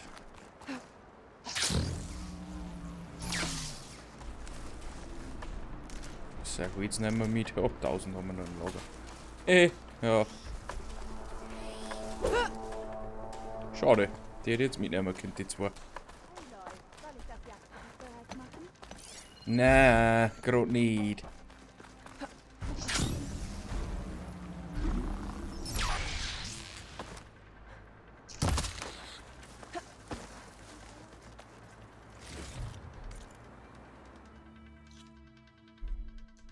Da gehe ich in die verkehrte Richtung. Weil das die Mission jetzt aktualisiert hat. Ich mag da Affe. Weil wahrscheinlich da hinter das schon richtig gewinnt. Ja, dann suchen wir noch ein paar Eulen.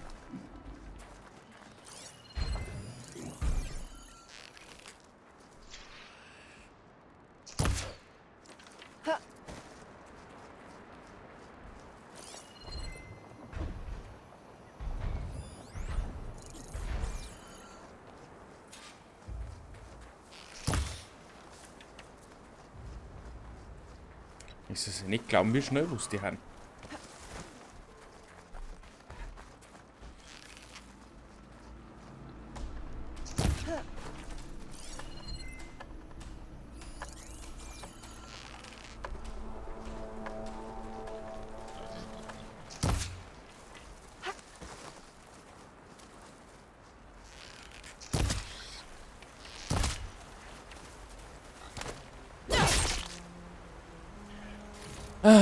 Schade. Was bist du? Ein Enterich. Ein Ramid. Steinfall. Jetzt glaube ich, gehen wir in die richtige Richtung. Oh.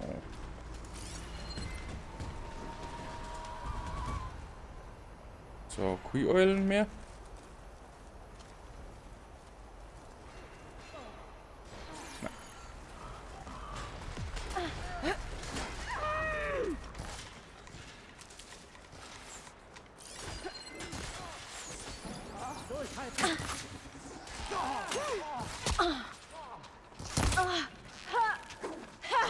Alles klar da drüben.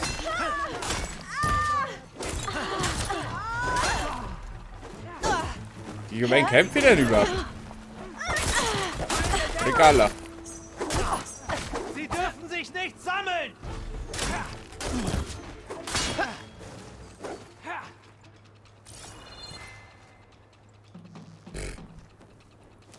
Angriff!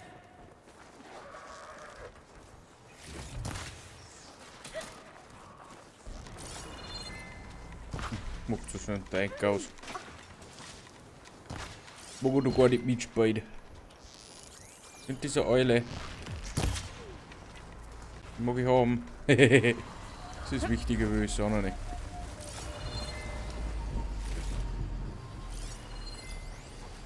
Feuerreismann.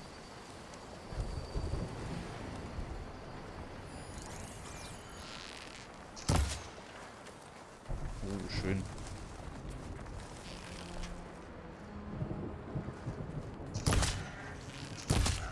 So ein Ziegenbock brauche ich vielleicht auch noch. Ein Dickhornschaf. Okay. Und jetzt die Eule hier. Wo ist? Oh, Eulengabelbein. Das ist ein Lagerfeuer. Warum habe ich denn das nicht gleich gesehen? Einmal speichern, bitte. Einmal danke. Braucht man eine Lachshaut.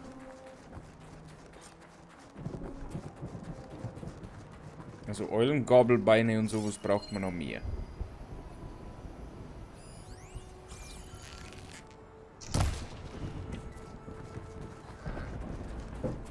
Danke.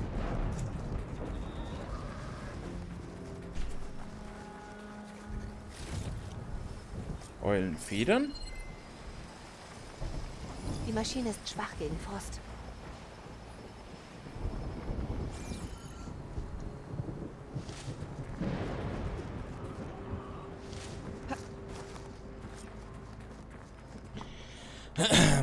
So. Dann gehen wir mir noch Steinfall.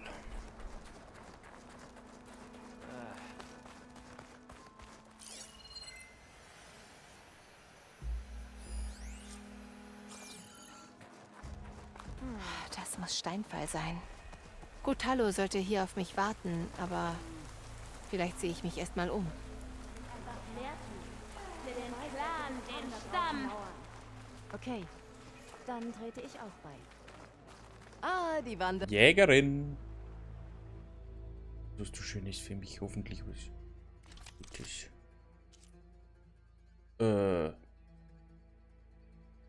Okay. Abriss und Explosion. Dass mir nichts leisten kann, weil ich die Teile nicht habe. Komm, wir handeln. Ja, können wir schon handeln, aber kriegen wir halt nichts. Weil das nicht alles, was du möchtest. Oh, 2 Beutel-Upgrade. Eulenfeder und Eulengabelbein. Krabbenpanzer und Barschgräte. Heute jetzt 3 Eulenfedern verbraucht. Also brauche ich noch mehr. Eulengabelbein habe ich Gott sei Dank noch was. Ich brauche nochmal 3 Eulenfedern. Ich brauche 6 Eulenfedern. Und ein Gabelbein. Oh wow. Möge deine Klinge strahlen. Willst du nachher eine Runde Streit spielen? Na, gewiss nicht. Trank. Ist das Gericht? etwa die Streiterin aus dem Osten? Dann muss ich dir etwas sagen. Ja, sag mal, was du mir sagen magst. Alle in den Clanlanden wissen, was du für mein Volk getan hast, Ostländerin. Ich helfe gerne, wenn ich kann. Ich halte Augen und Ohren für dich offen. Hier passiert nichts, ohne dass ich davon erfahre. Was beobachtet er da? Fällt mir ein, wenn du nach Rationen suchst, die dir in der Wildnis das Überleben sichern, solltest du nach Salzbiss gehen. Das ist eine Wüstensiedlung im Osten. Großer See, nicht zu verfehlen. Die Köchin, Pentala, kocht für alle. Egal, ob sie Tenakt sind oder nicht. Danke fürs Bescheid sagen. Ja. Wenn ich dorthin komme, schaue ich bei ihr vorbei. Ja, danke.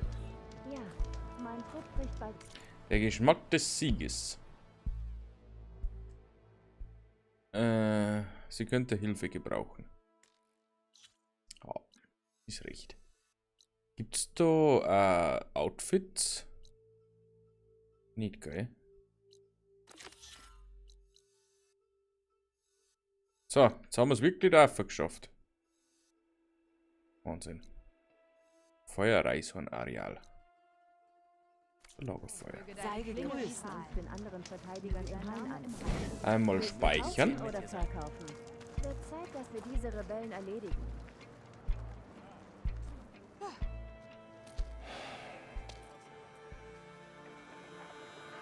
Das Tal wimmelt von Regalas Rebellen. Späher aus dem Dorf melden, dass sie schon seit Tagen Maschinen hier durchbringen. Manche reiten sie. Andere treiben sie voran. Einige zerlegen sie sogar. Und holen sich ihre Kanonen. Es wird keine leichte Reise. Wir sollten aufbrechen. Ich habe Befehl, dich zum Bollwerk zu führen, damit du mit Tekote sprichst. Als ob das irgendetwas nützt. Nicht so schnell. Ich brauche etwas mehr als das.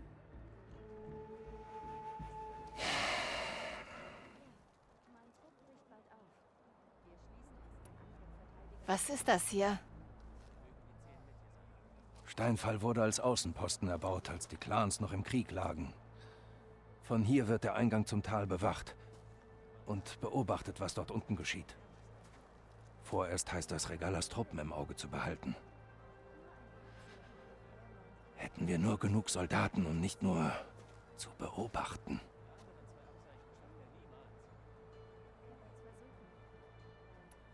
Warum treiben Regalas Truppen wohl Maschinen durch das Tal? Es gibt ähnliche Meldungen aus anderen Clangebieten. Die Rebellen sammeln Maschinen aus der Wildnis.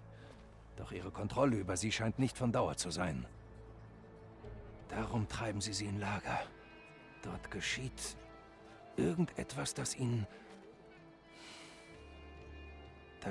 dauerhafte Kontrolle verleiht. Eine Zwei-Phasen-Überbrückung. Davon weiß ich nichts. Es kommt noch schlimmer. Gerüchten zufolge suchen die Rebellen nach größeren Maschinen. Ich weiß nicht welche. Hoffentlich können sie die nicht überbrücken.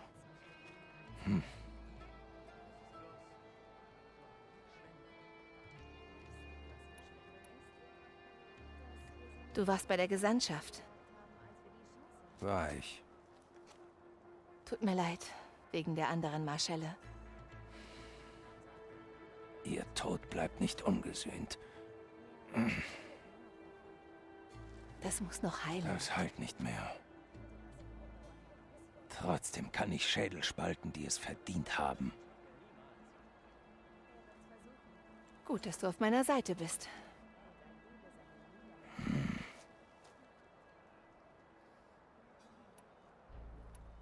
Als ob das irgendwas nützt? Was soll das heißen?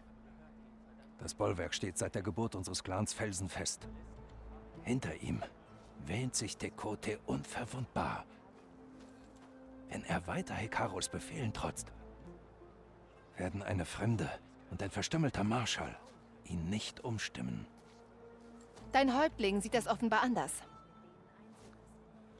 Nur aus diesem Grund stehe ich noch hier und rede mit dir.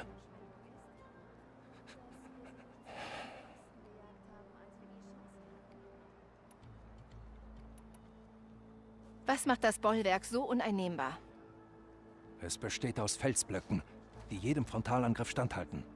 Keine Armee oder Maschine ist je hineingelangt. Nur ich allein kann dich dort hineinbringen. Wenn wir fertig sind mit Reden.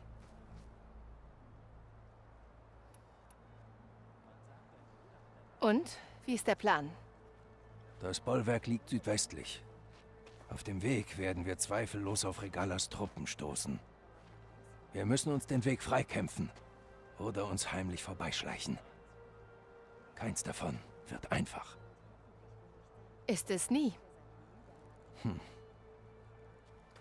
Bringen wir es hinter uns.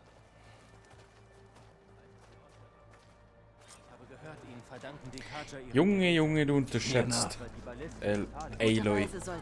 Definitiv.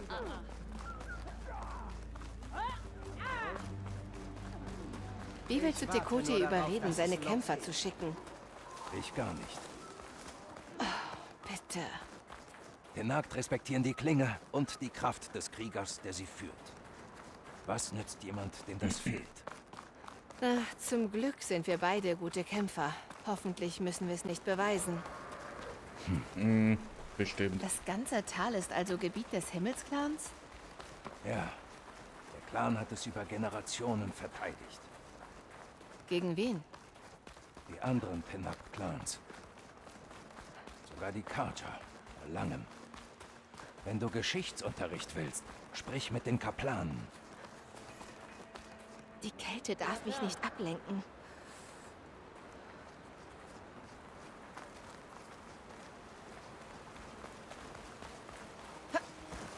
Du hast einen großen Fehler gemacht. Eindringling! Unterstützung! Du bist keine Tinte mehr! Willst du noch mehr? Wenn du stirbst, verlieren wir!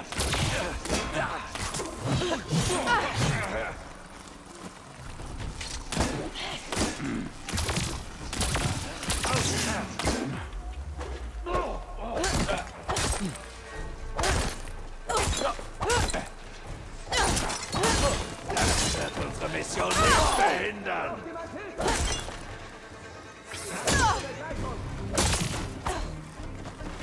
Eindringling! Zeig mir, wie wir das regeln! Hierher!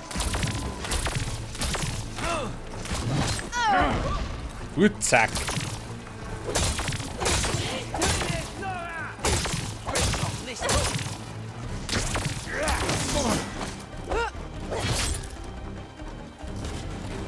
Okay.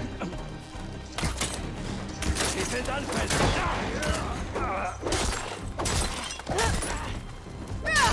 Gegner ausgeschaltet!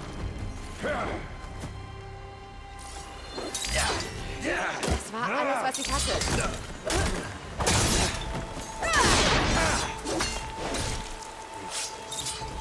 Einer. Weiter zum Bollwerk. So. Ich muss jetzt Munition auffüllen, definitiv. 10 Schuss haben wir davon. Mir braucht man eigentlich hauptsächlich den.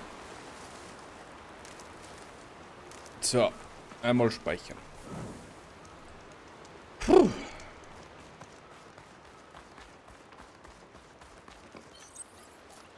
Also, es tut schon weh.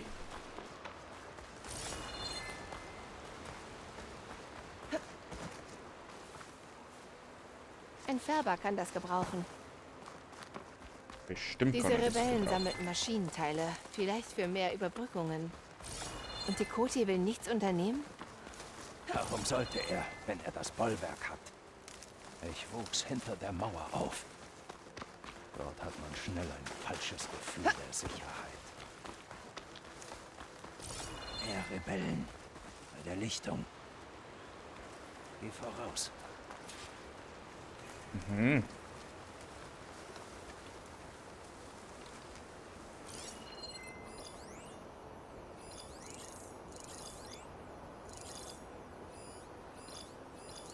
Irgendein Zeichen vom Feind? Draußen sind nur Maschinen und Tiere.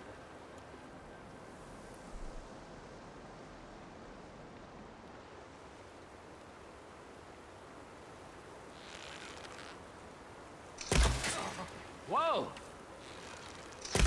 Halt, Fremde! Da ist jemand! Niemand hält uns jetzt Ihr habt das auf. gehört! Hey! Macht euch bereit für die Kämpfe!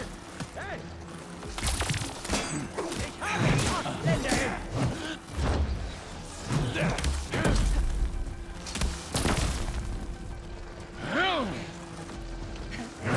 Mit Hilfe gebraucht! Ja.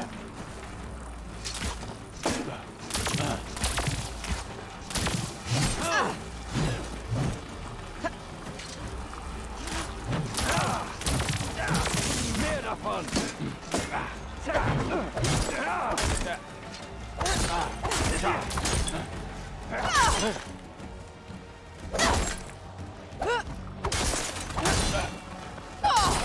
Wir müssen helfen. Ist ein letzter.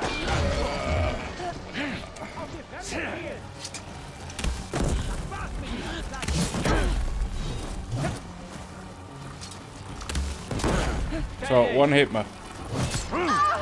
Wow.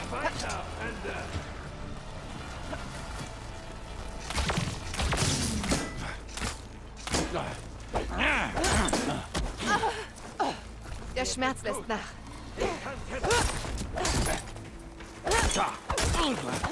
Neben dir sah der Rest klein aus. Die Hand nicht ohne. Für die gefallenen Marschälle. Du kannst deinen Einarmigen nicht töten.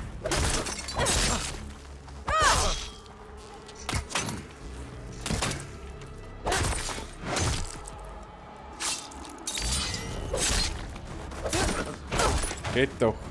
Gehen wir. Jo.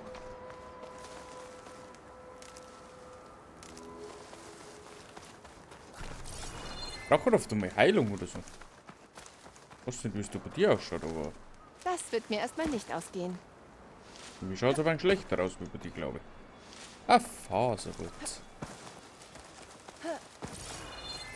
Oh, Kiste. Oh, lala, Kiste. Muss machen, nehmen und klauen.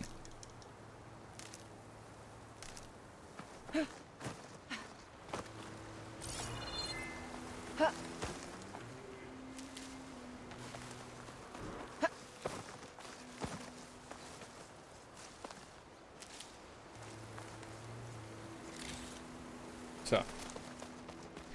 Einmal gespeichert. Weiter geht's. Komm. Hier lang. Frostklauen-Areal. Wow. Ein Steinfall, hast du gesagt, dass die Rebellen seit Tagen hier durchziehen. Bis Tikoti bemerkt, dass er unterlegen ist. Könnte das Tal schon überrannt sein. Ginge es nicht auch um den restlichen Clan, würde ich den Tag begrüßen, wenn sein Stolz zerfällt.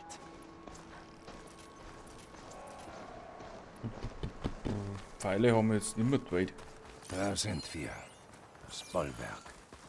Sag, wenn du soweit bist, dann kündige ich uns an. Mhm. Ich möchte nur schauen, ob irgendwie Eulen oder sowas ummachen. Aber eh gar nicht.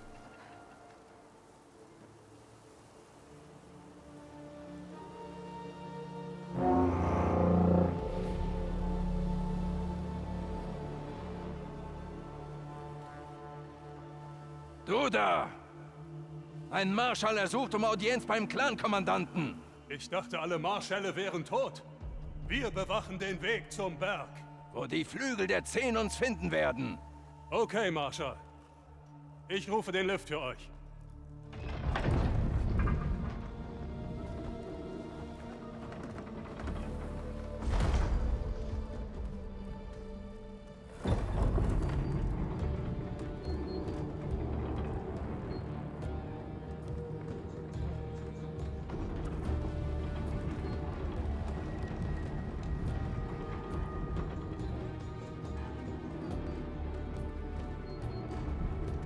Ich übernehme das Reden bei Tekote. Wir werden sehen.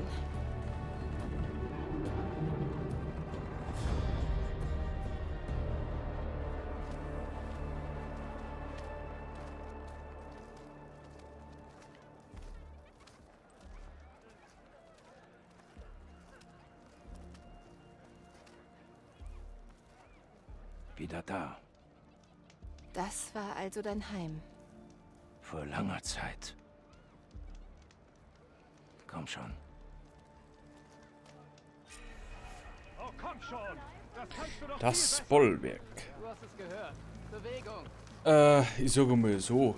Ich glaube, da gibt es bestimmt Näherhändler und so weiter. Das Lagerfeuer, warum speichert man das nicht? Werkbank ist da. Und die Jägerin ist da. Bitte, hab was Gescheites. Bitte. Selbst das, was ich mir leisten kann.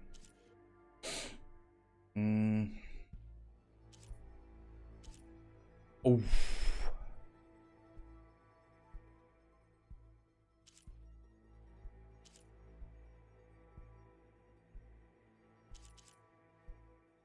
Kanisterseilwerfer.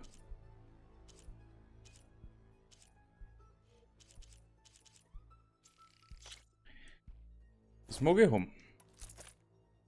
Jetzt können wir nämlich ummodeln. Ach du Scheiße.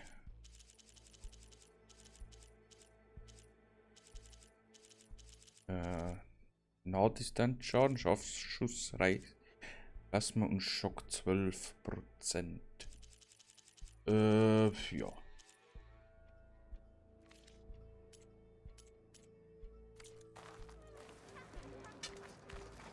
So, jetzt rüsten wir uns nämlich neu aus. Weil der kann weg.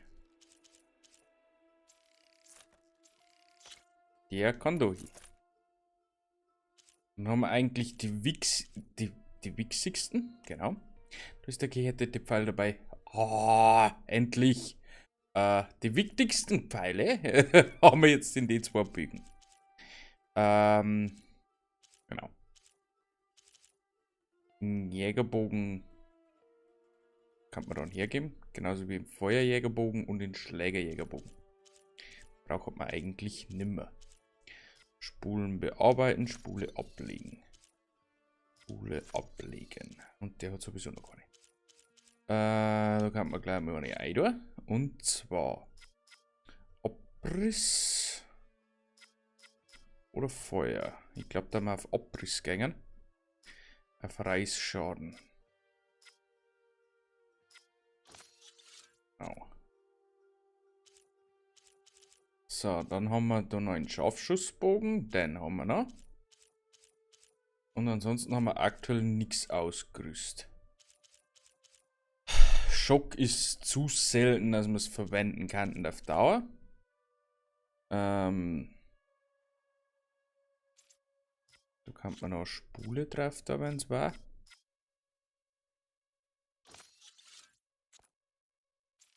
Den nutzt man eigentlich schon relativ häufig. Dann haben wir da oben. Dann haben wir alles weg, was wir dabei haben. Das sind dann noch 3 Pfeile. Die 3 kommen weg. Beziehungsweise jetzt verkaufen wir mit die Bögen, die wo wir nicht mehr brauchen. Halt das. Ich würde mich jetzt nicht vor hier hinknien. Verkaufen. Waffen. Zum Verkauf markieren. Markieren. Das könnten wir uns noch. Da haben wir.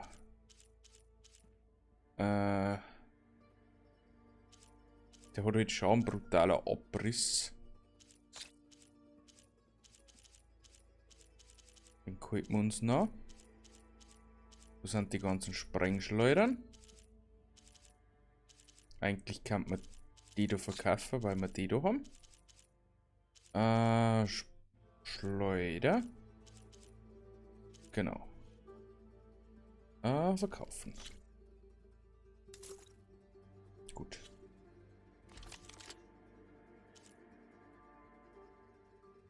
Genau, Scharfschussbogen. Was haben wir da? Zersprenger. Eisschleuder mit Feuerbomben. Das war ein Stachelwerfer für beides, das können wir uns nicht leisten. Schockbolzenschießer. Eigentlich nicht.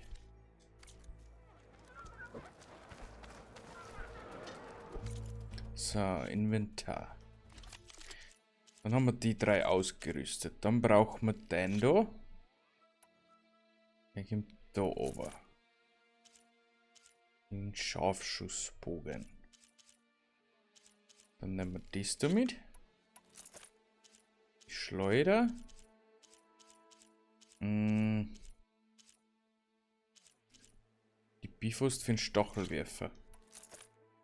vorerst. So, dann haben wir da noch ein paar Sachen. Eulen Gabelbein und Eulen Feder wahrscheinlich.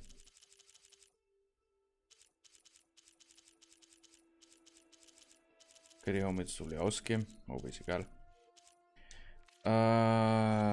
Quest, Nahkampfplatz. Das Bollwerk. Ich habe mal 3 gibt. Nicht mehr. Aber es war's. So, jetzt schauen wir noch in die Werkbank.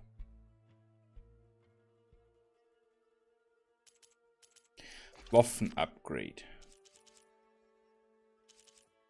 Scheiterhaufen Jägerbogen.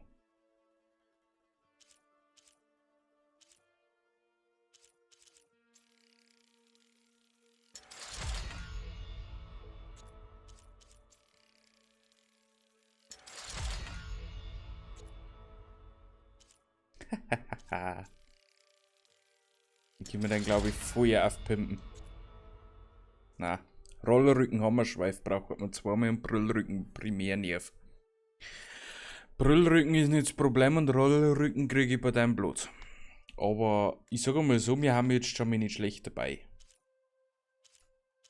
Was haben wir noch? Denn da haben wir noch, oder? Da können wir sowieso nur ein Upgrade machen.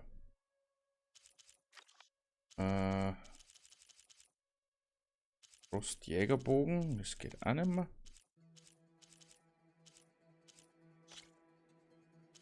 Schockkriegerbogen. Und dann da haben wir eh schon den Kurzbogen. Genau. Und Outfit können wir auch nicht weitermachen. So, dann haben wir jetzt da schon mal 3 Pfeile. Gehärteten mit mehr Abriss. Geht zwar nicht so voll rein, aber das ist wurscht. So, jetzt füllen wir mal her. Da füllen wir mal ein bisschen auf. Dann geben wir noch unsere Ressourcen auffüllen, weil ich glaube, wir haben sowieso noch einiges im Vorrat. Genau.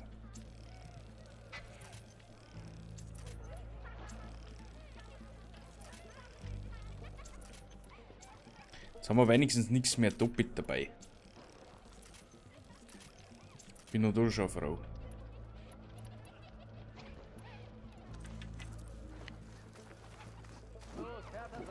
Wo ist denn mein Vorrat?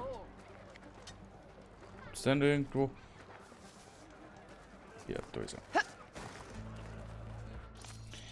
Gut, Outfit könnte man vorstellen, gibt es da wahrscheinlich auch wieder. Ja.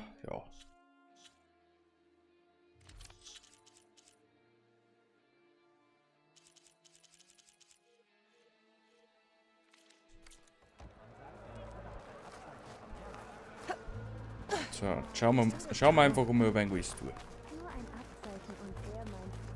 Ein Koch. Müssen wir mal auf. Das ist wahrscheinlich noch näher oder sowas. Da müssen wir noch weiter auf, da müssen wir auch noch weiter auf. Okay, da herunter haben wir schon mal alles. Denkst du, was ich denke? Steinfalle auf den Klippen und los. So, ich laufe mit dir. Schreckliche Wunde. Näher Outfit. Du sollst eine neue Tätowierung haben. Was hast du getan? Ich hab gar nichts da. War brav. Oh, nur normale. Panzerwanderer-Zirkulator. Also nichts, was man unbedingt braucht. Nein. Habe ich meine Spulen schon auf alle verteilt? Habe ich überhaupt? Nein, ich kann nicht mehr rein da.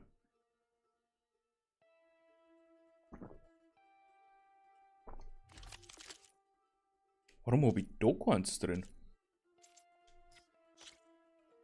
Löschwasser hätte ich.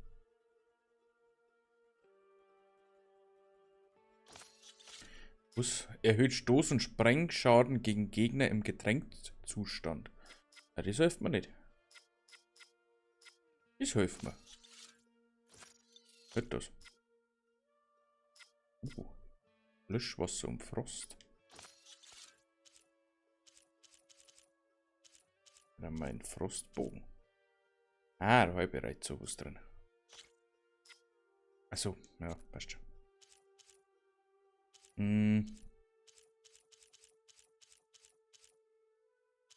Ja gut. Dann haben wir jetzt ausgestattet. Ist noch was unbekannt?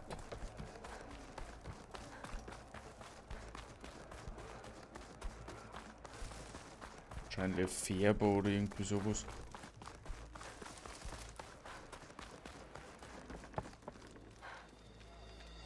Genau, der Gesichtsmaler.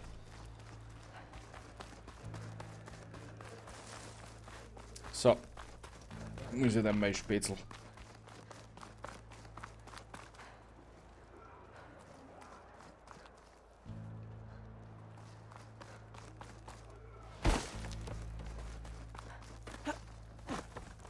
Na, so eine nette Begrüßung.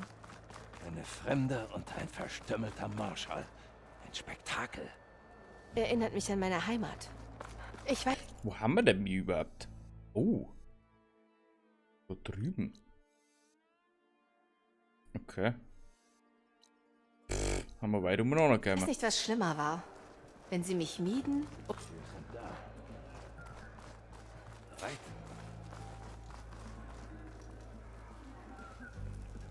Wir wollen zu Tekote. Lasst uns rein.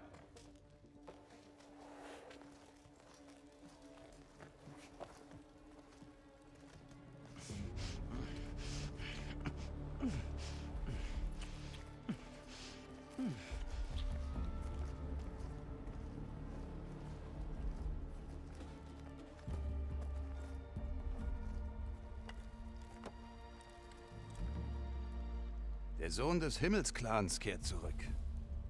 Preiset die 10. Dein Häuptling befahl die sofortige Entsendung von Kämpfern für die Kulrut.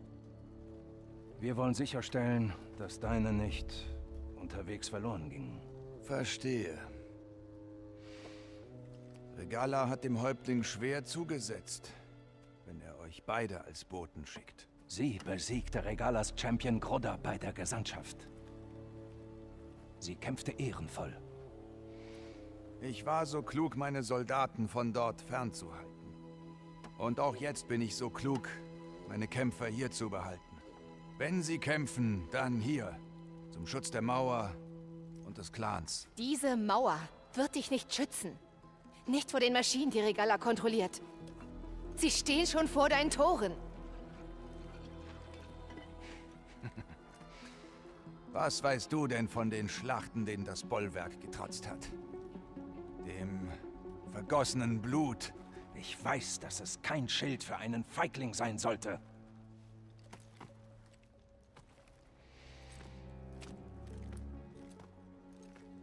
Du warst einst ein großer Krieger. Doch das ist vorbei. Richte Hekarro aus. Mit allem Respekt. Wir behalten unsere Kämpfer hier, solange wir hinter dem Bollwerk sicher sind.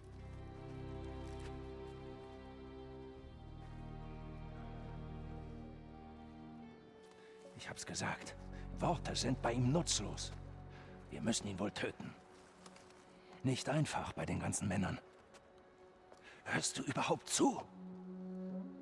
Solange wir hinter dem Bollwerk sicher sind, meinte er. Warte hier. Ich muss mir diese Mauer näher ansehen. Was? Warum? Weil du was drin steckt ist.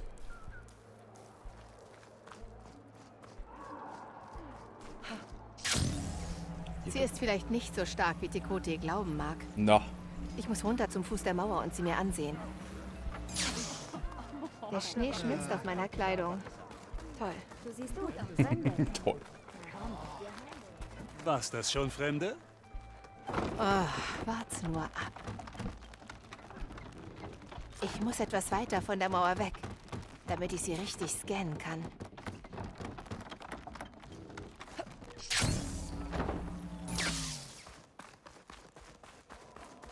Okay, scannen wir die Mauer.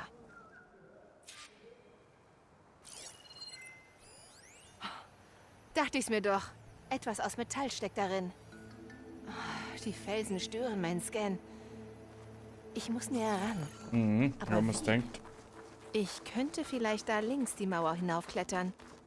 Bei dem Wasserfall. Ach, du musst. Ja, freilich. Wo kommt dieses Wasser her? Vom Inneren des Berges. Eine natürliche Quelle oder so. Da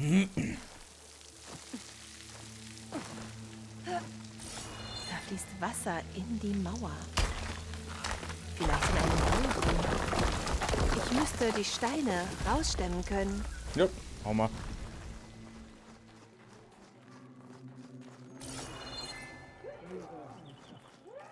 So, ich scanne den Panzer nochmal. Ein Energiekern. Wenn ich den hochjage, bloß wie? Tja, hier gibt's nichts mehr zu tun. Ich sollte zu Kotallo.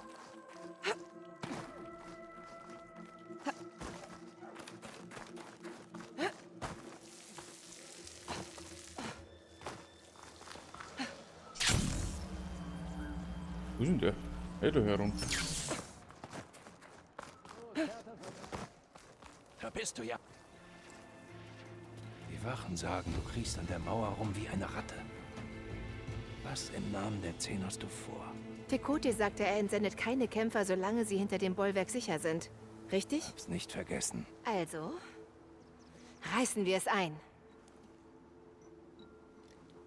Hast du dir den Kopf angeschlagen? Ich mein's ernst. Etwas aus der alten Welt steckt da drin fest und es hat eine Energiezelle. Wenn ich die sprenge, könnte ich die erste Schicht Fels und Metall durchdringen. Selbst wenn es stimmt, was du sagst, wäre dazu eine Kanone nötig. Du hast recht. Und du sagtest, die Rebellen holen sie sich von den Maschinen im Tal. Komm mit. Nein, ich mache nicht mehr mit bei diesem Irrsinn. Hikaru hat dir befohlen, mir zu helfen. Willst du ihm trotzen wie dieser arrogante Dreckskerl?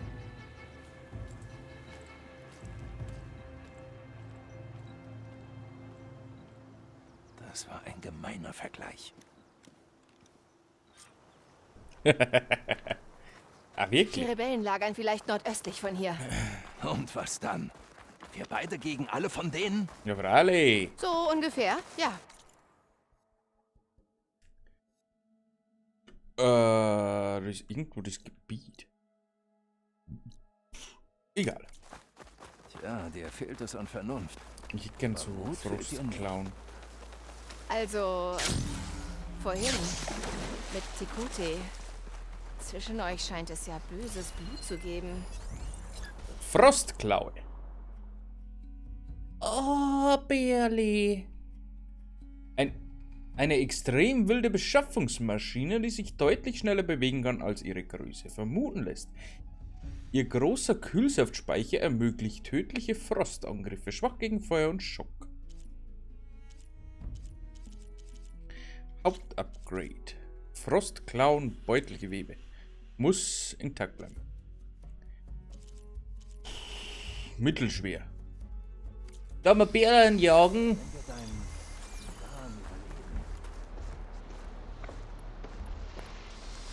Ich nehme dich beim Wort.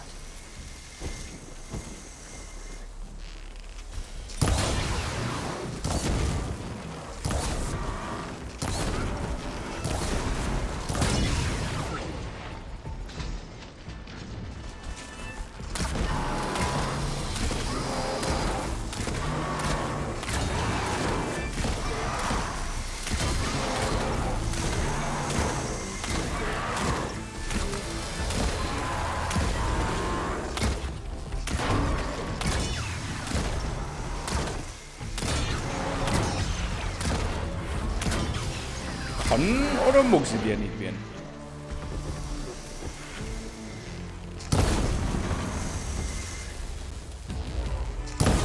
Irgendwie schaut das nicht ganz so gesund aus.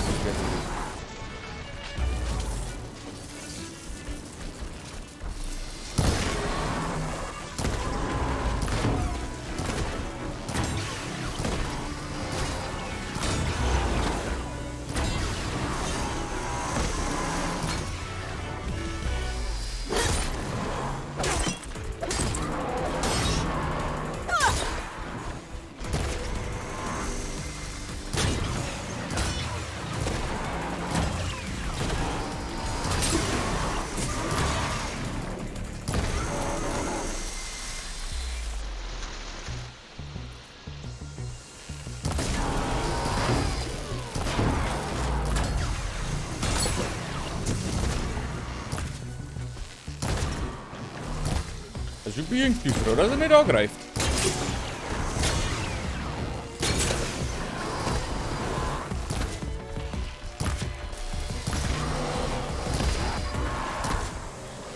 Munition leer. Oder was man sagen, was magst du, irgendwo stimmt mit der nicht.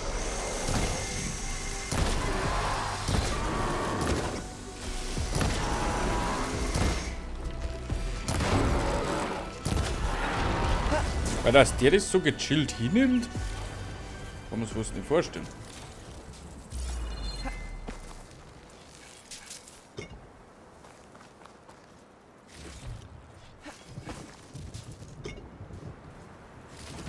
Oh, Plasmaspule und ein Frostclown Beutelgewebe.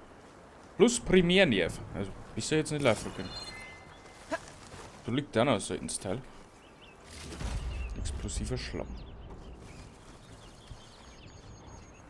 So, jetzt werden wir schon da hergegangen, dann mag ich das noch geschwind. Nehmen wir. Ein Hand Fox da kann Eulen? damit bestimmt was anfangen. Ja, da haben Eulen.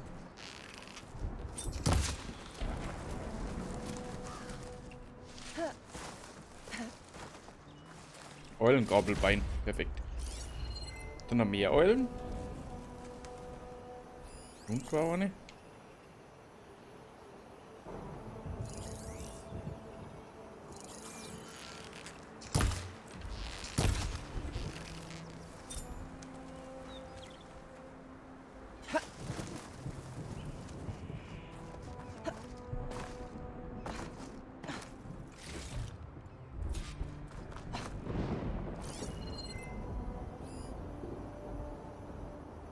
Eulen.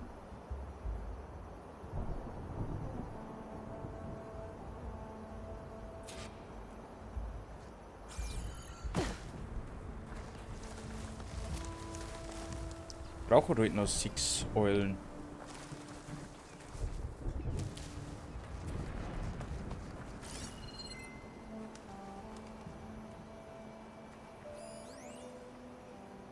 Ein Löschwasserkanister.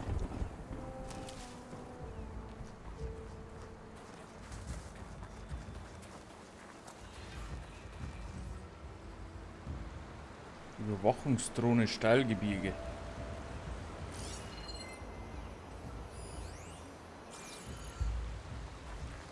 Wird bestimmt da im Bergaffe.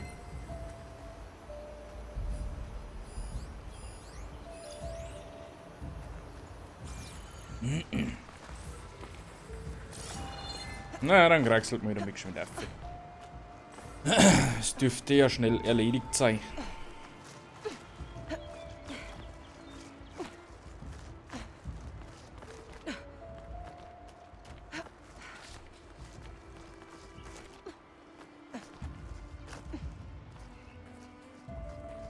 Dann mit Dorfe müssen.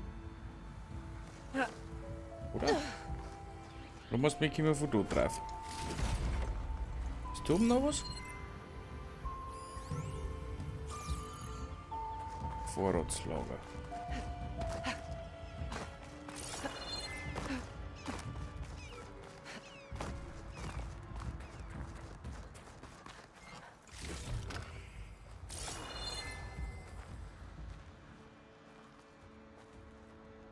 Gut, dabei vielleicht Trockhammer.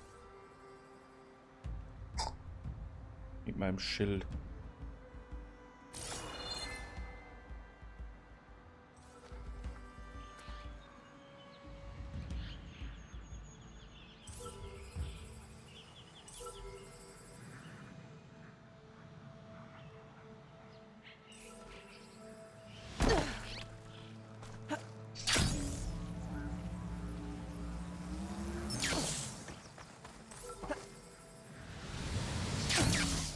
Boah. Ja, was tust du, kannst du mich reizweise.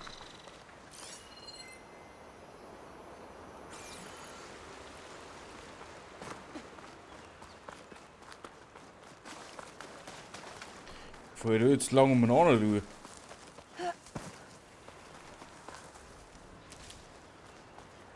Ist wieder einer. Meine Finger werden steif vor Kälte.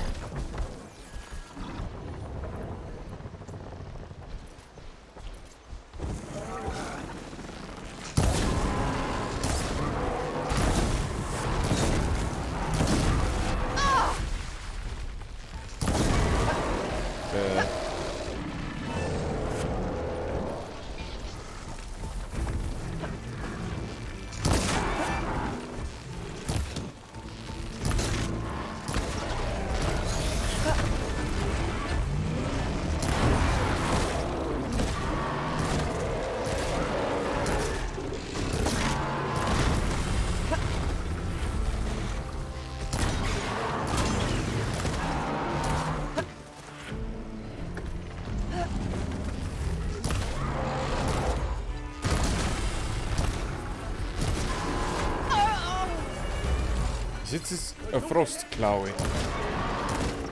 Der Feuer oder Energiezellen. Ah, cool.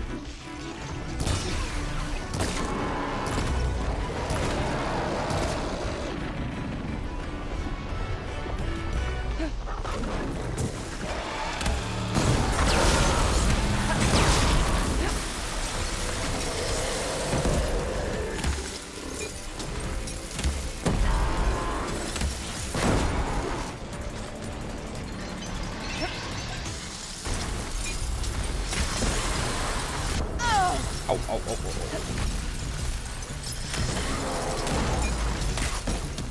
Ich brauche eine Pause, bis die Ausdauer wiederhergestellt ist.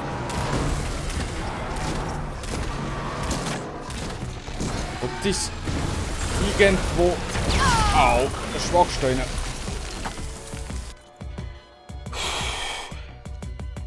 Energiezellen und das am Hinterteil. Sprengstoff. Bleibt bestehen, hält Rohstoffe, wenn aktiv.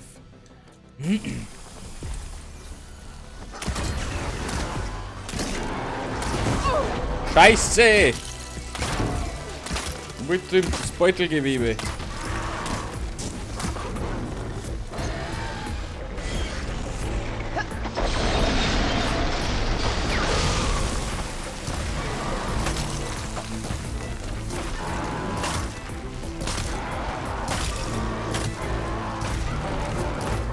Oh, what?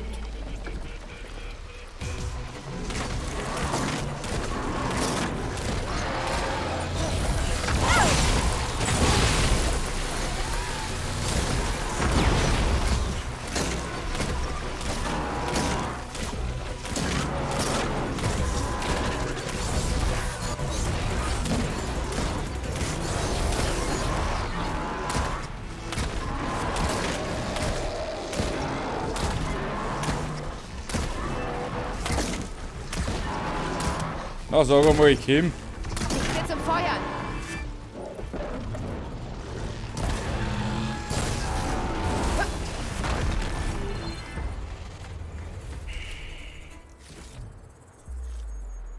Kein Beutelgewebe. Leider. Aber egal. Erlegt haben wir ihn trotzdem, den Bären. Und schau cool die Teile. Furchtbar.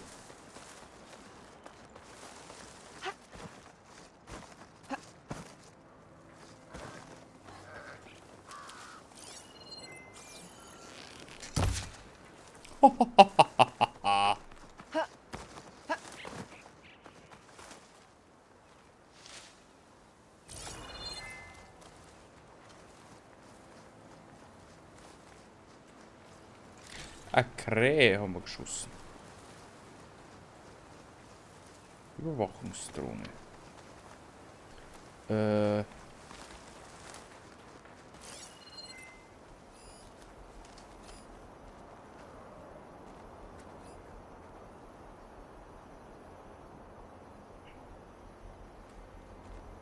Und noch Eulen haben wir. Jetzt hören wir mal den Kumpanen da. Dann schauen wir mal, dass wir das jetzt dort beenden, da das Ganze.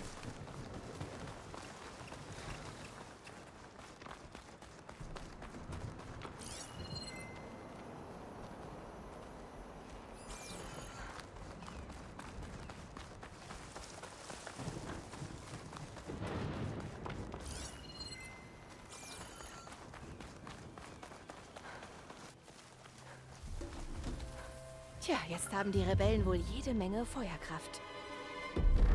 Fertig? Abmarsch!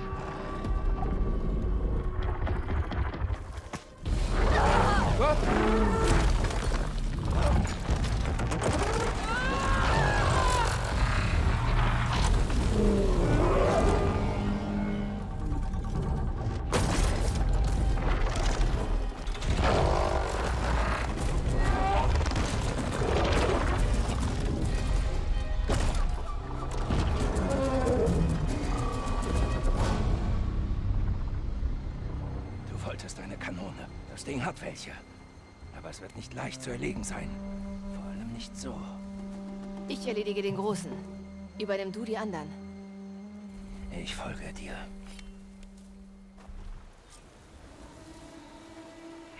Das ist nicht ihre Ernst. Vielleicht ist da irgendwas, womit ich das Ding erledigen kann.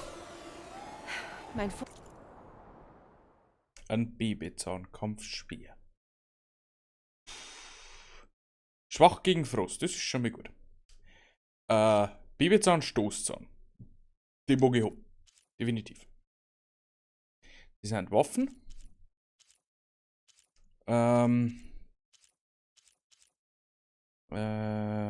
Lohe-Behältnis. Sprengstoff.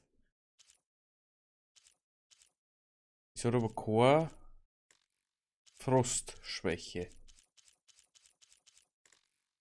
Das kann helfen. Bereit machen, Leute! Es geht gleich los! Der Ich glaube, ich bin am Boden festgefroren. Die schwere Waffe einer Maschine könnte nützlich sein.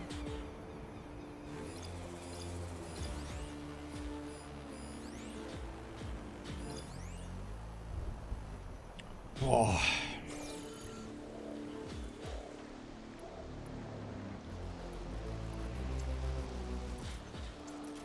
Das 3. Mal diese Woche.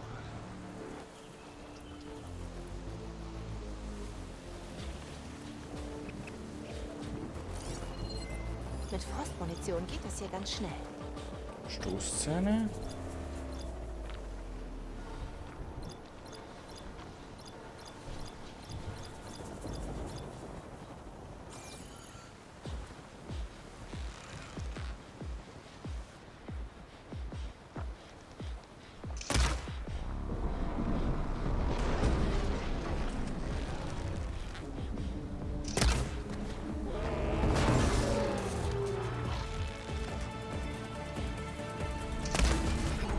Ein Teil ist ab! Da! Diese Waffe! Ja, ja. Die ist frostanfällig! Ja! Ja! Ja, frostanfällig. Leg mich am Arsch.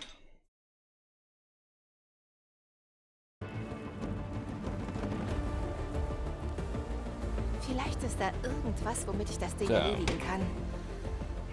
Mein Fokus kann helfen. Bereit machen, Leute! Es geht gleich los! Der Himmelsklan wird fallen!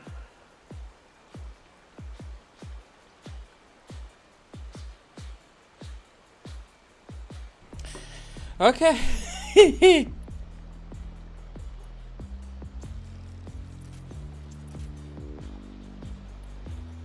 Ein neuer Tag, eine neue langweilige Patrouille.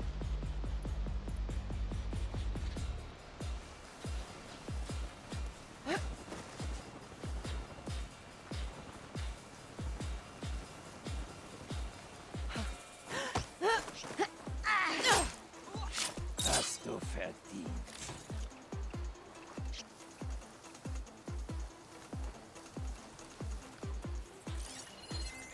Frost verletzt sie.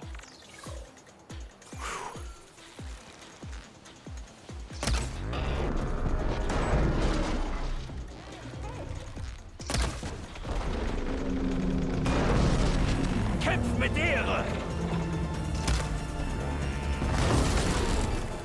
Probier ihre Waffe! Ehre ist alles!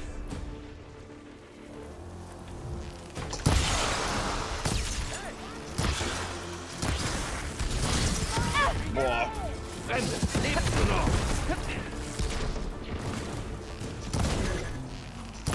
Kannst du sie einfrieren? Das ist der Wahnsinn. Ich weiß nicht, was ihr da seid.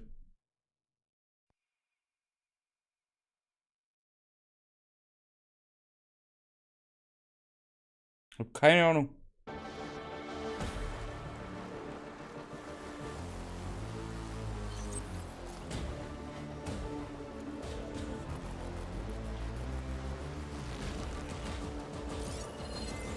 Frost würde viel Schaden verursachen.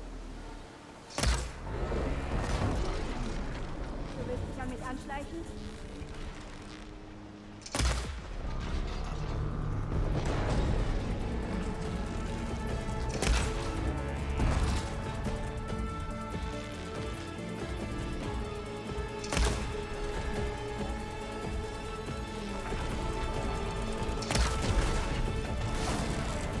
Nimm diese Waffe!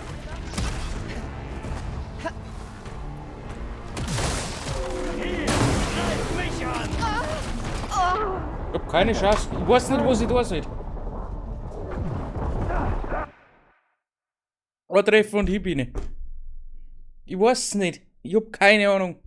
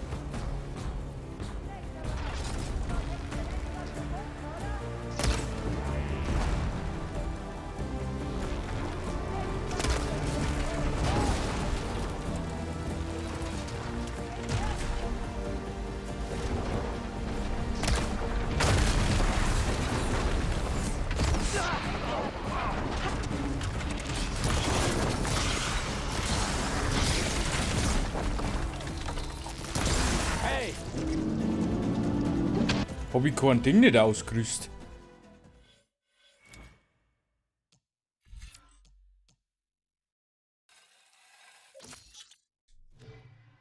Angriff! Jetzt! Das hat Schaden verursacht.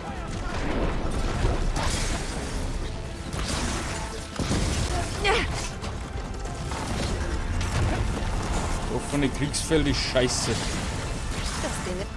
Verlege sie! Nichts hält uns auf!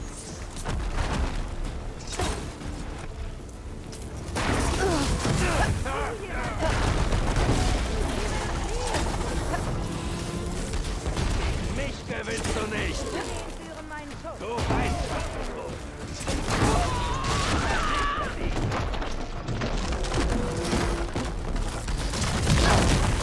Wow!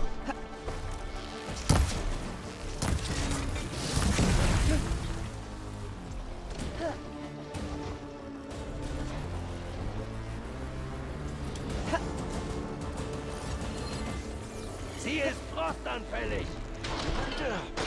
Leben ist verblasst.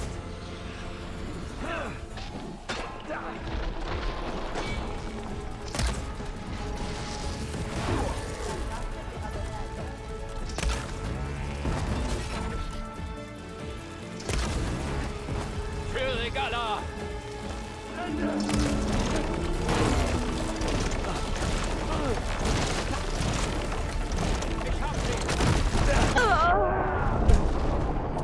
Okay. Thema hat sich für heute erledigt.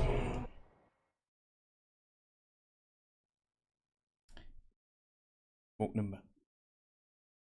Ist mir für heute zu viel.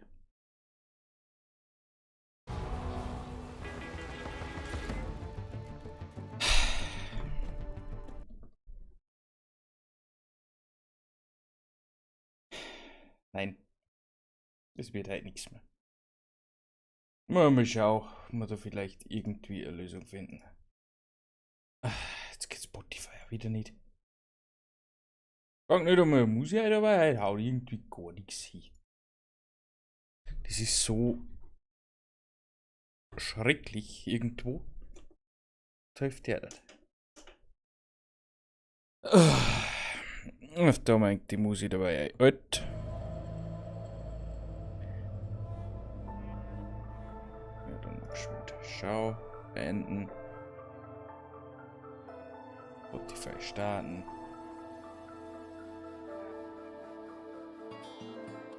So. Gut. Dann bedanke mich auf alle Fälle bei euch fürs Zuschauen. Gegen Player neu zu laden. Und du schief gegangen. Keine Ahnung. Egal. Ja, ich wünsche euch noch einen wunderschönen Sonntag. Ja, wir werden uns dann wahrscheinlich nächstes Wochenende wiedersehen, beziehungsweise am Dienstag. Von dem gehe ich jetzt einmal aus. Ja. Aber ich brauche jetzt den nicht mehr probieren, weil das hat keinen Sinn mehr. Dann mag ich jetzt auf Biegen und Brechen, möchte ich noch schaffen und das wird nichts mehr. Also los es lieber stehen für heute und wir machen beim nächsten Mal dann weiter. Gut, dann bedanke ich mich bei euch fürs Zuschauen. Bis zum nächsten Mal. Tschüssikowski.